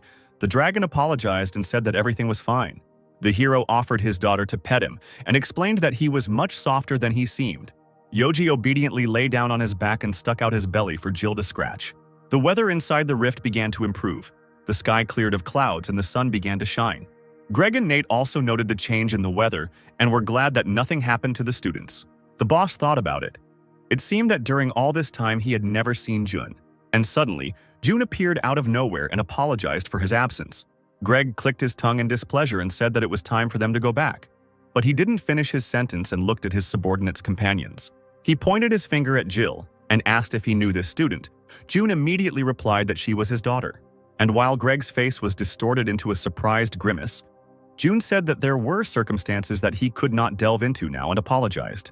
The boss grabbed him by the shoulders, shook him gently, and said that he understood him perfectly well. Everyone makes mistakes when they are young. Jill walked up to Greg, bowed, and introduced herself. The boss continued to glance back and forth between Jun and his daughter, and the hero once again said that he couldn't give more details. Nate walked up to Jill and introduced himself. The girl was glad to meet him, because her father had told her a lot about him. Greg was listening to the exchange of pleasantries when something suddenly caught his attention. It was a small orange creature. He asked where they found such an interesting puppy. While the boss was asking how they had dyed his fur like that and couldn't decide on the breed, Jun motioned to Yoji to keep quiet. Greg began to stretch his face and said that they should take the animal to the vet. The boss picked him up and Yoji started barking, to which the man yelled that he was trying to bite him. Jun said that now this animal would help him, and he discovered in himself the talent of a trainer. His colleagues began to ask him one after another how he had discovered his new abilities and whether he was now going to become a hunter. The hero answered without hesitation that he did not plan on a career as a hunter, but this skill would be useful to him when exploring rifts. The boss exhaled because he couldn't lose such a valuable employee and hugged the orange creature, after which he decided that now was not the time to cuddle, let Yoji go, and offered to have a drink after work. Greg approached Jill and invited her to join in as well, as he could give her some advice on her hunting career.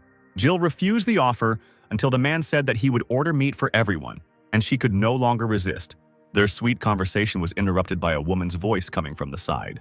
It was Olivia, who was eager to find out what kind of animal was with them. Yoji looked up at her and made an incredibly cute face. The girl picked up the dragon in her arms and spun him around in the air. Jill asked her not to lift him without a reason. Jun approached Olivia and told her that this was his pet, and that he had discovered new abilities in himself. She immediately screamed that the trainer class was the rarest class in existence, after which she asked if it was even possible, since the results of the preliminary assessment were not yet in. But most of all, she was interested in whether he was going to become a hunter, to which June said that he had other plans for his life. She began to raise her voice and did not understand why he refused, because a trainer would be welcome in any guild. June said that he was going to use his abilities to explore the rifts. A representative of the academy heard their conversation and was also perplexed, since trainers in the guilds were paid even just for their presence. Greg intervened in the persuasion. He separated him from the hunter and finally suggested that they leave, noting that everyone has their own path in life and only he knows what he wants. June noticed that this gesture was clearly to prevent June from thinking about transferring, so he again informed him that he was not going to go anywhere. Greg beamed. Tears welled up in his eyes and a genuine smile appeared on his face. He hugged Jun, buried his face in his back and said that he loved him incredibly. Attempts to break free from the embrace were futile. The girls watched with laughter as they moved strangely across the clearing. Yoji closed his eyes. He didn't like watching what was happening to his master at that moment. Nate suggested that they wrap things up and finally go to dinner, since they had all had a hard day today. The next morning in the department was quite hot and full of discontent. Greg and Nate listened silently as Kate and June discussed the fact that the girl had not been invited to dinner with them yesterday. June sighed wearily from the conversation and repeated again that he was terribly sorry. She lay with her head on his desk and kept repeating that it was incredibly cruel of them. Kate didn't understand how they could not call her, when all they had to do was make one call. She hadn't been to work for a long time, hadn't seen any of them, and had been waiting for the meeting for so long. With each phrase, her voice grew louder. She screamed that she was also part of the team. Besides, she heard that they had barbecue pork dinner yesterday, which seemed like a very important moment to her. BBQ, drinking. She really enjoyed all that too, but instead, she spent the whole day waiting for them in the office and cleaning up. June stopped her, because that was not the case. They were actually having beef barbecue for dinner. He had just made a fatal mistake. Pork was something important to Kate, and beef was more expensive, which increased the importance of this meeting in her eyes. She froze in her chair and could not utter a word. Greg and Nate surrounded June and tried to correct the situation by reminding him that it was acorn-fed pork, which was why it tasted like beef. He turned to Greg and said that it was definitely beef, because the chef cried when he saw the bill. Greg tried to wink at him, because right now it was much more important to agree than to be right. Kate lowered her head. She quietly called them liars because not only did they not invite her, but they also lied about the meat. The boss tried to calm her down and suggested that they have another dinner with the company today and order a barbecue.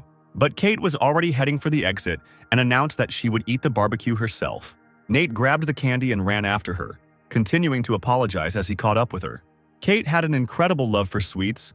She was already chewing a candy and asked not to forget in the future that she was also an employee of the Rift department. Nate seemed quite pleased that he had pulled off such a trick, but still agreed with everything she said. He asked her to take care of them during the inspection next week and noted that she was the most important cog in their machine. But it seemed the test was on the verge of failure. Greg was yelling at someone on the phone that they couldn't just cancel it. He asked to stop constantly repeating that now there is a requirement that only a B-rank hunter can work with a B-rank rift. The entire department has been preparing to take control of this rift for a whole year, but a week before testing it is canceled. While he continued to shout into the phone, the other end had already hung up. He slammed the phone down and called them bastards, after which he asked everyone to return to their work and he would be back soon, and left the office. June asked if they hadn't specifically asked for help with this project. Nate said that this wasn't the first time this had happened. The colleagues sighed with displeasure and said that this was their way of trying to show who was boss. At June's house, it seemed, a conflict was also brewing. Yoji was unhappy with the fact that Jill was the one deciding everything. She tried to calm him down and said again that they couldn't go for a walk now because she was busy cleaning. Besides, who knows what might happen outside? Yoji asked why she was afraid if she had a dragon. But the girl was most worried about him, because she couldn't stop him alone. The dragon was offended by the fact that she thought he would immediately get into trouble as soon as he left the house. Jill suggested that they all go out for a walk when his father came home, to which he fell to the floor and began to squeal like a little child, stamping his feet. When he got tired of hysteria, he heard that the owner had returned home. After he greeted Jill, he walked up to Yoji, picked him up by the head and reminded him that his daughter liked cute things, not things that were loud for every reason. He ordered him to stand against the wall and raise his hands. They sat down at the table and Jill asked what to do with Yoji. Jun said that he bought food for him, but for now he would stand there punished. June thanked Jill for the wonderful dinner, while the dragon was content with just the smells. He added that each time she made it more and more delicious and offered to wash the dishes. The girl jumped up from her seat and asked everyone to stay in their places while she washed the dishes herself. It seemed that this was another attack of gratitude towards him. which he was forced to accept. With some hesitation, he agreed to let her do it. He came into her kitchen and asked her to behave as before, because nothing had changed. How could she agree that nothing had changed when she saw the opposite? An image immediately appeared in her head of her father literally fanning the flames with his bare hands. She didn't know if she could behave like she used to. Then she remembered how she promised to protect her father when she became a hunter, and how she organized training for him so that he could at least do something. My thoughts were literally screaming because she was saying such stupid things. June watched this from the side and did not understand what was happening. In her head, it was as if someone was fighting. Suddenly, someone asked how he could do this to her. At first, Jun was scared, but then he realized that it was the TV that Yoji had turned on. He was staring at the TV and watching some TV series, calling the main character an idiot. Jun sat down on the couch and reminded him that he had ordered him to look at the wall and not at the TV. The dragon bowed low, apologized, and promised to behave well. The hero asked him not to act out the theater here and to get up immediately. Jill came into the room and reported that Yoji had not eaten anything since lunch. Jun said that there was a bag of food for him right outside the door. Jill took the package and began to carefully examine its contents. And she took out a dog bowl from it, which made the dragon furious. Jun asked what the problem was and asked if he really thought he would be eating at the common table. The dragon hesitated, but he also had human rights, that is, dragon rights. Jun was convinced otherwise, so he took a bag of dog food, filled a bowl full, and offered him what he was given. After which he headed to his room and asked Jill to make sure that Yoji did not go near the refrigerator while he was washing himself. The dragon looked at the bowl with disappointment. Could anyone have thought that the great and terrible would be satisfied with dog food? But there was nothing to be done. He took one pebble and slowly brought it to his mouth, trying not to sniff. Jill grabbed his bowl and asked him not to eat it. Tears welled up in Yoji's eyes. This girl was going to take away his last hope for dinner. She asked him to be quiet and brought a plate of baked ribs. And she suggested that he eat quickly before his father came out of the shower. Due to the rapid eating, the dragon choked and began to cough. Jill handed him a glass of water.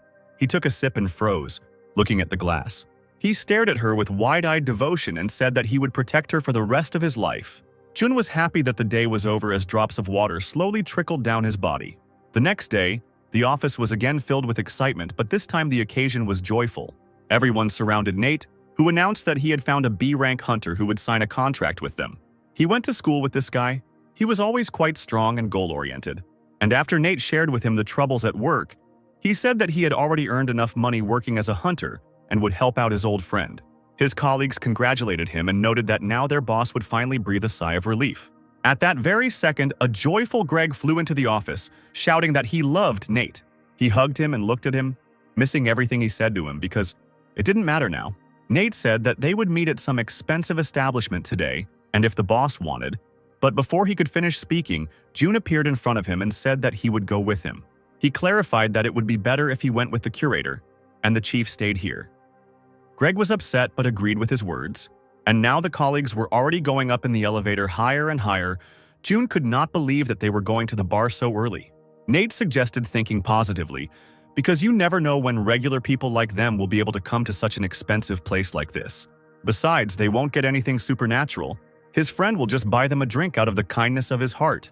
June thought it was unlikely that this was happening out of the kindness of his heart. It all seemed somehow strange. The elevator stopped, and they were met by a beautiful girl administrator. Nate asked if Adam had arrived yet. They had an appointment. The girl smiled and said that he was already waiting and invited them to follow her. They walked down a long corridor, as if they were in a hotel, and strange sounds could be heard from behind closed doors. The administrator opened one of the doors and wished them a pleasant evening. Nate entered the room first and was glad to see an old friend. Opposite them sat three huge men with a pile of booze on the table. The man who looked the worst said that they hadn't seen each other for a long time, and it seemed that he was Nate's friend. Nate hesitated. Everything around didn't look like a business meeting. It looked more like a brothel, where a couple of girls were about to arrive. Jun silently studied the situation, but it was immediately clear to him that nothing good could be expected from this meeting. The colleague apologized for being late and joked that he should have taken a taxi after all, after which he introduced Jun and said that they had been working together for over a year. Adam patted the seat next to him, inviting them to sit next to him. He ordered his guys to move quickly because the government officials wanted to get to him. Nate thanked him, and Jun went into his phone and quickly typed something. Adam poured a shot of bright orange liquid and offered to drink. He turned his attention to Jun and repeated that he should also drink. Jun agreed. A conversation filled with memories began, Adam trying to remember how much time had passed since school. While June was knocking back his shot, Nate was telling him about how great his job was and how great his co-workers were. Besides, he was glad that Adam was a B-rank hunter and could afford to go to such expensive establishments. Adam noted that it wasn't that expensive, but he understood him, since he lived from paycheck to paycheck. After which he added sarcastically that he had nothing to talk about with someone who came by metro instead of a taxi just to save money. He finally decided to introduce his comrades, noting that they were all B-rank hunters. The men asked to forget about the performances because this was probably their last meeting. Holding back his laughter, Adam asked to be less rude to people who deal with government affairs. Jun studied them carefully. The situation was getting tense and he was going to match that tension. One of the men looked back at him with displeasure, continuing to sip his beer. Nate decided to get down to business and asked Adam about the contract with the mayor's office. Besides, their boss was looking forward to the meeting. Maybe it would be possible to introduce them after all. The hunters could no longer contain their laughter. They covered their faces with their hands to somehow hide it. June realized that this was not a working meeting. They had invited them as jesters to have fun. But suddenly, to everyone's surprise, Adam offered to sign a contract and go to work the next day. He continued to puff on his cigarette and said that he would have only one condition. Adam threw his cigarette into the glass and offered Nate to drink it. Then he would agree. His friends burst out laughing. They parodied him and asked him to be more polite with government officials. And one of them reminded him that this was his friend from high school, so he should take it easy, otherwise he would burst into tears of grief. June watched as Nate shook with anger and indignation. He pulled back his coat. Someone had been in contact with him the whole time, and he said that he could come in. Adam raised his glass and asked why Nate was hesitating, since the papers would be signed as soon as he emptied it. Jun stood up and suggested to his colleague that they leave this disgusting place, after which he reminded that, in fact, they had another meeting planned. The hero looked around at everyone present once more and said that there was no point in them squandering their time on trifles with these scum. Adam made a face and asked to repeat what he had just said again, since he was so brave. June ignored him and informed Nate that Emily from the Icarus Guild had agreed to sign a contract with him. Looking at his colleague's shocked face, he continued that the girl was already on her way and said that she was in the area. Adam burst out laughing. Did they really think that an S-rank hunter would sign a contract with them? June merely confirmed this, to which the hunters shouted that he was lying. Nate's forehead broke out in a cold sweat from what June was saying. Suddenly, the door to their room swung open. Emily stood at the door, smiling and informing them that she could not wait for them any longer. After which, she added that she found it strange that they postponed the meeting because of these guys. The hunters no longer laughed, moreover. They could no longer say anything, because in front of them really stood that same Emily. June encouraged his colleague and asked how he managed to persuade Emily to work with them in the first place. Emily said that there was a really nice cafe nearby and suggested that we move there. She glanced again at the disgusting men sitting at the table. She clearly didn't want to stay there. Nate flew out of the room at the speed of light and started apologizing to her. June asked to get him an Americano, and he would join them a little later. Nate didn't want to leave without his colleague, but Emily stubbornly continued to lead him out.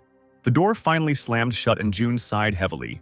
Without turning around, he offered Adam a drink from the glass with the cigarette butt that was standing on the table.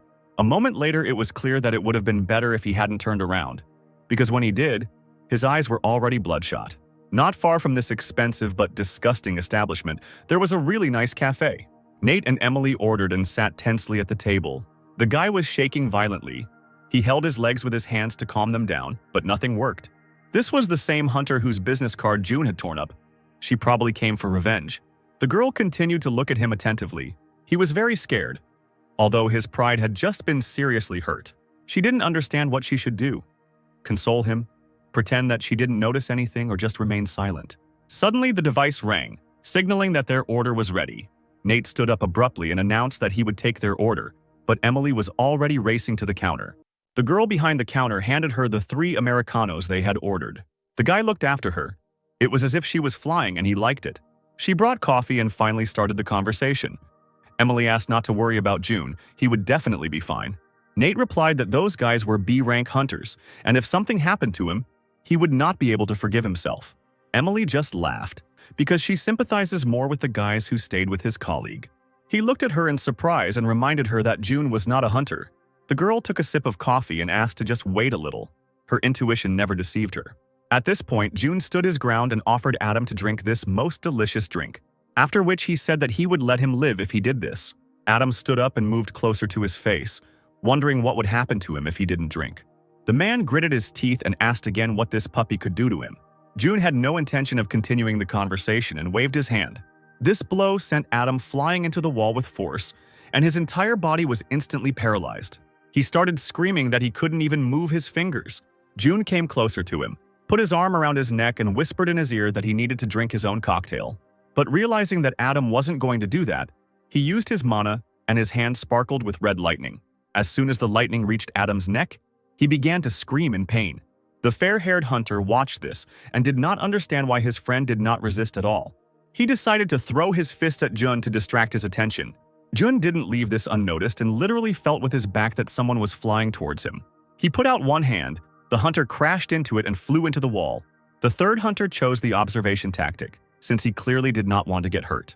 Jun looked at him with empty eyes and said that he would kill anyone who stood in his way. Adam no longer resisted, and Jun informed him that he had been a bad boy today. He brought his hand to his stomach, where the hunter's mana energy center was located, and released another discharge. Adam looked like a toy with its eyes bulging out. It seemed as if all his organs had burst at that moment. He went limp and rolled down the wall. At that moment, the mana left his body and would never be able to return.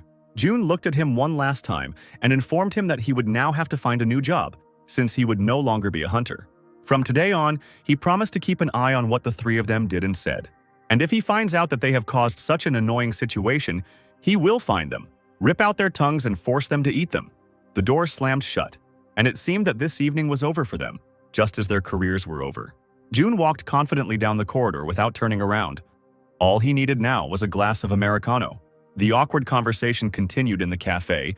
Nate clarified that it was not true that Emily was planning to sign a contract with them. She was embarrassed and said that she couldn't do it, but that Jun had simply asked her for help and said that he had gotten in touch with some strange people. The guy stood up from his chair, bowed to her and began to apologize because it was all his fault. Emily asked him to sit down because she had her own goals and she was helping for her own reasons. He looked at him in bewilderment. What kind of goals did she have in relation to Jun? When suddenly the hero approached their table and apologized for being late, Emily invited him to sit down next to her. Nate looked at him and asked if he was okay and if anything had happened while they were gone. He reassured him and informed him that he had simply been offered a few drinks and they had had a nice chat. Emily interrupted their conversation and asked if she was now in Jun's good graces. He confirmed her guess and thanked her, to which Emily jumped up and down and was happy. All Nate could think was that everything had worked out for the best, because if he had come alone, he would have found himself in a terrible situation. Jun asked if the two of them had time to have dinner, as he had a little problem at home. The thing is, Jill has cooked a lot of food, practicing cooking, and anything they don't eat will just go bad. Emily and Nate happily agreed to a home-cooked dinner. Jun went away to call Jill because she had no idea about anything, and they didn't have any abundance of food. Nate was still reeling from the recent situation and apologized to Emily once again for the inconvenience. She understood why he kept apologizing, but everything really was fine. The hero went outside, dialed the number, and a second later heard his daughter's voice. He asked her if she was upset or depressed. Could food lift her mood? She put the book down and said that it would help if the food was really tasty. From the other end of the phone, I heard that she was a very good cook, and the girl began to smile. Jill asked him what happened to him since he was asking such questions. He said that it didn't happen to him, but to his colleague Nate. She jumped up on the bed and started screaming about what Nate liked to eat and what she should cook. Jun didn't know his favorite dishes, so he suggested that she simply cook her signature dish, after which he remembered that Emily would also be coming to dinner with them. Jill's eyes began to widen quickly. She rushed to the kitchen and asked to give her exactly 2 hours, and she would do everything possible. 2 hours passed rather quickly, and it was about this time that they were able to reach Jun's house. The doorbell rang and Jill shouted that she was on her way and would open the door for them. She opened the door and was glad to see everyone who stood on the threshold, just as they were glad to see her. At the sound of the door opening, Yoji ran out into the corridor, hurrying to greet the owner. Emily froze, looking at the creature, and asked Jun what it was. Jun said that this was his new pet, that is, his partner, and Yoji didn't seem happy with the guests. Nate began to tell that they had recently been on a student excursion to the Rift, and his colleague had discovered his abilities as a trainer. Emily gasped. It was impossible, because awakening an ability was associated with having talent and a certain lifestyle. Training skills can be demonstrated when a person raises pets or works as an animal caretaker. Emily knew there was something wrong with him, but she had no idea he was so unique. Suddenly, her attention was drawn to another small detail related to their pet. On his forehead, there seemed to be a mark in the shape of a 1, and she remembered that 3 years ago there was a dragon that had a mark of 10 on its forehead. It took 3 S-rank hunters a lot of effort to kill him. It was probably just a coincidence. She was sure that this cute creature was not a dragon. At this moment, Nate was talking on the phone by the window. He was telling the boss that he couldn't forgive himself for today. Greg told them not to worry about such bastards, to have a good rest over the weekend, and wished him good night. He hung up the phone and turned around to see Jun, who invited him to the table. When a colleague entered the canteen, he was simply horrified by what he saw. There were about 10 different dishes on the table. He asked him if he always ate like this. Yes, there was always a lot of different and tasty food in their house because Jill was a smart girl. Nate sat down and thanked everyone for the day. It was a really tough day, but thanks to everyone at the table, everything ended well. June accepted his gratitude and thanked him in return, because if it weren't for Nate, his career as a civil servant would have ended long ago, and they wouldn't be sitting here now. Emily also noted that Nate has a great junior employee, praising 2 guys in 1 sentence.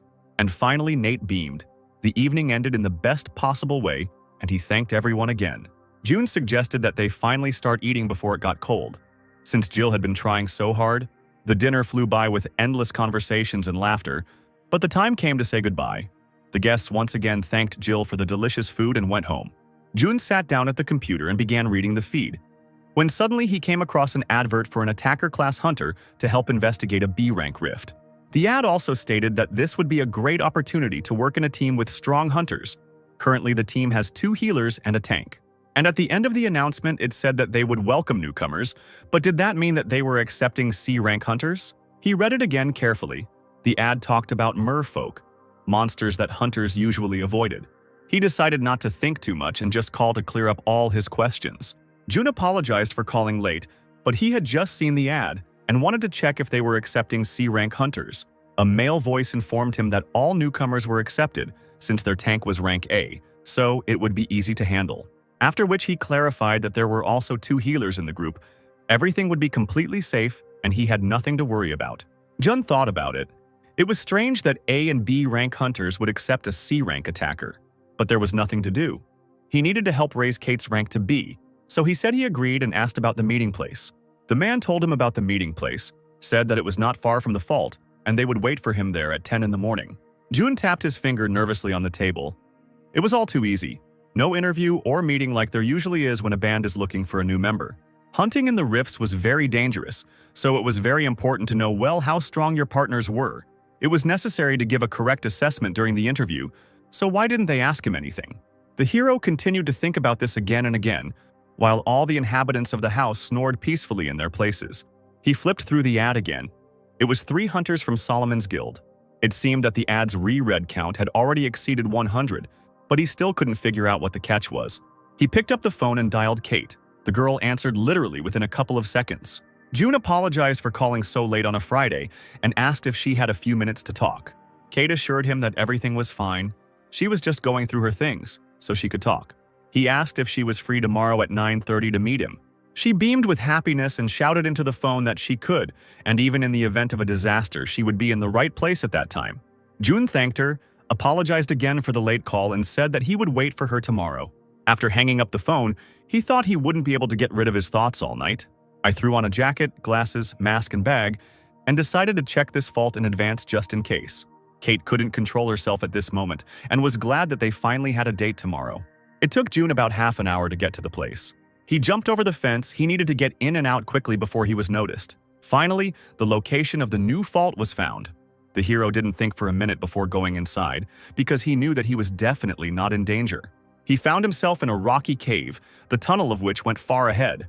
Jun opened the app and registered rift number 6001. When he suddenly stopped, something caught his attention. There was a wide trail of red-pink slime on the floor, similar to what snails release. He took a small amount on his fingers. It was poisonous, but not dangerous until it got into an open wound. The hero thought. It seemed that there were no merfolk with poisonous slime in the world. There was a sound from behind. Someone was confidently moving towards him. It was that same merfolk, a purple alien creature with one eye and a mermaid tail. He looked down at the screen and realized that he was not on the list of rift monsters. I looked at his tail. It was the one that secreted this strange mucus. The monster became tense with this strange expectation, and he let out a terrible roar.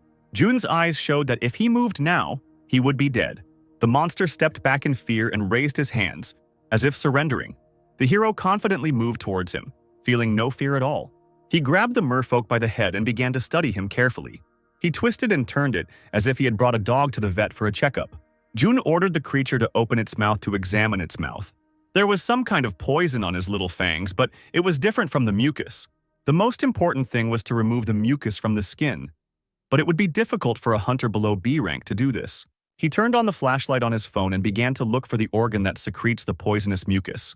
The hero took his paw in his hands and finally found what he was looking for. The fight will be much easier if you cut off the merfolk's legs first. The job was done well. He thanked his patient and kicked him away. And then he added to him that if he wanted to survive, he should stay in the farthest corner of the cave and not leave it. Now, all that was left was to reach the place where the map data ended. Suddenly, the computer reported that he had become the target of a merfolk, and if the hero was spotted within a radius of 50 meters, the indicators would be reduced by 30%. He continued to explore the cave. 99% of the map was already ready. The last percent remained to be found. June had already walked around everything, which meant this place was the only remaining area. Right in front of him was a huge metal door. The program said that if you open the door you can see a huge monster, but this did not frighten him, so he went in.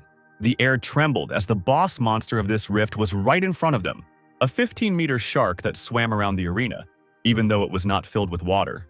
Her mouth was filled with huge, shiny teeth. This was a special sacrifice quest. The boss Shaktus will start his attack as soon as someone crosses the red line. To complete the quest, it was necessary to hold out for 5 minutes or make a certain number of sacrifices. If the sacrifice's goal is achieved, Shaktus will be sealed for 1 hour, and as a reward, the hero will get the opportunity to open a treasure chest. The body count was 9 to 10.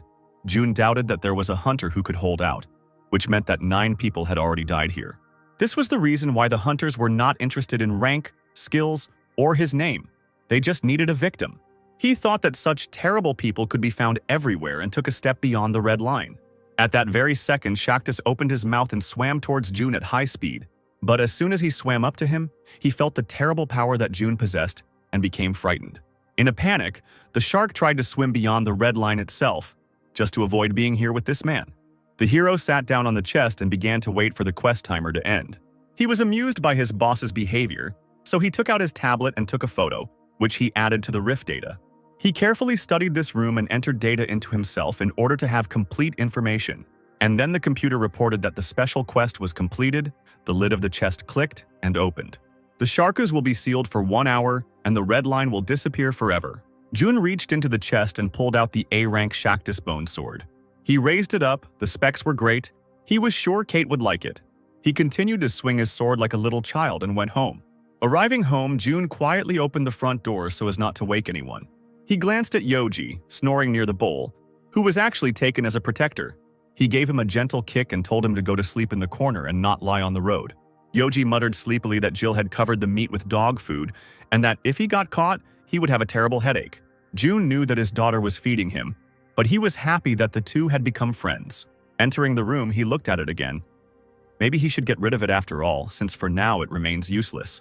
June entered his room and Yoji jumped up. For some reason, the room suddenly became terribly cold. He climbed onto Jill's bed and began asking why she had turned off the underfloor heating when it was still winter outside. After which he muttered that this was animal abuse and collapsed into sleep next to her. The next morning, Kate arrived at the place an hour early because she was afraid of being late. She put on a white blouse and a beautiful soft pink suit, did her hair and makeup. She went to the window of some cafe and looked at herself again. She was ready for today's date. She waved to the child who was sitting outside the window. She was happy and enjoyed everything that was happening around her. Suddenly, June appeared on the horizon and noted that the girl had arrived early. She smiled at him and hoped that he had not witnessed her admiring herself. He came closer and said that he was going to finish sorting out the data about the rift. Kate was taken aback. Right now, she wanted to believe that this was not a work meeting. He handed her the sword and informed her that she would clearly be more comfortable with this than with what she had now. The girl's eyes widened. It was an A-rank sword, but where did he get it from?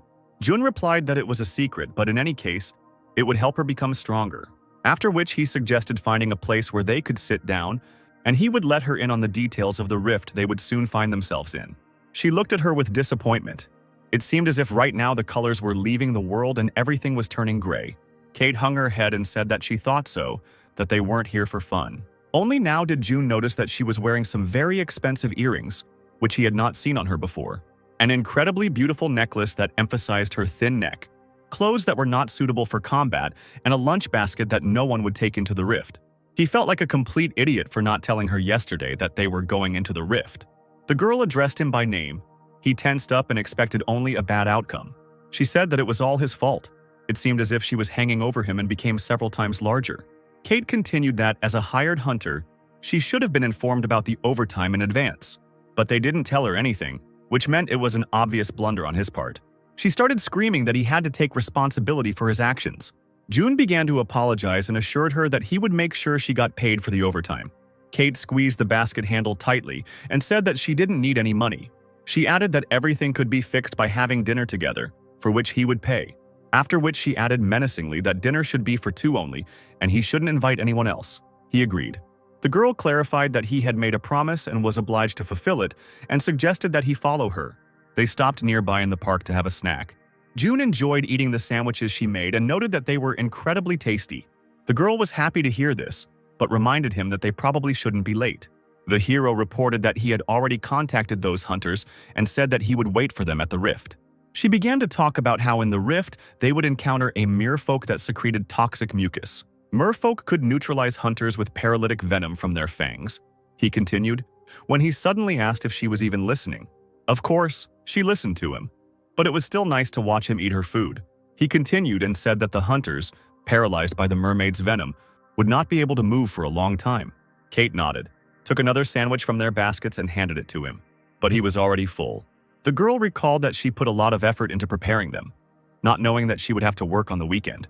She took a sandwich out of the basket, handed it to him, and told him that she would only leave when he ate everything. After breakfast, they had to call a taxi and go to Kate's house, because she didn't have a suit with her. They were 20 minutes late, but June knew the hunters would wait for them anyway. The hero handed the hunter his business card and said that it was he who called yesterday. Without looking at the business card, he looked at them and asked why they came together.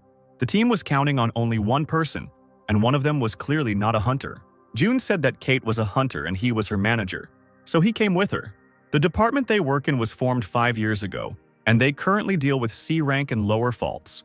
The guy reminded them that right now they were about to enter a rift of a higher rank.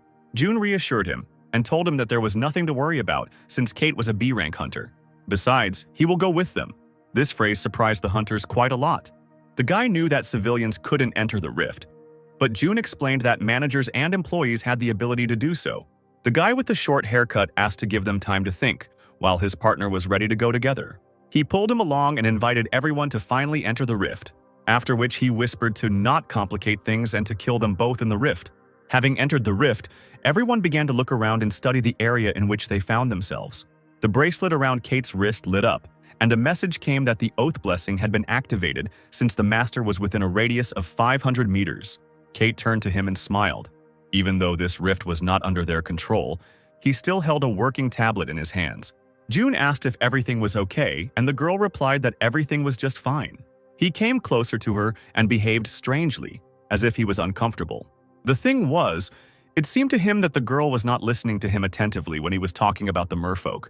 Kate calmed him down. She had heard everything, about the paralytic poison in the fangs and that their paws needed to be cut off first. The girl asked him not to worry because she was sure that she could handle it. The hunters stopped. They had been wandering along the rift for a long time, but had not met a single enemy. At that moment, June announced that 5 mermaids were waiting for them 10 meters ahead. One of the hunters looked at him strangely. How could he know that there were enemies ahead? But confirmation was not long in coming, and the hissing of merfolk was heard from behind. There were exactly 5 mermaids, just as June had said, and they were moving quickly towards them. While the boys stood there in surprise, Kate flew past them, not intending to linger. She chopped off the limbs of the morphologists one by one to protect herself and her partners from the deadly poison. One of the hunters looked at how this girl was rushing into battle. At this rate, she might not live to see the boss. So they too started a fight to protect their hope for treasure. June watched from above as the hunters fought and what their abilities were. Judging by the way they handled their weapons, none of them were healers and reported that there were 7 more mermaids 15 meters away. Kate immediately rushed forward. The hunters asked her to stop because pursuing 7 was very dangerous. But the girl didn't find this task difficult, so she confidently jumped into the very center of the battle. She chopped off their paws again and again and dealt them fatal blows. Literally 5 minutes later, she stood surrounded by defeated enemies. June praised her for her quick work and asked her to rest, since there were no more enemies nearby. The hunter looked at them in bewilderment and tried to understand who they were, after which he gritted his teeth and realized that such abilities would definitely interfere with their plans. It had already been 2 hours since they had been in the rift, and Kate was eager to fight again and again. With quick, sharp movements, she first cut off the merfolk's limbs to disable them, and then destroyed them. It seemed as if she was faster than the wind. The mermaids could do nothing against her, and so the red-haired tornado left behind another 10 corpses. Kate lowered the blade, which was dripping with merfolk blood, and wiped her forehead from fatigue. The boys from Solomon's Guild watched her, mesmerized. Her swordsmanship was simply incredible. It's hard to believe that she was only a C rank. No one on their team could attack as accurately and precisely, despite each one being B ranked. For such abilities, she herself must be B rank, and A rank is most likely on the way. Kate approached June and shared her feelings. It seemed like she became a little stronger. The guys admired her. They didn't understand how she dealt with the merfolk so easily. For the girl, this seemed like nonsense because it was easy to defeat the enemy if you knew his weak points. June told her that if their paws were cut off, they would become very vulnerable. They had no idea about this, but how that damn manager knew about it was an even bigger mystery. June called Kate and suggested that they move on. And again, the sounds of battle. They came across another pack of merfolk. While the guys dealt with one mermaid, Kate took on all the others. But the number of mermaids was definitely less than usual, as if only the strongest were hanging around nearby. For the team, this only meant that it would be easier for them to reach their goal. One of the guys approached Kate and asked if she needed any treatment. The girl said that everything was fine, but she suggested keeping an eye on Jun, because he was quite demanding. They went to the manager together to see if he was hurt, but he was fine too. Another of the hunters speculated that a series of unforeseen factors had complicated matters. Now they need to come up with a plan for the three of them to get rid of this huntress. But they will most likely get hurt too, if they try to get rid of her. Jun looked suspiciously at the guy, who was currently thinking of ways to kill them. He decided to interrupt his thought process, and again suggested moving on. After taking several turns, they emerged from the narrow cave and found themselves at a fork in the road. Jun studied the map and said that they should go left. Kate immediately went after him, but one of the hunters objected, because he knew the local geography better. The guy confidently said that they should go right. Kate looked at him in surprise because if June said to go left, then it would be better to go left. It was difficult for the hunter to find words against such iron logic, but he still decided to try. He reminded her that she and the manager were here for the first time, but the guys had been here many times, so they knew better where to go. Kate thought for a moment, then replied that then they could go right, and she and June would go left. There was nothing else to do, they agreed, and offered to go first. One of the guys quietly said that he wanted to hit them last, so that his blow would be the fatal one. 10 minutes later, they continued to wonder who the two were. After all, right in front of them was the door to the boss, which had previously taken them more than 2 hours to get to. Kate giggled contentedly from behind him, and the guy just clicked his tongue in displeasure. The last thing you need to do in this rift is fight the boss. The girl immediately told Jun that it was dangerous to go inside, and he agreed to simply watch from the side. Kate nodded in satisfaction and asked him to be careful and stay away from the boss. Suddenly, a shudder ran through her body. One of the hunters cast a disease on her that reduces the enemy's statistics by 30%. Even though this girl was close to rank A, in this state she wouldn't be able to handle 3 opponents. However, the spell was immediately nullified by the blessing of the oath. The hunters' mouths were wide open. How could this spell be nullified? Is there any way to deal with her? And finally, Kate understood everything. She guessed that something was wrong, but she didn't think that these guys were hunter killers. There was no time to waste because she had already bared her blade and right now they were preparing to kill her. Suddenly, a cry came from behind, asking everyone not to move. Kate slowly turned around. The blonde boy held a blade to June's throat and told her to stand still if she didn't want June to lose his head. Everything inside Kate collapsed. She couldn't protect him. She let him go. June looked at the dagger and coldly asked what he was going to do with it. The guy grinned, said he would find a use for him, and moved towards the huge gates, continuing to hold him back. The door slammed shut and Kate fell to the floor. Everything inside her was torn apart. Why hadn't she noticed this before? Why hadn't she protected him again? These questions tormented her again and again. The boys surrounded Jun and moved forward in the boss room. They knew Sharkus wouldn't attack until they crossed the red line. But he suddenly roared and quickly rushed towards them. Approaching them, he saw June. turned around and began to quickly swim away. The hunters were puzzled as to why this creature was behaving so strangely. Suddenly, they noticed a new oddity. The red line had disappeared. It was as if someone had been playing a joke on them all day, but it was definitely not a joke. They opened a status window which stated that the quest had been completed, and the chest was open, but there was no treasure inside. Jun forced a sly smile. He was sure they were surprised considering their efforts and the 9 sacrifices they had made here. The hunter turned to him in panic, not understanding how he knew. The hero said that they could observe what was in the chest all day long. Kate had been destroying merfolk with her blade all day long. He said that he came to check out the place right after they called each other yesterday. But this was a huge fault line and you couldn't just walk around here like you would in your backyard. Jun sighed heavily. He sympathized with them, because when these 3 took him hostage, they signed a death warrant. The hunter grabbed him by the jacket and started screaming at him to stop talking nonsense. The hero reminded them that they didn't have time for such behavior.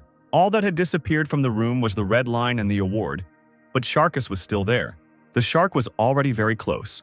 Jun nodded to it, and it moved towards the blonde. The jaws snapped shut and blood gushed out. One of them would definitely not return. It was simply impossible why this boss listened to and followed Jun's orders. The hero confidently walked towards the exit and asked to take care of the rest of the trash, and then he would leave him alive. Sharkus was happy that he had 3 victims today and did not delay in fulfilling the contract. He was pleased that he had punished those who killed hunters for a reward. Kate sat near the closed doors and cried, blaming herself for everything that happened. The girl hit the ground with force, the oath aura on her hand glowing red. She should have protected him. She should never have agreed to go into the Great Rift with him. Her eyes filled with rage. Everything inside the cave vibrated. She was ready to kill them all. At this moment, Jun had already left the room with the boss and called her by name. The girl did not respond. He came closer, shook her shoulder. She looked unwell. Kate couldn't believe her eyes. She threw herself into his arms and burst into tears. Jun stroked her back and repeated 1,000 times that he was okay and that she needed to calm down. She was finally able to get back on her feet, and the hero finally suggested returning home. The guy continued to calm her down and noted that they had worked well today, so he would buy her something tasty. The girl walked forward, and Jun thought about the energy he felt a couple of minutes ago. The energy was like a flame that grew stronger with each passing second. He had never felt anything like this before. Besides, he felt this energy inside himself. Maybe it was some hidden skill. They left the rift, went into a local store for some treats, and headed home. Jill was doing her usual chores when suddenly, her attention was drawn to a strange sound. She turned around to see Yoji zipping around the room on a robot vacuum cleaner she had never seen in their home. The girl asked where he got it, to which the dragon asked to consider it his destined soulmate. She sighed.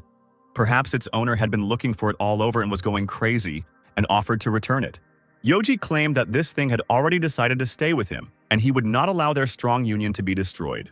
He put his paws out and started chasing her around the room. Jill laughed and agreed to leave the vacuum cleaner, after which she noted that he smelled strange and suggested going to the bathroom. The dragon grumbled every minute while Jill washed him, and she suggested that he finish on his own. She walked into the room and met Jun. He noted that she looked very busy. The girl explained that it was nothing special, she was just bathing Yoji. Jun was unhappy with the fact that the dragon at that age couldn't even wash itself. He suggested simply leaving this useless creature behind. Yoji heard everything and even shed a tear from grief. Jill remembered that she had an important question for her father and she asked him to talk. The Hunters' Festival was to take place tomorrow, and she wanted to go there together. Jun had never heard of this festival and looked at her questioningly. The festival was held every year. There would be shops selling and exchanging equipment, concerts and sparring, and there would also be famous hunters for consultations. He thought, on the one hand, he didn't want to cross paths with the hunters once again. On the other hand, his daughter would be happy if they went there together. Jill saw his doubts and began to say that it was not necessary because he worked so hard and she understood everything. Jun remembered phrases from the book on how to become a good father and said that he would be happy to go with her. The girl literally jumped for joy and thanked him. At that moment, a completely wet Yoji ran into the room. He also wanted to go, because he had been collecting coins for a long time to participate in the festival. Jun was furious because with one action, this creature had destroyed the cleaning that Jill had done. The next day, they went to the convention center where the hunting festival was taking place. The event was truly huge, and an incredible number of people came to the center. Yoji, who was sitting on Jill's neck, was whining that he could walk on his own. But the girl refused to let him go, because in such a crowd he could easily be trampled. Besides, she knew that he wanted to run away quickly and buy some food. All this time, he is just waiting for the right moment, because that is how he got the robot vacuum cleaner. It was indeed true. He had a bag of coins hanging on his back. He had worked so hard for this day. The girl laughed and asked him to keep his money, and if he behaved well, then she would buy him something. Jun suggested that he carry Yoji. He was probably heavy. Jill refused because it wasn't hard for her. And besides, Yoji wasn't in a hurry to be carried into the master's arms. They sat down at a nearby cafe and ordered baked goblin ribs. Jun was not thrilled with the idea. Yoji was drooling over them. This was the first time he would try them cooked. Jill deftly speared one piece with her fork and offered it to the dragon to try first. It was incredibly delicious. He couldn't even imagine that if you first roast a goblin and only then eat it, you could discover such a combination of tastes. The girl suggested that Jun try it too, and he was already pulling out a rib for her. Suddenly, a vicious little dog barked next to them. It looked angrier than all the bosses Jun had met. They watched the animal silently as it tried to scare them.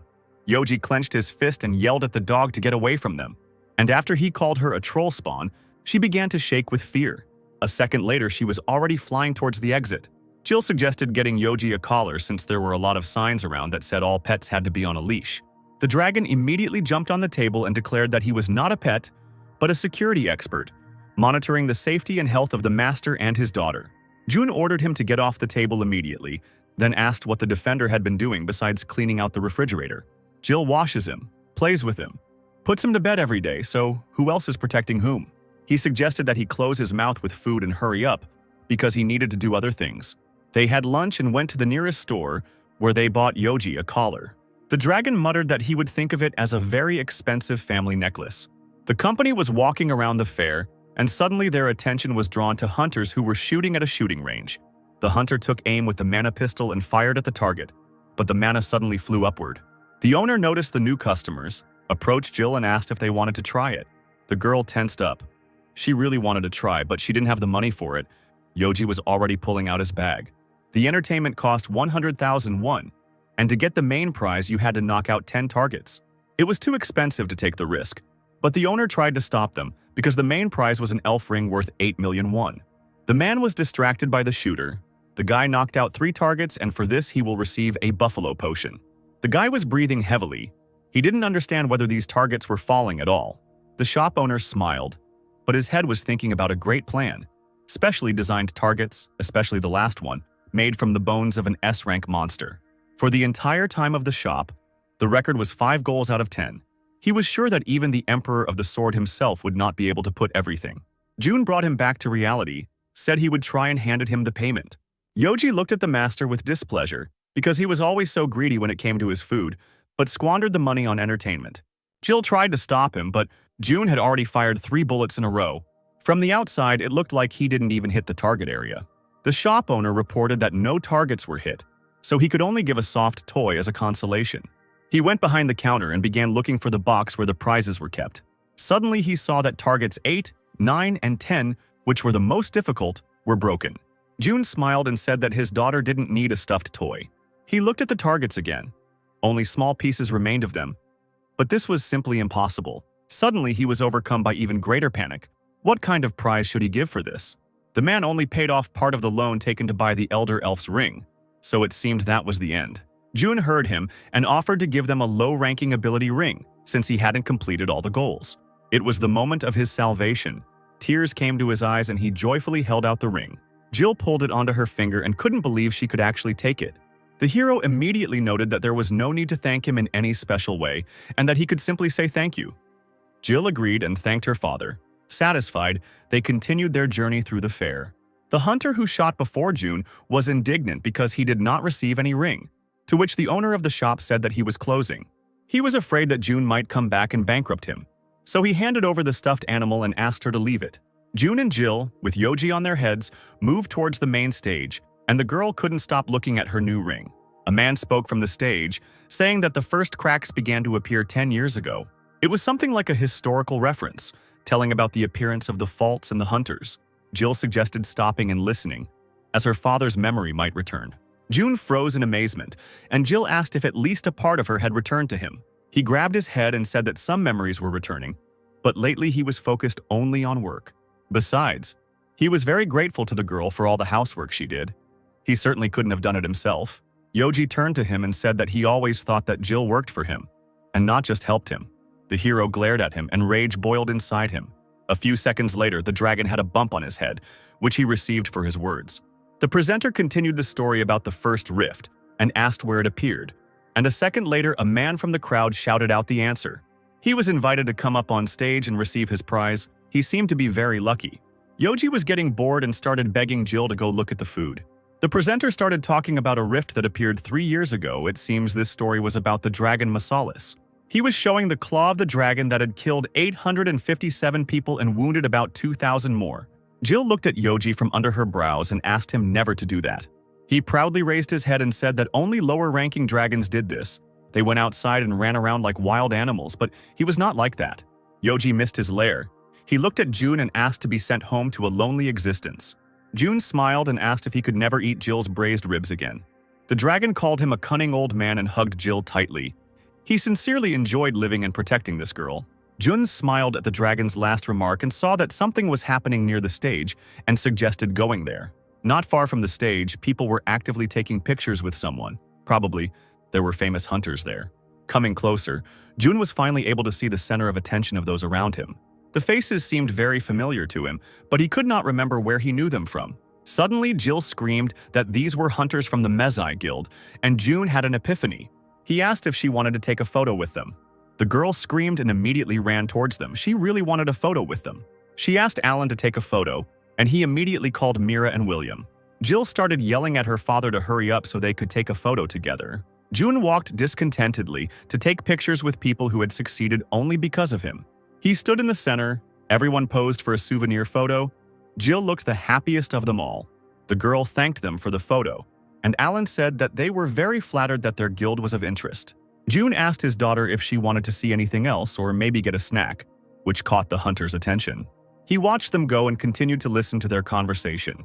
Mira approached him and asked what happened and why he was looking at them so intently. Alan jumped up and ran after them, leaving the huntress's question unanswered. He shouted and asked them to wait for him. He just needed a minute of their time. June turned to him and asked how he could help him. Alan's team had already caught up with them, and he finally asked if he was by any chance the hunter Ethan Liu. Jill's mind flashed to the ID card she had found in her father's room, with the name Ethan Liu on it. Yoji tried to intervene and say that they didn't have time and were rushing to the food court. Jill covered his mouth with her hand. Jill turned to June and asked if everything was okay. He told Alan that he was mistaken and that Ethan Liu was not him. The hunter bowed his head and apologized. Apparently, he had made a mistake after all. The hero didn't see anything terrible in this. It happens to everyone, and they went on about their business. It was definitely the same hunter who saved them in the rift. He was wearing a mask and wanted to hide his identity, so he didn't confess now. More fans of the guild approached them and asked for a photo, and that was definitely the end of the conversation. All participants in the dialogue were confident that they would meet again someday, but now was not the time. They spent about another hour at the festival, after which they went home as they were very tired. Jun looked at Yoji, who was driving around the house on a robot vacuum cleaner. Now his precious body would not move on its own. At home he will have this wonderful device, and on the street Jill, perfect. Jun clenched his fist, not liking the fact that the dragon considered Jill a means of transportation. Yoji rushed to the girl on the vacuum cleaner and asked her to be quieter and more careful, because Jill was watching her favorite drama. She looked up from watching and asked her father why he was wearing a suit. Jun didn't want to tell her the details because she would be worried, so he said he would have to go away. An urgent announcement came from the television. A huge fault had been discovered in Mount Wumian. Yoji clarified the location of Mount Wumian. It was very close. Jill listened carefully to the conversation. The mountain could indeed be seen from their window. The girl and the dragon were glued to the window of the room. What they saw was both fascinating and frightening. The silence was broken by June's phone, which was ringing persistently. He replied, "It was Nate. They were already waiting for him in the office. The situation was emergency." Jill looked at her father again and again out the window.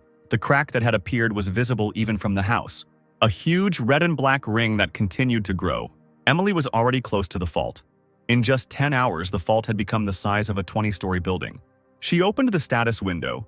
The rough estimate of the crisis had risen to 2,000 and was still rising. The rift from which the Masalis dragon emerged was estimated at 2,200. But the readings continued to grow very quickly. She turned to the hunters gathered here. There were about 100 hunters here, mostly A and B ranks. and there are only 7 S-rank hunters, including Emily and her partners, Gale and Ray. Everyone was in a terrible mood.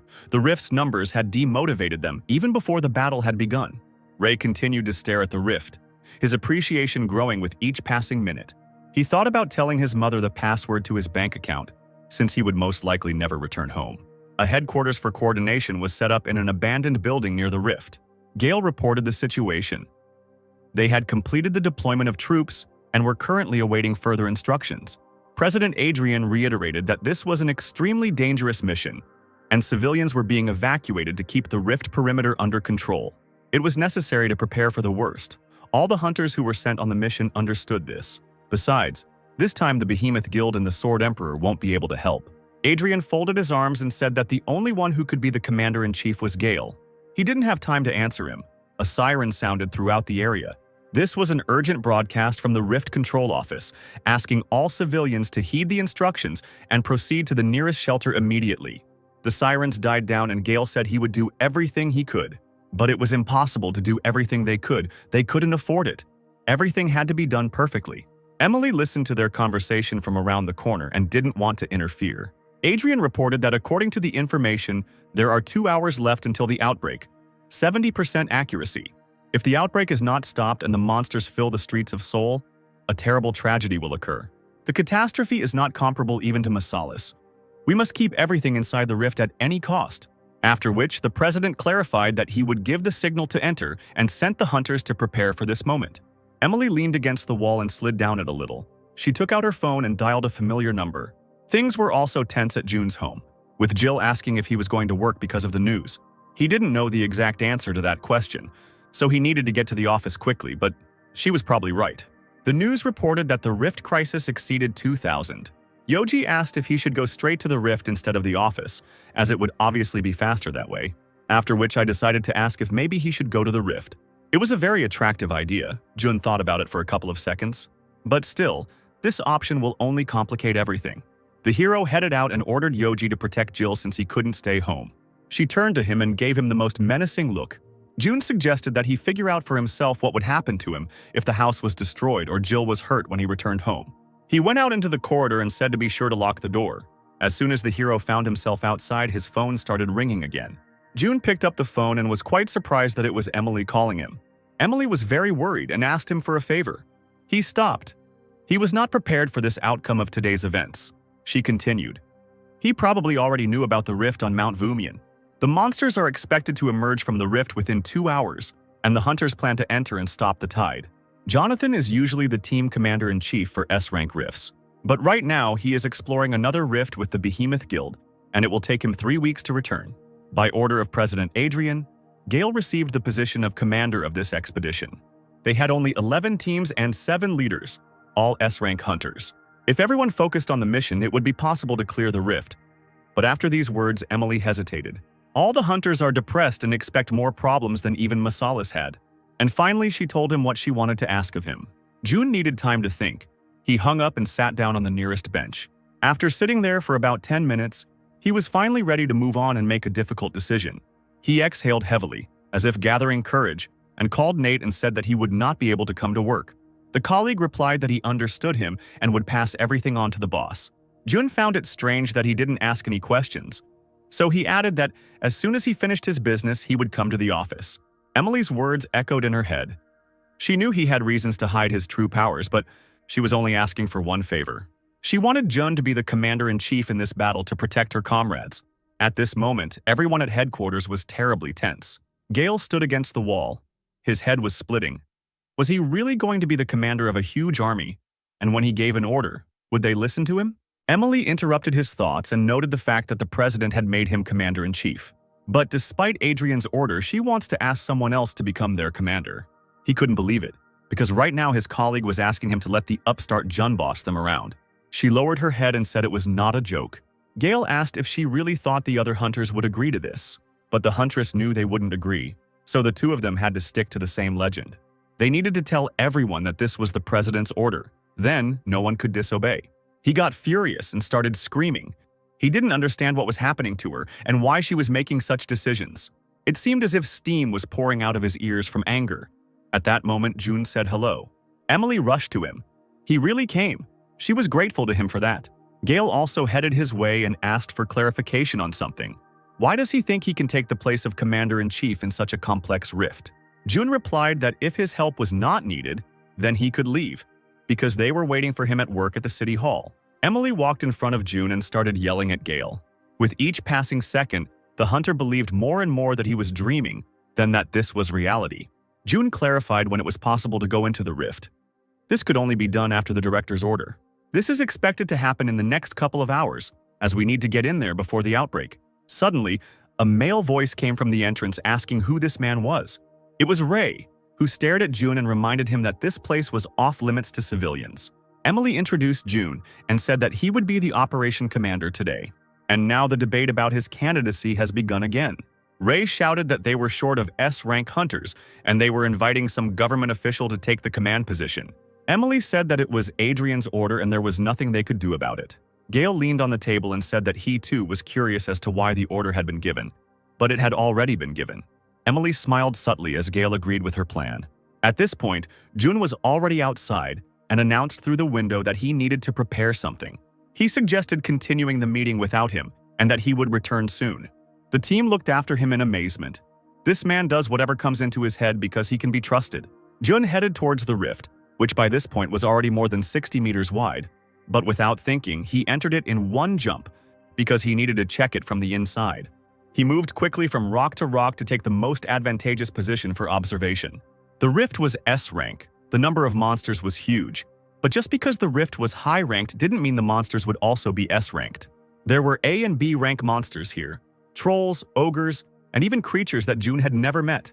One of them caught his attention. It was a goblin, but its skin color was strange. He threw a pebble right at his head. This goblin looked stupider than usual. The creature began to quickly turn its head and spin on the spot to find its offender. And finally, he raised his head and pointed his finger towards Jun. The goblin scratched at the huge rock, trying to climb it, but it was impossible. The goblin's body began to swell strangely, as if it were being filled with liquid from the inside. And a couple of seconds later, there was a powerful explosion. Jun managed to quickly group himself and jump to the next rock. A deep crater remained where the goblin had stood. So, the source of this explosion was the goblin himself. Jun noted this feature of the rift. He went further along the fault. He needed to check the next section. Next, huge ogres were waiting for him. One of them noticed him and tried to kill him with powerful blows. The ogre did not pose much of a threat. The hunters would quickly deal with him, so Jun moved on, which surprised the monster. And while he lost sight of him, it was necessary to quickly move to the next section. Jun thought that there were a lot of monsters in the rift that were not listed in the registry, and it was very dangerous to clear the rift in such a state. He noticed strange yellow stripes on the ground and landed on one of them. At that very moment, there was a clap of thunder and lightning struck the place where he landed. My head hurt terribly. One blow like that would kill another hunter, obviously. It's not worth stepping on the yellow areas. The rift was huge and filled with a bunch of different monsters and gadgets, probably due to its high rank.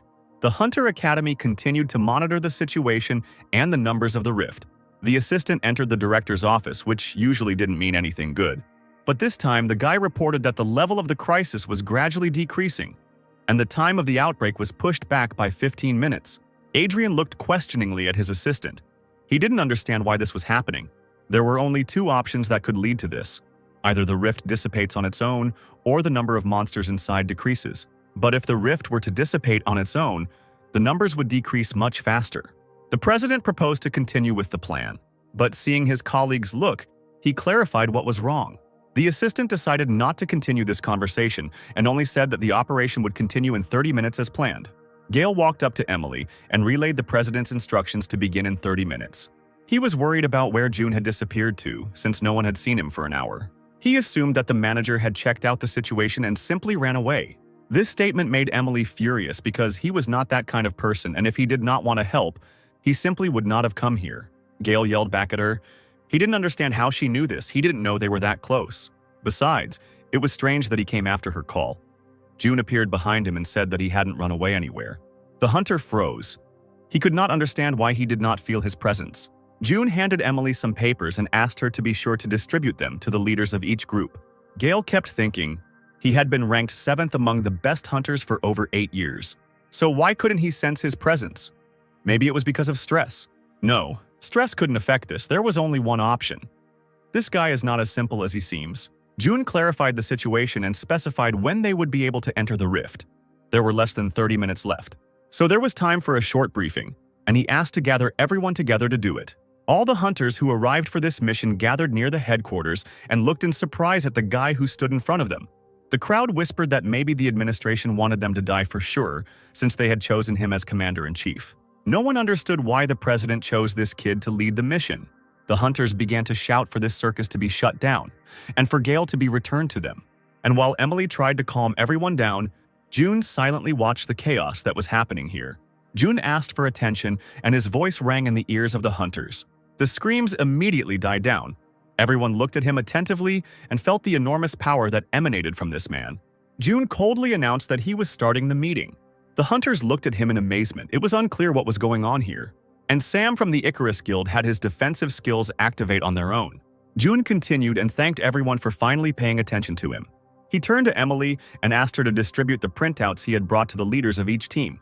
She went into the crowd and began to carry out his task. The hero said that what they were about to receive was a map of the area inside the rift. This amazed the hunters even more. Where could he have gotten a map of a rift in which no one had been? The map was divided into 9 parts from A1 to A9. He started to talk about the order of attack, but Sam raised his hand. He had a question. Sam asked if there was any evidence that the map was genuine. June replied that even if there was such evidence, they would not believe it, and asked if there were any other questions. Gale intervened. June had to answer this question, after which he clarified that whether to believe him or not was their concern, not his. In addition, the hunter had many questions regarding his identity. June said that he would tell about this later. He explained that the Fault Control Department staff can use a special application. The app provides access to information about registered faults, and all information about this fault is also located on his tablet. Sam started shouting, because what he had just said sounded like mockery. Gale turned to June and asked him to stop being sarcastic, because the lives of all these people were at stake. June continued calmly. He understood that everyone was nervous because this rift was the largest since the incident with Masalis. And their commander-in-chief is a civil servant who handed out pieces of paper at a briefing and claims that this is a map. He understands that they do not want to trust the documents called a map because their lives are at stake. There may not be a single person here who is confident that the operation will be successful. Probably on the contrary, those present here came to the conclusion that, as a result, the missions would be destroyed. However, they had to trust him for the operation to be successful. He asked them to trust them one more time. Their victory depends on how much faith they can give him. And if they believe him, he guarantees that everyone will survive. After this fiery speech, everyone began to listen to what June was saying. And so, 30 minutes later, they entered the rift. The hunters walked in a tight crowd and looked around, studying what was inside. Ray cried out, because what the manager said turned out to be true. The map was absolutely accurate. June reported into the headphones that, as he had said earlier, the 1st through 5th teams, Squad A, were entering Zone A7. From 6th to 10th is Team B, which is responsible for Zone A9. The 11th group, responsible for the delivery of supplies, will follow Team A. He also asked to report without delay if anything happened and gave the command that we could begin. The hunters roared and moved forward into the designated area. Emily turned to Gale and bowed to him. It was time to go into battle. Gale continued to watch as the squad headed into battle. One of the hunters said that it was time for them to move forward. Suddenly, Emily thanked him internally and offered to treat him to dinner when they returned. At that very second, he jumped onto the ogre with a joyful cry. Sam called him an idiot for attacking like that because it was supposed to be unexpected. Squad B was in a wait-and-see position when Jun suddenly reported that Squad A had begun the battle. Ray immediately jumped up and shouted that none of them could lose today and sent the troops into battle. Each of the hunters was giving out his battle cry. The mood was better than ever. Jun watched from a high cliff and coordinated his troops, hoping that they would soon finish with this rift. The president watched the battle unfold on camera and could not understand who had taken command of the operation. Gale delivered precise blows to the ogre and suddenly his head flew off to the side. Sam was a tank hunter, so he punched monsters. The entire field was strewn with dozens of hunters, each of whom had his own creature to fight. In the next blow, Gale put all his mana and forcefully hit the ground. The blast wave destroyed a bunch of monsters at once. Sam admired his last blow. It was exactly what he expected from him. Even though this battle was not easy, they seemed to have destroyed everyone in the area. There were a lot of corpses lying around them, and Gale informed Jun that Team A had cleared out Area A7. The manager thanked them for their good work and gave the order to proceed to Zone A8. Sam decided to talk to Gale and said that if he were president, he would appoint him commander-in-chief. The hunter asked him to focus on the battle. Sam sighed heavily and said that he didn't understand what Adrian was even thinking. However, Gale continued to warm to the thought that after everything was over, he would have dinner with Emily. June stopped the squad and informed them that from now on they had to follow a few rules. Ahead of them were black goblins, who either attack or blow themselves up. If the goblins explode too close, you can die, and even armor won't save you. The hero noted the advantage, which was that they never attack first. So if you are careful, there will be no problems. The entire column of hunters moved along the rift, as if June was giving them a tour. He stopped the squad near the yellow lines and said that this was where the territory of electric traps began. If you fell into them, death would come instantly. Sam asked if it was really an electric trap and if anyone had stepped on it. June said there was no need to step on it, picked up a pebble from the ground and threw it right at the yellow line. The moment the stone landed, there was a powerful electrical discharge and everything around lit up. The hunters made sure that whoever gets inside will die with a 100% probability. Even with an S rank, death is inevitable. June reported that the main problem was not the electric traps and goblins, and the one who was waiting for them ahead was a one-eyed giant of rank S who would kill anyone with one blow. June noted that despite the giant's strength, he is very slow, so there is a chance of winning if you stick to a good strategy.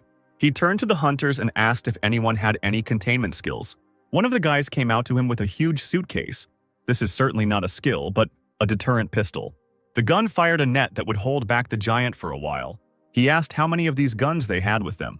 The hunter said that there were only 6, but that was enough. The hunters, led by Jun, stood right behind the huge giant. And so, the hunt for him began. Group A must attack from the front. Group B will enter from the left, right sides, and from behind. Snipers will prevent the giant from aiming at the hunters, and also eliminate the monsters that come running to the noise. June noted that there were traps everywhere except the right side, so this was the most advantageous position for snipers, and their main target was the goblin detonators. He announced that he would personally command all units except the group with mesh pistols. All instructions were accepted, and the hunters began their coordinated work. It seems that the giant was even surprised by such courage of the hunters. But with his speed, he didn't have much time to think, so the monster swung his weapon. The snipers also got to work, and while there were no other enemies nearby, they also fired at the one-eyed man. Dozens of blows flew at the giant. They did not cause him any significant damage, but distracted him for a while. Gale made precise, powerful attacks and shouted to his squad to keep going. The monster received another wave of blows, but it was difficult for him to respond, as the blows came from different sides. Sam flew straight at the giant and delivered a flurry of fist punches. This seemed to anger the monster the most, and he turned his eyes to Sam. He chuckled nervously, asked his opponent if he had overdone it, and waved his hand. The monster waved his hand and Sam flew into the air. The squad with net guns took advantage of the opportunity and fired nets towards the monster. The nets flew right on target. They entangled his legs and braided them tightly. Gale shouted that they had succeeded. They had been able to block the giant's movement. He gritted his teeth, which meant that the moment had come to deliver the main blow. In a few big leaps, he climbed up the giant as if he were climbing a ladder. He remembered Jun's words that the most important thing was to be able to blind him. Then they had every chance of winning, but there was only one try. Gale raised his sword right above his eye when suddenly a huge hand moved straight towards him. Emily was already next to him and held out her sword to protect him. At that moment, the snipers fired a shell into the giant's hand, and Emily had to leave the huge body. Gale grinned. This was his chance, and he raised his sword again. He plunged the blade into the giant's eye, blood gushed out like a fountain, and the monster roared in pain. Sam turned around. Strange sounds were coming from behind him. They were the dark explosive goblins, who had come running towards the noise, just as Jun had expected. The snipers reported over the radio that there were too many goblins and they couldn't handle them.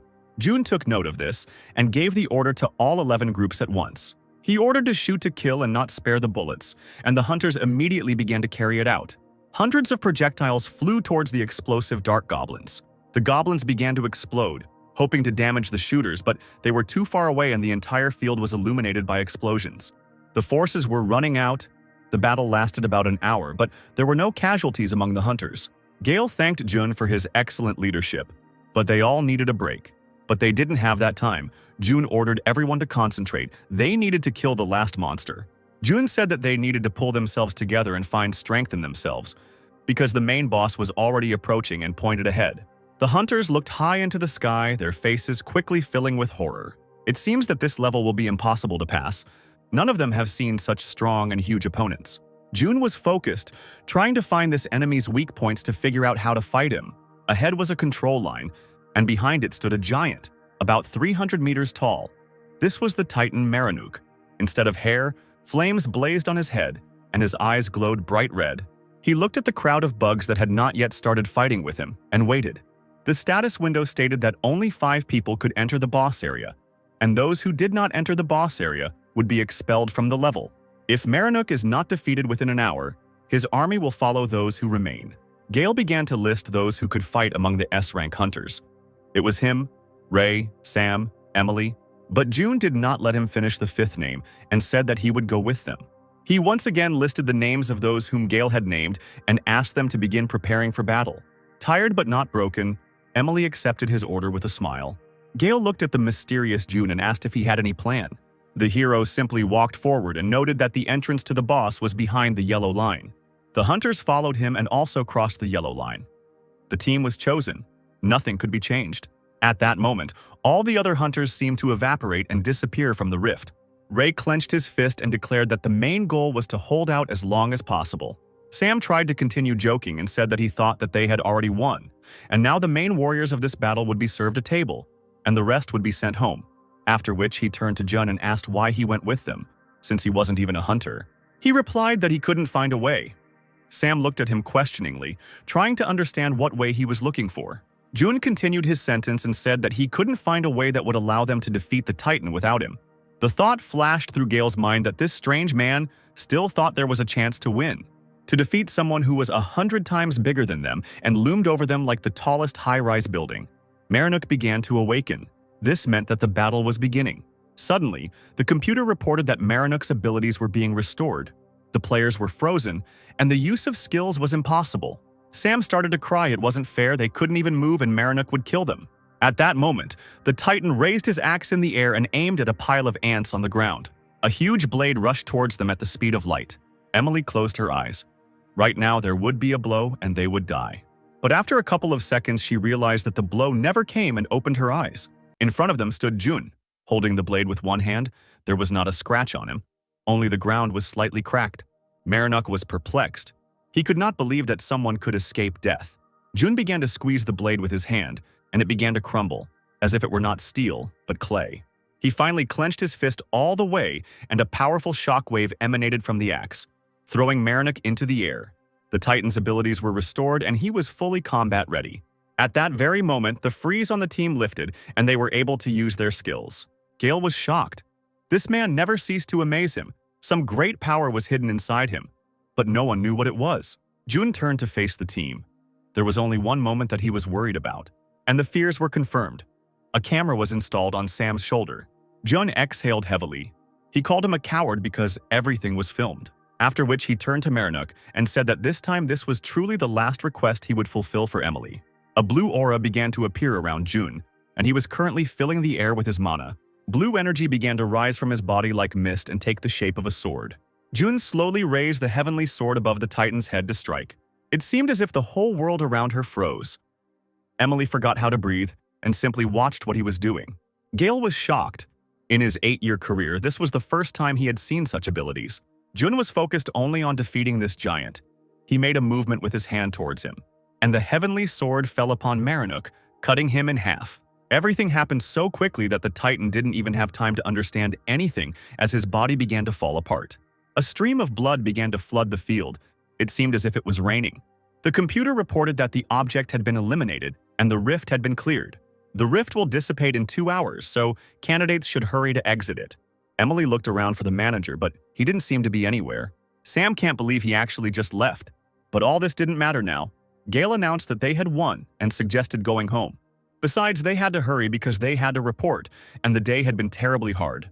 Ray suggested that everyone get a drink at the bar today and turned to Emily, to which the girl said that she had a date today. Gale was happy to hear these words. Jun was already in the center of Seoul and was heading home. He called Jill and said that he was free. The hero asked what she would like for dinner, with Yoji shouting in the background asking for pizza. The information system reported that the state of emergency had been lifted, but June continued to discuss the upcoming dinner. June was walking home and had no idea that a couple of hours before his return, the city was also quite restless. A couple of hours after June left, Jill offered the dragon dinner. Yoji wished her bon appetit and attacked the bowl of ribs. While the pet devoured one rib after another, Jill completely lost her appetite. She was worried about her father and hoped that everything would be okay with him. Yoji reached for June's plate and asked if he could have his portion since he wasn't likely to be back anytime soon. The girl quickly lifted the plate. Yoji began to shout that the gentleman was invincible and would definitely return home. He began to parody the moment when June closed himself off from his flame and called his power crazy. Jill placed the plate in his paws and told him he could eat it because there were still some braised ribs left. Suddenly, the whole house shook, and Yoji had to balance to save the food he had just gotten.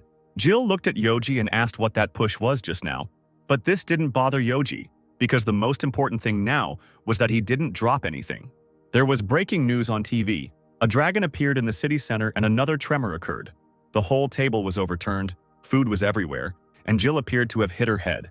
Yoji sat on the table, covered in sauce and crying, because he had dropped his ribs. He turned angrily to the TV, looking at the one who was to blame for this. And a second later, he flew out the living room window, heading towards the city center. Jill tied her sneakers, annoyed that this dragon only caused problems when her father was not home. A huge rift opened in the center of the city from which a dragon emerged. The dragon was in no hurry to attack. At the moment, he was simply studying the situation. The rift team was already there. Greg shouted that the Mizai Guild had finally arrived. Alan, Mira, and William moved towards the rift. From that moment on, this place was under their control. William approached the guard and asked what rank this dragon had. At the moment, it was the same rank as Masalis, but the numbers could increase. Mira pulled the bowstring and aimed the arrow towards the dragon. Alan tried to stop her in a panic, but the girl believed that while he was standing still, it would be better to take away one of his eyes and simplify the task. Nate hurried towards them and asked them not to make hasty attacks because the dragon could become enraged, and there were still many civilians nearby. He shouted that he understood her anger, but attacking right now was a mistake. At that moment, the dragon was staring intently at something. The hunters tried to find the object of his interest and looked in the same direction. Nate didn't notice anything unusual and asked if there was anything in the sky that might have attracted him. Suddenly, a red star blinked in the sky. No one had seen it before. It was Yoji, running at the speed of light to get revenge on the one who had deprived him of another portion of ribs. At the moment of landing, he changed shape and turned into a huge red dragon. Yoji was much larger than the dragon that emerged from the rift. The crowd froze. It was simply impossible to believe that there were two dragons standing right in the center of the city. Greg, hiding behind Nate, asked if he thought they had seen this red dragon before. At first, Nate didn't understand what the boss was talking about, but then he noticed the number 1 on his forehead.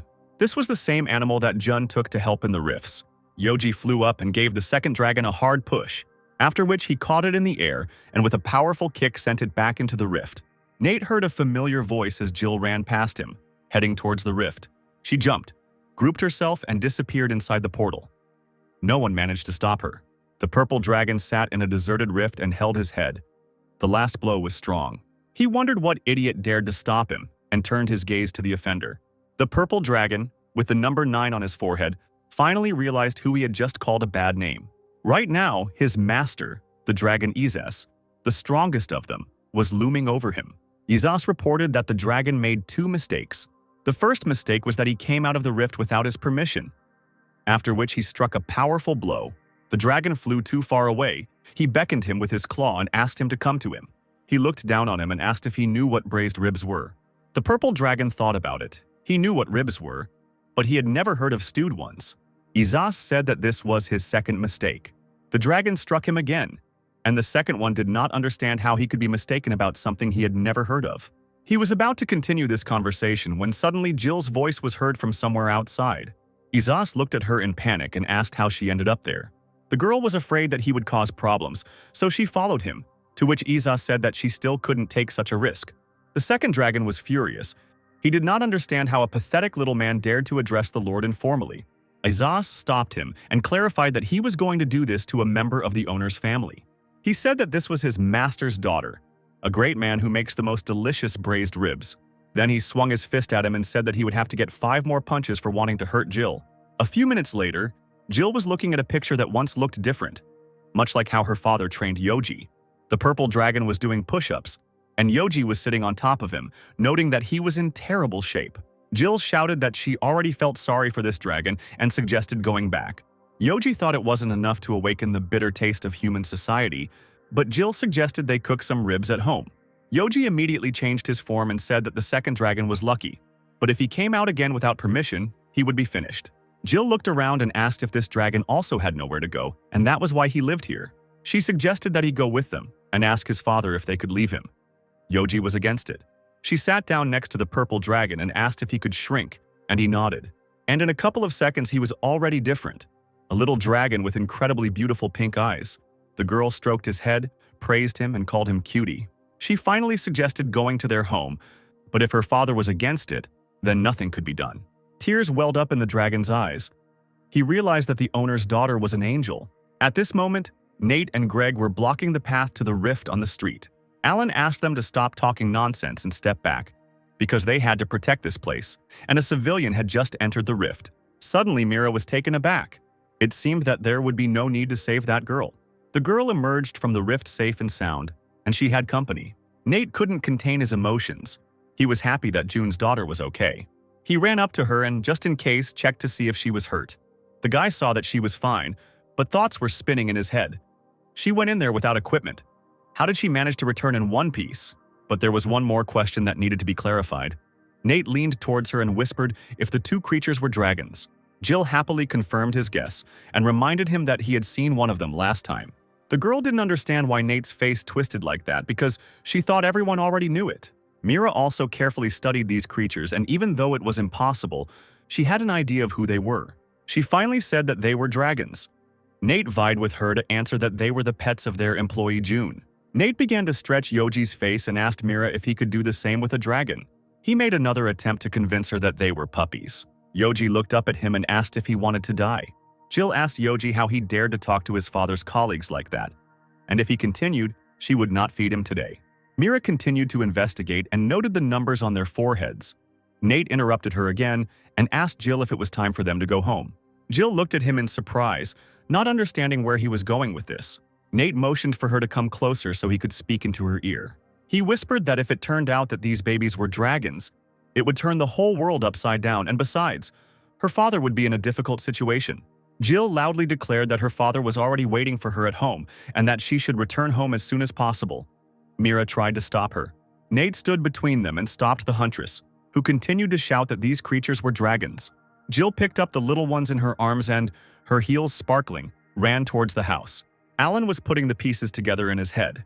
June was the guy they met in the rift, and these two of his pets were dragons. And even though he had most of the details of this picture, he still couldn't put them together. Jill had already reached the house and was trying to tidy up the house, which was in chaos. Yoji continued to run after the dragon and shouted that it was because of him that he didn't get to eat his ribs. The girl made another attempt to calm them down and noted that the house was in a terrible state and needed to be tidied up before her father arrived. Yoji finally took a break, thought about the consequences of the devastation, and said that he himself was going to start cleaning up. Jill looked at him and asked if he could handle it on his own. The dragon immediately armed himself with a broom and a rag, ready to fight the mess. A couple of minutes later, he was flying around the apartment on a robot vacuum cleaner, and Jill was amused by the whole picture. Suddenly, the phone rang. She took it out of her pocket. It was her father. June announced that he was finished with work and was heading home, then asked what she wanted for dinner. A joyful Yoji shouted into the phone that he wanted pizza, to which the hero replied that no one asked him. The dragon was upset that his master always ignored him, because he tried so hard to behave well. June hung up and decided that eating pizza was a great idea. His attention was drawn to a screen showing the news and announcing that a dragon had appeared in the city. There were two dragons on the screen at once. One of them was Yoji, but the second one he had never seen before. He sighed heavily. It seemed that while he was gone, his pet had managed to cause trouble. 30 minutes later, June was already home with a box of pizza, and Jill was waiting for him. He told her that he was fine, and that she shouldn't worry. Suddenly, Yoji flew out into the corridor, hugged him by the leg and started shouting that his master was the best. June assessed the situation. Jill was fine, and the house was intact. He turned to the dragon and informed him that, fortunately, he would continue to live. A second dragon peeked out from around the corner, shocked that with just one glance this man could subdue the crazy tyrant Isaias. He must have been a great man indeed, since Aziz himself calls him master. The dragon jumped out in Jun's path, fell into a bow, and said that he, the ninth dragon, Carciel, would now worship him. Jill looked guilty and asked her father if they could keep the dragon. She said that he was alone in a deserted place, and besides, Yoji also gets bored alone.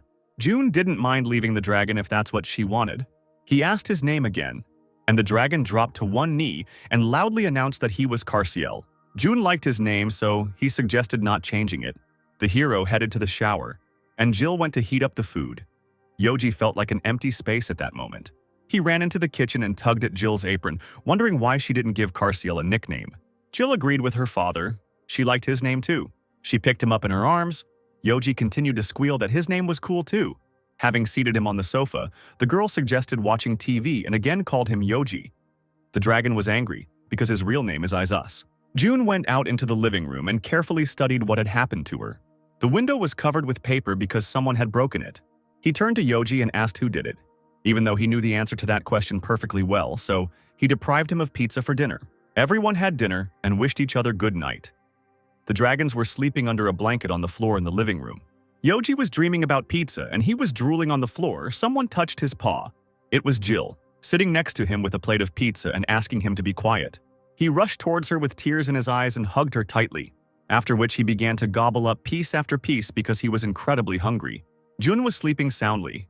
He had had a terribly difficult day today, which was finally over. Notifications continued to arrive on his phone, and it seemed like he was in for a tough day tomorrow. The next morning, the news reported 2 incidents from the previous day at once. 2 dragons in the city center and the most complex rift in history. The most talked about person was Jun, because thanks to his command, not a single hunter, let alone civilians, was harmed in that rift. He didn't like this explosion of popularity, but he was glad of the fact that at least no one came to their home. At that very moment, the intercom rang. Jill went to open the door, and Jun asked her to pretend that he was not home. Jill turned on the screen. The man standing there looked familiar. Suddenly, it dawned on her who this man was, and she screamed. Right in front of their door stood the president of the Hunter Academy, Adrian Chal. There was a tense, gray-haired man standing behind the door, waiting for the door to be opened for him. Jun shouted the command to rise, and the dragons lined up. He said that a very important person was about to come to them, so they needed to hide and not stick their heads out. Carciel showed with his whole appearance how much he respected his master. The hero liked how the second dragon extolled his orders. She hadn't experienced that in a long time. Yoji was angry. He was infuriated by the fact that the gentleman was falling for this acting game and not paying attention to him. Jill opened the door, and the president and his assistant entered the apartment, bowing deeply to Jun. Jun got straight to the point, asking where they got his address from. Adrian replied that he had personally been doing a long search.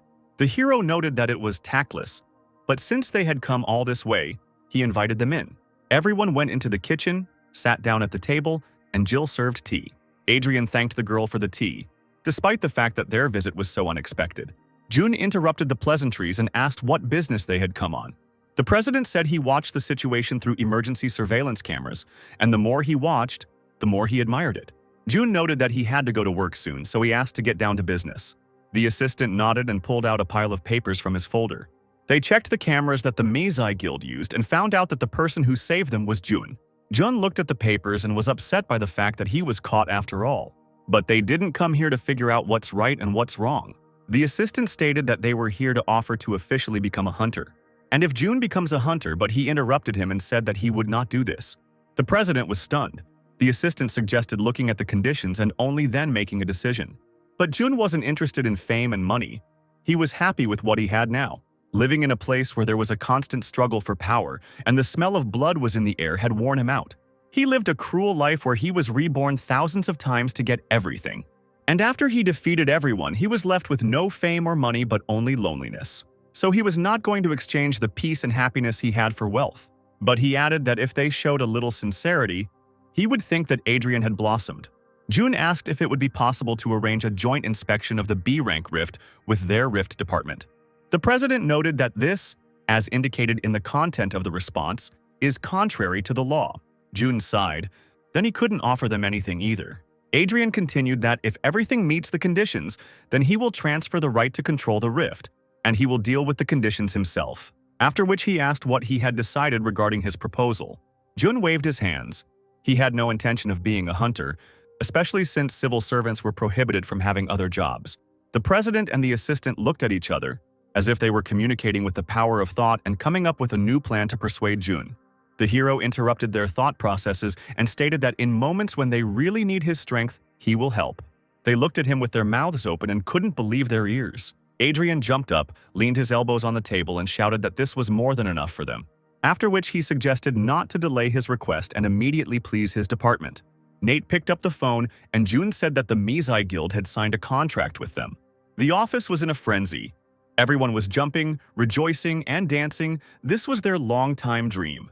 Greg performed the hottest dances, shouting that today was a corporate party and he would treat the entire department to beef.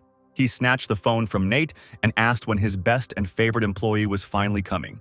Jun said that he would come to the department immediately after he finished the meeting.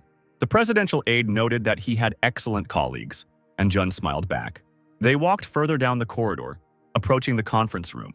They were waiting to meet with the invited hunter from abroad, who would soon be here. The invited hunter Richard just landed at the airport. He thought that taking the first place among the hunters from the Sword Emperor would be an easy task.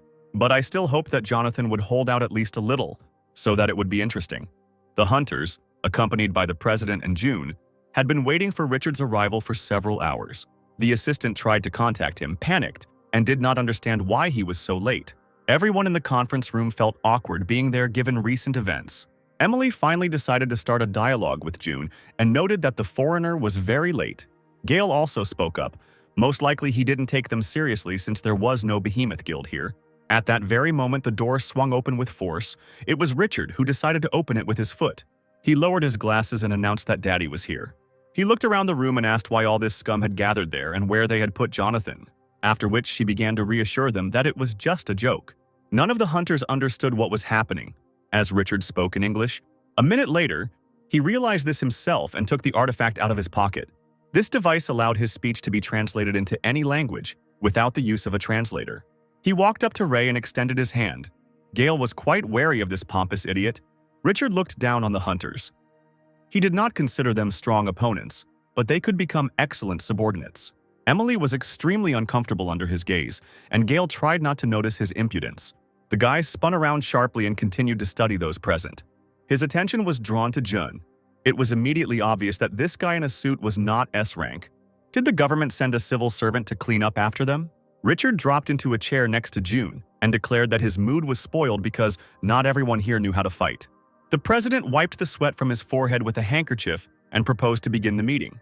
He said that 10 years ago, a huge hole appeared on Mount Sode, which was called the Core. In order to suppress the Core, Hunter Jonathan created the Behemoth Guild. Over the past 3 years, more than 20 dives have been completed. But suppression is still impossible due to the varying levels of difficulty. The assault team reported that the core seemed safe at first glance, but as soon as someone went beyond the 500-meter mark, the number of monsters suddenly increased. In addition, according to preliminary estimates, the monsters that appear there are above S rank. The Behemoth Guild has put forward a proposal to continue the level ranking and introduce the SS rank. Huge monsters lurk in the core at every turn, attacking on land, from the air, and in the water. So far, the Behemoth Hunters have not been able to advance very far. According to the estimates of the Academy of Hunters, it was found that at this rate, the conquest of the core is impossible even in a century. The aide added that everyone present was invited to be asked to join the attack. Gale asked the president how strong the monsters were compared to the final boss, Marinuk. Adrian exhaled heavily. They could only guess. Most likely, Marinuk was a child's toy compared to those in the core. Emily asked if Jun would go there with them, but that had not yet been decided either. Her last words shocked the foreign hunter. He didn't understand why everyone was so worried about this guy who wasn't even on the list. Richard decided to immediately remove all questions, pointed his finger at Jun and asked who he was. The president continued to be nervous and reported that Jun was the commander-in-chief of the S-rank Great Rift operation. Richard laughed, because if the man who looked like he would break if touched was a commander, then he would gladly kill him. Gale jumped up from his seat and asked him to repeat what he had said, but Richard remained focused on his goal. He hovered over him and told him that he had seen many weak guys who became commanders, and then died with a hole in the back of their heads from the allies. And if he doesn't plan to end up the same way, then he better get out of here. Jun just laughed, stood up from his chair and straightened his tie, after which he turned to him and asked if he could handle him with such little inner strength. The veins on Richard's forehead began to bulge as anger began to build within him. Then he grabbed him by the suit and raised his fist, aiming at his head. As Richard prepared to hit June, he stood motionless, without any emotion. In a second, Emily appeared between them, asking them to stop this circus. The foreigner asked again what was so special about this bastard that everyone was fussing over him. Emily stopped them because it was a public conference room, and ordinary people nearby could get hurt. In the basement of the building, there is a training room where you can freely fight with each other. Richard laughed even harder. Was it worth going somewhere far for a guy who would break from one push from him? He pointed at the presidential aide and asked if he would take them to the training room. The assistant leaned towards Adrian and whispered that at this rate Richard could get hurt. The president turned to June and asked if everything was okay, to which he merely nodded in response, after which Adrian headed towards the exit and said that he would take them there himself. Richard began to flex his fists and declared that although he was not into intimidating people, he would show this guy his place. And so, everyone present in the conference room went down to the basement training room. June promised that he would sort everything out and settle it himself. But even if he was lenient, Richard might get into trouble. Besides, the group leader will torment him if the training hall breaks down. The foreigner was ready for a fight, called Jun a suit, and suggested that he get down on his knees right now and beg for forgiveness. The only thing that irritated Jun was that this guy talked too much. Richard was seething. He promised that even if someone tried to stop him, it would be useless and he would kill the suit. Jun finally decided to end it and stepped into the training ring. Richard rushed towards him and tried to strike, but nothing happened. Another blow, and again it missed. It seemed as if he was 10 times slower than June. The hunter began to panic. He did not understand how the enemy was dodging his blows. June just continued to watch him suffer. Richard threw another dozen punches but still failed to hit. And at that moment, when the foreigner simply rushed at him, Jun took a step to the side and the guy flew down. After which, the hero struck him once in the shoulder. The team's mouths dropped open, not understanding what the implications of this might be. But Richard only froze, as if he had turned into a stone statue. The hunter lost his balance and fell like a stone onto the ring floor. June won another fight of his own, turned around and headed towards the stairs from the ring. He glanced at the resident and said that he hadn't hit him too hard, so he would wake up on his own in a few minutes. The manager checked Richard's limp body. Everything was fine, nothing was broken, he just lost consciousness. The president froze. He could not even imagine that they were faced with such force. Gale also finally confirmed his suspicions. This man really was on a completely different level. June approached the president and said that he was leaving because he had other things to do. The hero headed to the bar where his department was celebrating an important event, the signing of an agreement with the Mizai Guild. The West Department rejoiced, and the chief treated everyone to drinks and beef. A girl from their unit asked why they were looking for Jun from the academy. Did they really want to recruit him? The manager replied that they only had one request, at which point Greg and Nate breathed a sigh of relief. Just in case, the boss reminded him once again that Jun shouldn't leave and abandon them. He smiled in response and agreed with his words. Nate didn't understand why the Mizai Guild, a recognized A-rank guild, wanted to sign a contract with the city hall, and Greg still felt uneasy about this news. He added that it seemed that these hunters would not listen to them, but would simply laugh. The boss asked June if he would take on Kate and one of the new hunters. The answer was yes. He asked to take care of Kate so that she would not feel alienated. The entire department was looking forward to tomorrow, as they were sure that the huntress would enjoy working shoulder to shoulder with the Mizai Guild. And so the next working day came. Everyone was expecting new hunters to arrive, but the atmosphere in the office was tense. From the very morning, Kate stood her ground. She would not work with other hunters. The staff were stunned. They didn't expect such an answer from her. The girl noted that she could protect Jun herself, so the department did not need additional team members. Nate tried to convince her otherwise because no matter how strong Kate was, you can't stop 10 opponents with one hand. After which he asked a logical question: what will happen to the manager if the monster attacks from behind? Memories flashed through his mind. Considering what had happened some time ago, he was right. June knew what to do and reported that he was fine and that Kate was now in no way inferior to the A-rank hunters. He looked at her with his mesmerizing black eyes and waited for an answer. Kate was pleased by his words. She was embarrassed, but agreed with him. It seemed the conflict was resolved. Kate agreed, and Nate thanked June with his eyes. Suddenly, the door to the office opened, and a guy entered and announced that the Mizai Guild had arrived. The staff started running around in a panic. They needed to prepare tea, and it wouldn't hurt to clean up. The chief stopped the chaos with his hand and asked the fault handling department to gather around him. He gave a speech that the department was, of course, grateful that the Mizai Guild was signing a contract with them, but there was no point in groveling before them. after which he added that if they oppress anyone, they should immediately report it to him. He will sort it out. Nate was shouting that their boss was cool, and June just smiled silently. And then the members of the Mizai Guild entered the door. Alan, Mira, and William. Greg ordered the staff to put strength into their gaze and not to be nervous, but he himself was terribly nervous. The hunters confidently approached them, and Greg and Nate tried to remain calm and look brave. Alan towered over Greg and asked if he was the head of this department. He hesitated in response, muttered something unintelligible, and only at the end said that he was the boss. The hunters bowed low and greeted him. Nate and Greg, who were watching what was happening, opened their eyes wide. The boss whispered to Jun why they were so disciplined, but he didn't know the answer. Alan stood like a tin soldier. There was no room for error. Memories of the academy president negotiating this job with them came flooding back to him. He asked to serve June unquestioningly with all his heart. And if the relationship between the president and the manager deteriorates, it will be entirely their fault. All Alan was thinking about was that June wouldn't remember how he insulted him in the rift. June suggested that the hunters sit down while he made them some tea, but Alan and William suggested pouring the tea themselves. But this would put him in an awkward position if the guests were busy with tea. The hunters trembled again. The manager asked me to simply read the contract carefully and familiarize myself with the terms before putting the stamp on it. Alan hesitated for a second, then ordered his partners to quickly sit down at the table. In a moment, all three were in their places and waiting for the papers to be brought.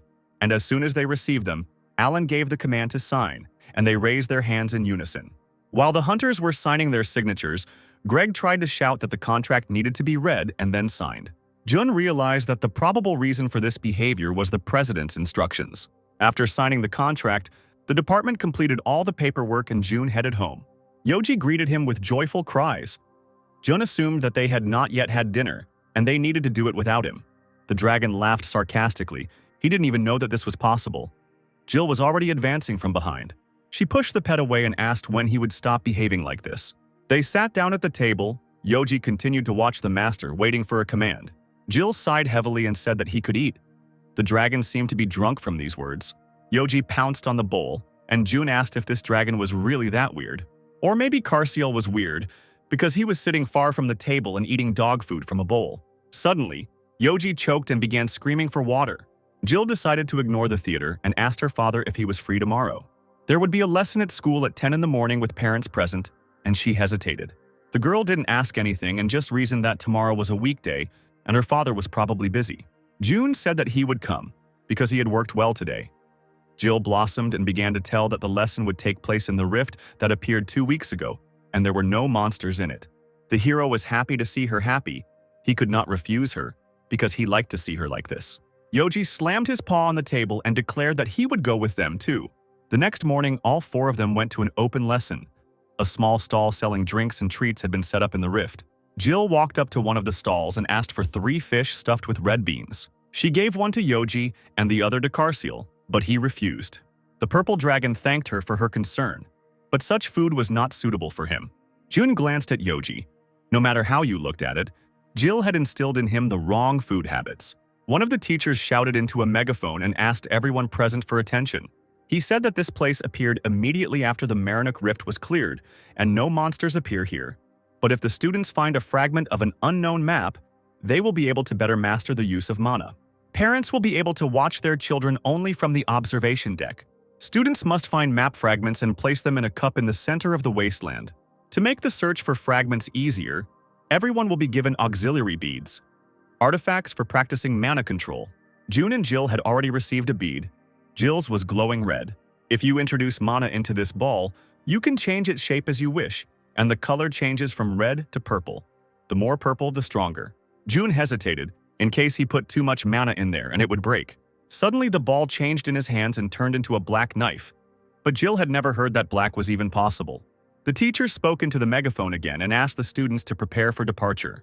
Jill waved to her father and the dragons and went on her mission. June waved to his daughter when he suddenly felt something strange. There was incredibly powerful energy in the wasteland where the bowl was located. It seemed to come from the cup that was there. He couldn't let Jill get into danger and decided to test something by releasing some mana into the cup. Vibrations began to spread through the earth, and the bowl began to emit purple energy. June couldn't understand how the cup was able to absorb his energy.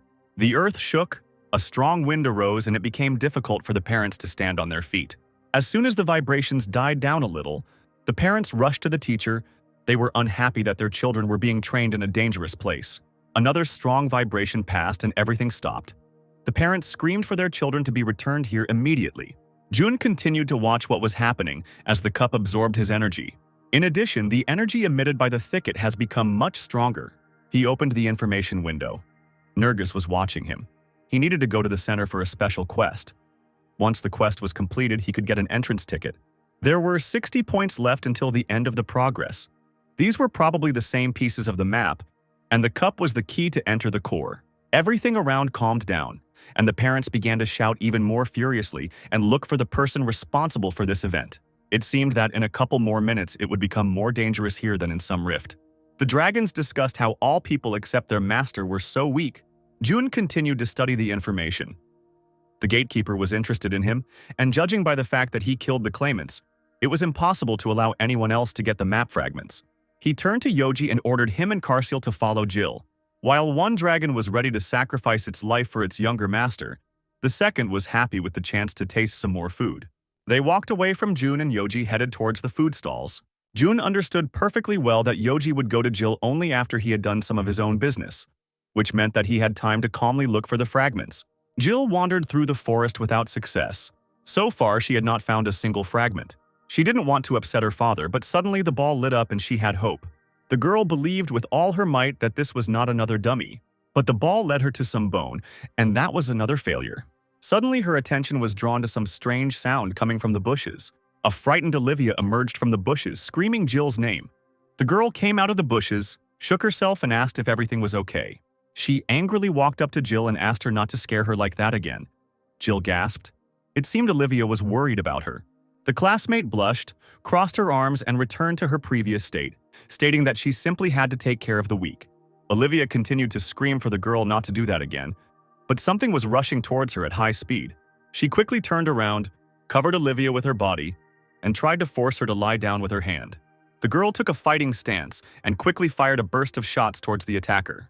The number of shots raised dust around, through which two figures could be seen. The haze cleared and Yoji appeared from it, rubbing the place where the shots had been fired and asking what kind of stupid bugs were in this forest. Olivia finally saw the dragons and realized that one of them was the same pet she saw last time. Yoji rubbed his nose and asked Jill why she was lying on the ground. The girl also finally opened her eyes and did not understand what these two were doing here. The two little warriors clenched their fists. They decided that Olivia was hurting Jill. Olivia felt something strange. Some strong energy did not allow her to move. Jill lightly poked her finger at Yoji and asked him to calm down, because Olivia was her friend. And at their last meeting, she called him very sweet, after which she ordered him to go and apologize for his behavior, but the dragon refused. The girl added that then he would also eat food like Karsiel. A second later, Yoji was kneeling in front of Olivia, apologizing and promising that this would never happen again. Karsiel began to lament that he should have first assessed the situation and only then taken action. Olivia was amazed at how skillfully Jill controlled these monsters as if they were pets. Suddenly, Jun appeared behind her, interested in what had happened to them here, after which he added that he just wanted to check if everything was okay. A terrible chain of events formed in Yoji's head. If the master found out that he had only just arrived and had also attacked her friend, the consequences would be terrible. Jun asked Jill if Yoji protected her well. The dragon rushed towards the girl, covered her mouth with his paw, and assured the master that everything was fine. Then he walked over to Olivia, put her hand on his head, and told her that the girl's friend was okay too. Jun watched him closely. He knew that this creature had only recently arrived here, but, luckily for Yoji, Olivia hugged him and confirmed his words. While the girls were busy with the dragons, Jun opened the status window. By this point, he had found all 66 map fragments. He put them in his pocket and thought that if he returned here in the evening, he would be able to remove the seal from the cup. The hero walked towards the girls and said that it was time to gather and they needed to go back. Jill began to burst into tears because she had not found a single fragment. Jun encouraged his daughter. This time she was just unlucky. Next time everything will definitely work out. They were already at home, had a delicious dinner, and were getting ready to watch a movie together, but Jun was getting ready to go somewhere. Jill asked him in surprise where he was going at 10 o'clock in the evening. The hero said that he would return very soon, but Jill still did not want to let him go. She begged him not to go anywhere today, and there was fear on her face. He turned to the dragons sitting near the TV and understood everything. She was too scared of the horror movie. At that very moment, Yoji and Jill grabbed his legs and started crying so that he wouldn't leave. He asked everyone to be quiet, and an idea came into his head. Jun froze over Yoji and clarified that in fact he wasn't the least bit scared, and as punishment for his behavior, he will take the dragon with him. Jill then began to beg him to take her along, but it was too dangerous, so he would not take her with him. And in return, he promised to return quickly. The girl was interested in how quickly he would do it. Her father said that the taxi ride there and back would take only 2 hours. She howled again. If this took 2 whole hours, then he really might faint. And when asked what time would suit her, she held up 2 fingers and said 20 minutes. Yoji laughed and asked if she had a conscience, how she imagined a distance of 2 hours and 20 minutes. She loomed over him with the most terrifying expression on her face, as if his life depended on the answer to the question about time. June stroked the girl's head and promised to come as soon as possible. Besides, Carciel stays with her. He is not afraid of anything and will be by her side all the time. The door slammed shut and Jill grabbed Carciel and began to sob in fear. June chose the fastest way to get to the place. He took Yoji in his arms and rushed towards the rift with big jumps. Yoji suggested riding on him, as it would be even faster, but it was too noticeable. The dragon fluttered in the wind like a flag and wondered where they were going. June said that there was a monster in the rift where they were during the day, and they needed to deal with it in about 5 minutes because Jill was at home and she was scared. The dragon thought, whoever can last 5 minutes in battle with June is a god or a monster. Literally 10 minutes later, they were already in the rift. June was heading towards the treasured cup. Yoji noticed that there really were no monsters here, and that was strange. June asked him to wait a bit and threw the collected fragments into the cup. The cup vibrated and began to emit clouds of purple light. The dragon hid behind Jun. It all looked like a scene of a monster appearing, and if the light appeared, it would be perfect. At that very moment, light burst out of the ground, blinding the heroes. The little ball of light began to take on the shape of a fairy from a children's book. The fairy carefully studied Jun and Yoji, because it was they who freed her from the seal. She explained that she was the administrator in charge of the tutorial and that she was responsible for checking the qualifications of the applicants. Yoji chuckled and asked sarcastically what that flying thing was. The fairy screamed. The dragon Isus was standing right in front of her, although she was sure that the dragons were now deeply asleep. These words gave Yoji even more confidence, and he suggested catching this thing and returning home. Nergis retreated. She was only a center guard of the lowest rank, and she couldn't handle Isus. She asked him to stop and asked if he was the dragon born in the center and why he listened to the orders of a common man. The dragon did not understand what he wanted from him and what difference it made where he was born. Yoji was furious, no matter how strong he was, but none of his opponents fed him braised ribs anymore. Jun glanced at the timer on his phone and asked if there was anything else Nergis could tell them. He had absolutely no time for chatter. He took out the auxiliary ball and began to fill it with mana. The ball began to fill with black and blue energy, and after a couple of seconds it turned into a huge sword. He was already swinging it to strike when suddenly the fairy began to squeal and beg for mercy. Nergis screamed that if they killed her, they would not be able to continue the attack on the center. Jun lowered his sword and asked why he couldn't attack. The fairy explained that if the tutorial administrator disappeared, then the path to the next floor of the core would be blocked. But the hero didn't care. All he had to do was hand over the entrance ticket to the academy. Nergis fell at their feet, begging for forgiveness and apologizing for her impudent behavior. Suddenly, a mysterious bag appeared in front of them, and the status window reported that the hero had received Nergis recognition. Jun released the sword and it stuck into the ground next to the fairy.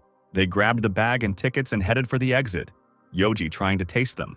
Nergis closed her eyes and waited for the outcome. They had received a ticket, so they could kill her right away. She opened her eyes slightly because it was too quiet around. The fairy straightened up and watched as Jun took the bag in one hand, the dragon in the other, and simply walked away. Jun was only thinking about handing over the tickets and that would be the end of his job, and let the hunters deal with the rest. At this time, at the entrance to the center, the Behemoth Guild was trying to figure out when they would finally find the real entrance. Jonathan reported that this time their expedition was over and they needed to return to report everything to the president, after which he added that reinforcements would soon arrive and his team would feel a little better. Ricky asked the Sword Emperor if they would send newcomers to help them. Jonathan clarified once again that these would be reinforcements, hunters who belonged to other guilds, so there was no point in even thinking about being unceremonious. Ricky claimed that even his mother doesn't nag that much. Chloe asked if that's why he has such a terrible temper. He immediately turned to the girl and noted that for her statements, he would write a statement for insulting her parents. The next day, the Rift department got a call. Nate spoke to someone and said that he would pass everything on to June. After hanging up, he asked Jun if he had taken the basic Rift training. June said no. Then he should do it next Monday, as lectures will be taking place at the Hunters Academy. June nodded, because this trip was a great opportunity to take the entrance ticket to the president. Kate cried out that she had a rank assessment the following Monday, to which June then suggested going together. The girl beamed and asked if they could have dinner together after that. June remembered that a couple of weeks ago, he had promised her a dinner together, just the two of them. He happily agreed, and Kate suggested meeting at the entrance after they were both finished. The following Monday, June went to training lectures. He had already sat through the morning class, and the lecturer dismissed them for lunch, asking them not to be late. June grabbed the bag he had retrieved. Now was the time to hand over the entrance ticket. He approached the president's office, but someone was already there, and an assistant had already noticed him. The assistant quickly ran up to him and told him that if he needed anything, he could just call. Jun reassured him and said that he was here for basic training anyway. The guy looked at him in bewilderment. Why would a person like him need to undergo training? June just handed him the bag and asked him to pass it on to Adrian. The hero headed towards the elevator, saying that they were already waiting for him at class. The assistant opened the bag and a pink light appeared from inside. He took out a strange paper and couldn't understand what it was. In the classroom, the lecturer had already begun his afternoon lecture. The girl sitting next to Jun watched as he diligently wrote everything down. She decided to start a conversation and asked why he was using his free time so stupidly. Jun said that he was quite inexperienced in working with riffs, and his memory was not very good, so it was better to write everything down. The girl lay down on the desk and declared that no matter how hard they tried, the attitude towards civil servants would still remain terrible. They were not some Mr. June. And after he asked again who she was talking about, the girl screamed, "How could she not know the famous June? This is a famous person who has proven that even an ignored and despised civil servant can be respected by everyone. He cleared an S-rank dungeon with 0 deaths and broke the arrogant hunters," after which she added that she would really like to get his autograph. The door to the lecture room swung open and the president's assistant walked in. The president was standing right behind him, and an assistant was pointing his finger at June and shouting that he had actually come for basic training. The president apologized to the lecturer and said that he had come there on very important business. June thought the president should have realized that he didn't like to attract attention. Adrian approached the desk and hung over the hero. The other civil servants asked what this guy had done wrong. The president apologized to Mr. Jun for his sudden visit. At that very moment, the civil servants in the audience turned into little children who had just realized that the very same civil servant was standing in front of them. Jun exhaled heavily. It seemed he wouldn't be able to listen to the rest of the lecture. He stood up and walked towards the lecturer, apologized, and asked permission to leave. The lecturer was puzzled as to how he could refuse such a person, but just in case he allowed him to do so. The entire lecture hall watched the men with surprised glances, and the company headed to the president's office. The girl sitting next to him couldn't believe that it was June himself sitting next to her, and she thought that he was just a handsome and strange guy. The door slammed shut, leaving everyone to ponder the recent scene. June informed the president that if he did so, their cooperation might be difficult. Adrian apologized again, but the entrance ticket was so important that he simply had no choice. And he also promised to apologize to all the observers for this scene. June watched him carefully. It seemed that he still understood his words, but something needed to be done so that this would not happen again. Adrian opened the door to his office. He knew that such an appearance would cause inconvenience, but there was simply no other way out. The Behemoth Guild members, who had just returned from the center, were already sitting in the office. Chloe looked at June in surprise and did not understand why an ordinary person came to meet them, while Jonathan knew the person who entered very well. The Sword Emperor jumped up to the manager and began to shake his hand. He had no idea that June was the person who found the entrance ticket. Moreover, no one knew that the entrance ticket could be located in a completely different rift. Chloe asked Ricky if he was going to stand up and say hello properly. He turned the entrance ticket over in his hands. Did everyone really think it was not a fake? The president shouted at him, asking him to stop immediately and apologize to Jun. But he just called him a lanky guy and added that if he was lying, he wouldn't get rid of him so easily. Adrian screamed even louder, his behavior crossing all boundaries. Jonathan and Chloe also tried to calm their partner down and apologized to June. June chuckled. Ricky looked like a low-class bandit at the Murim market. The hunter began to roll up his sleeves and fill them with mana. He was annoyed by the fact that while Jonathan was talking, someone was allowing themselves to laugh, after which he himself began to laugh, noting that civil servants always hide behind the backs of hunters and therefore do not know what pain is. Ricky offered to personally demonstrate to the civil servant how scary he was and pointed a gun at him. The tip of the spear stopped a few centimeters from Jun, but he did not move. Ricky asked him if he was beginning to understand who he was trying to fool, after which he put away the weapon, patted him on the shoulder and asked him to relax, because he would not hit a government employee. Adrian watched Ricky's disgusting behavior and didn't know what to do at the moment. Ricky stretched and said that now he also had to deal with re-educating scammers. Jun turned to the president and told him that he had raised his puppy too poorly. Chloe and Jonathan froze. On the one hand, Ricky really behaved terribly. On the other hand, these words will lead to a new conflict. Ricky became furious and asked if Jun wanted to die at the hands of this puppy. He just smiled in response. He was sure that this guy would not be able to cope with his strength. Ricky froze. He didn't understand what was happening to him and couldn't move. Jun released another wave of mana, and the hunter fell to his knees in front of him, after which he began to choke and with his last strength begged for mercy. The hero said that he would let him get away with it, but asked him to remember that there would be no second time. The manager walked around him, sat down on the sofa, and Chloe tried to bring her partner to his senses. Jonathan was shocked. This guy subdued an S-rank hunter with just energy. Jun asked if he could hear the reason for his invitation. Adrian knew that the hero didn't like long, convoluted conversations, so he said it straight out. He was asking to become a member of his squad to attack the center. Without thinking at all, Jun replied that he would not join the attacking force. The president knew that it was useless to fight him, so he simply thanked him for the entrance ticket. And he handed him an envelope as a token of gratitude for everything he had done for the academy. Jun was even more upset because civil servants are fired if they take bribes. Adrian waved his hands and tried to assure him that this was not a bribe, but simply gratitude. However, Jun still wanted to maintain good relations with the Hunter Academy.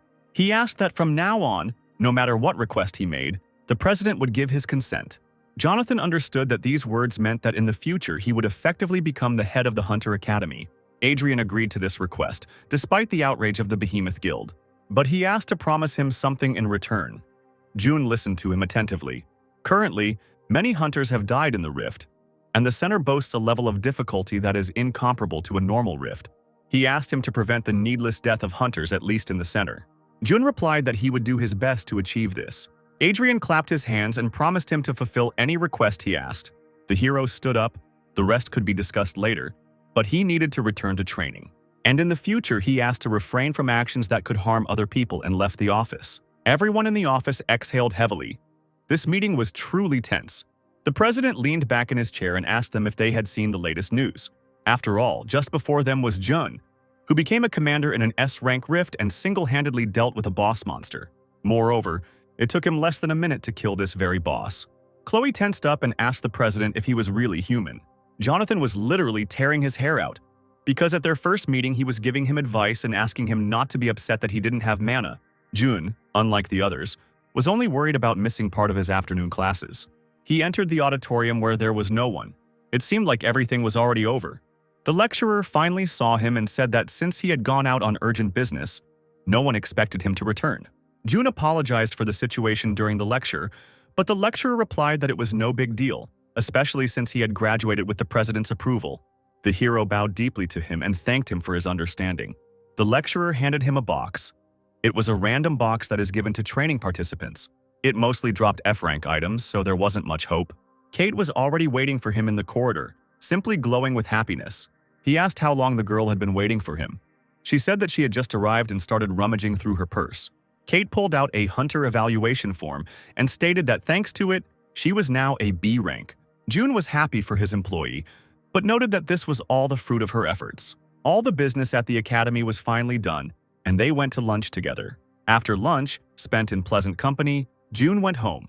The entire household gathered around the box that Jun had received during his training. The hero offered to open Jill's box, but the girl refused. She had opened them several times already, but because of her shitty hands, she only got low-ranking items. Yoji burst out laughing and repeated over and over that she had shitty hands, and the girl ran after him, screaming that the expression meant bad luck. Not what he thought. Jun decided not to delay and opened a random box himself, which began to emit a red light. Jill noted that there should at least be a yellow light, otherwise it's a dud. Suddenly, the box began to gain strength and glow even more. The light changed to a light blue and enveloped the room. something Jill had never seen before. But the light did not stop and continued to change, now becoming purple.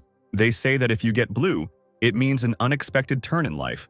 But purple is the level of the 9 o'clock news. Jill asked if her father was being too indifferent to what was happening, but he only noted that it all looked good. Music began to play from the box, and a voice announced that a spiritual heritage had been discovered. Jun didn't understand whether this was good or bad because he didn't feel any special power. He was holding a beautiful emerald book in his hands, and the status window said that it was an encyclopedia dedicated to the center, which would increase anti-magic power as the study progress increased. Jun thought, it was strange that he received a spiritual heritage dedicated to the center. If we are talking about the same center, Nergis said that dragons were born in the center. Jun turned to Yoji and asked if he knew what it was. The dragon did not know. He gave him a nasty look, suspecting him of hiding something, but the dragon really didn't know. Carciel also clarified that he knows nothing about the center. He was definitely born there, but he doesn't remember anything. Jill said that this box usually drops items up to S rank, and she hasn't heard anything about legacy items. Carciel thought that this was the first time he had seen the gentleman so interested in something. Is the owner really going to go to the center? Yoji lost interest in the book, since it was not something edible, and decided to go to bed. Jill went after him because he had promised to brush his teeth before going to bed that night. Jun stood up and announced that he would make sure the teeth were brushed. At that very moment, Yoji clung to Jill and screamed that he was ready to brush his teeth and wanted to do it with her. But Jun took him by the wings. For today, this task will be done together with the main owner. The hero picked him up and headed to the bath, while Jill and Carciel wished him luck. The next morning, the dragon sat in front of the TV and complained that all the dramas were the same lately. Yoji was even more outraged and asked the writers to come up with something new, continuing to switch channels. Suddenly, their attention was drawn to the sound of the front door lock opening. Carciel noted that the younger master was currently studying, and the older master never returned so early. Could it be that thieves had come to visit them? Yoji flashed his fangs. He hadn't exactly relieved the stress of brushing his teeth the night before. The door opened, the dragon screamed that he would bring justice upon the thief and flew towards him. Suddenly, he crashed hard into the hand of the one who had just burst into their home. It was Jun, who was very curious about what this dragon was doing again. But what interested him most was his words about yesterday's stress. The hero squeezed his muzzle a little harder, and the dragon screamed that he didn't mean anything bad. While Jun continued to hold Yoji, Carciel calmly walked out into the corridor and bowed to his master. The three of them finally headed to the kitchen, Yoji wondering why he had returned from work so early. And, without waiting for an answer from the owner, he began to shed tears because of his dismissal. Jun reassured him that it wasn't like that. He just had a business trip to Kanwodo that evening, and he came to pack his things. Carciel only listened attentively to their dialogue, not daring to interrupt it. Jun said that he would cook a little later, but for now he would go and clean up. He decided to start with his bedroom, but when he looked in, he realized that it was perfectly clean. Then it was decided to forget about cleaning, and at least do the laundry. But after the hero looked into the laundry room, and this business was completed. Carciel said that when the senior master goes to work, the junior master does all the housework and goes to school. Jun knew that Jill was very different from ordinary schoolgirls, but he didn't expect it to be so different. Then there was only one thing left for him to do: cook. Jun had almost finished dinner, and Jill had finally returned home. He tried a spoonful of what he had prepared and was glad that the girl was home. Jill was shocked. She didn't expect her father to come home so early. Jun said that he was going on a business trip that evening, so he decided to cook dinner. The girl sat down at the table and wished everyone a bon appetit. He also wished her bon appetit and asked why she didn't ask for pocket money. The girl said that she had already received pocket money. Last month, he had given her a whopping 720,000 won. Jill said she bought a vacuum cleaner, a dryer, and began to account for her food expenses. Jun interrupted her. This was money for living, and he meant personal money that she would spend on herself. He explained, for example, that she might need money to go out with friends. Jill replied that she preferred spending time at home with Carciel and Yoji. Jun only added that sometimes you need to have fun with the guys to find friends and asked to be sure to tell her if she needs personal money. After which he threw on his coat, took his bag, and said that it was time for him to leave. Yoji was drooling, because now the master's food was his food. He gloated over Carciel because he could not understand his joy, because he only ate food. But Carciel had already disappeared from his place. Jun was walking through the area when suddenly someone behind him shouted for the owner. He didn't think it was him being called, but he decided to turn around anyway. A girl ran after him and asked him to go on the trip together. The girl finally caught up with him and stopped in front of him. She asked the owner to take her with him. June looked closely at the girl and did not understand who she was. A little girl with purple hair and pink eyes revealed that she was Carciel. The dragon added that he didn't like the image because it was uncomfortable, but he felt it would attract less attention. The crowd continued to watch as the little girl called the man master. June noticed the displeased looks of those around him watching them closely. He hugged Carciel from behind and suggested that they first move to another place. At that moment, a heavy male hand fell on June's shoulder and stopped him. The man said that his place was at the police station, but the hero tried to convince the man that all this was not what it seemed. But the man was not reassured by these words. He asked him to follow him calmly because he did not want to shed blood in front of the child. He held Jun by his coat and said that if the girl had not been there, he would have died at his hands long ago. A child's hand squeezed the huge man's throat with force. The girl was interested in how the pathetic little man allowed himself to be so impudent in a conversation with his master. June asked Carciel to stop, but he was sure that the man had crossed the line. The hero exhaled heavily. If they stayed here, everything would only get more complicated. He decided to take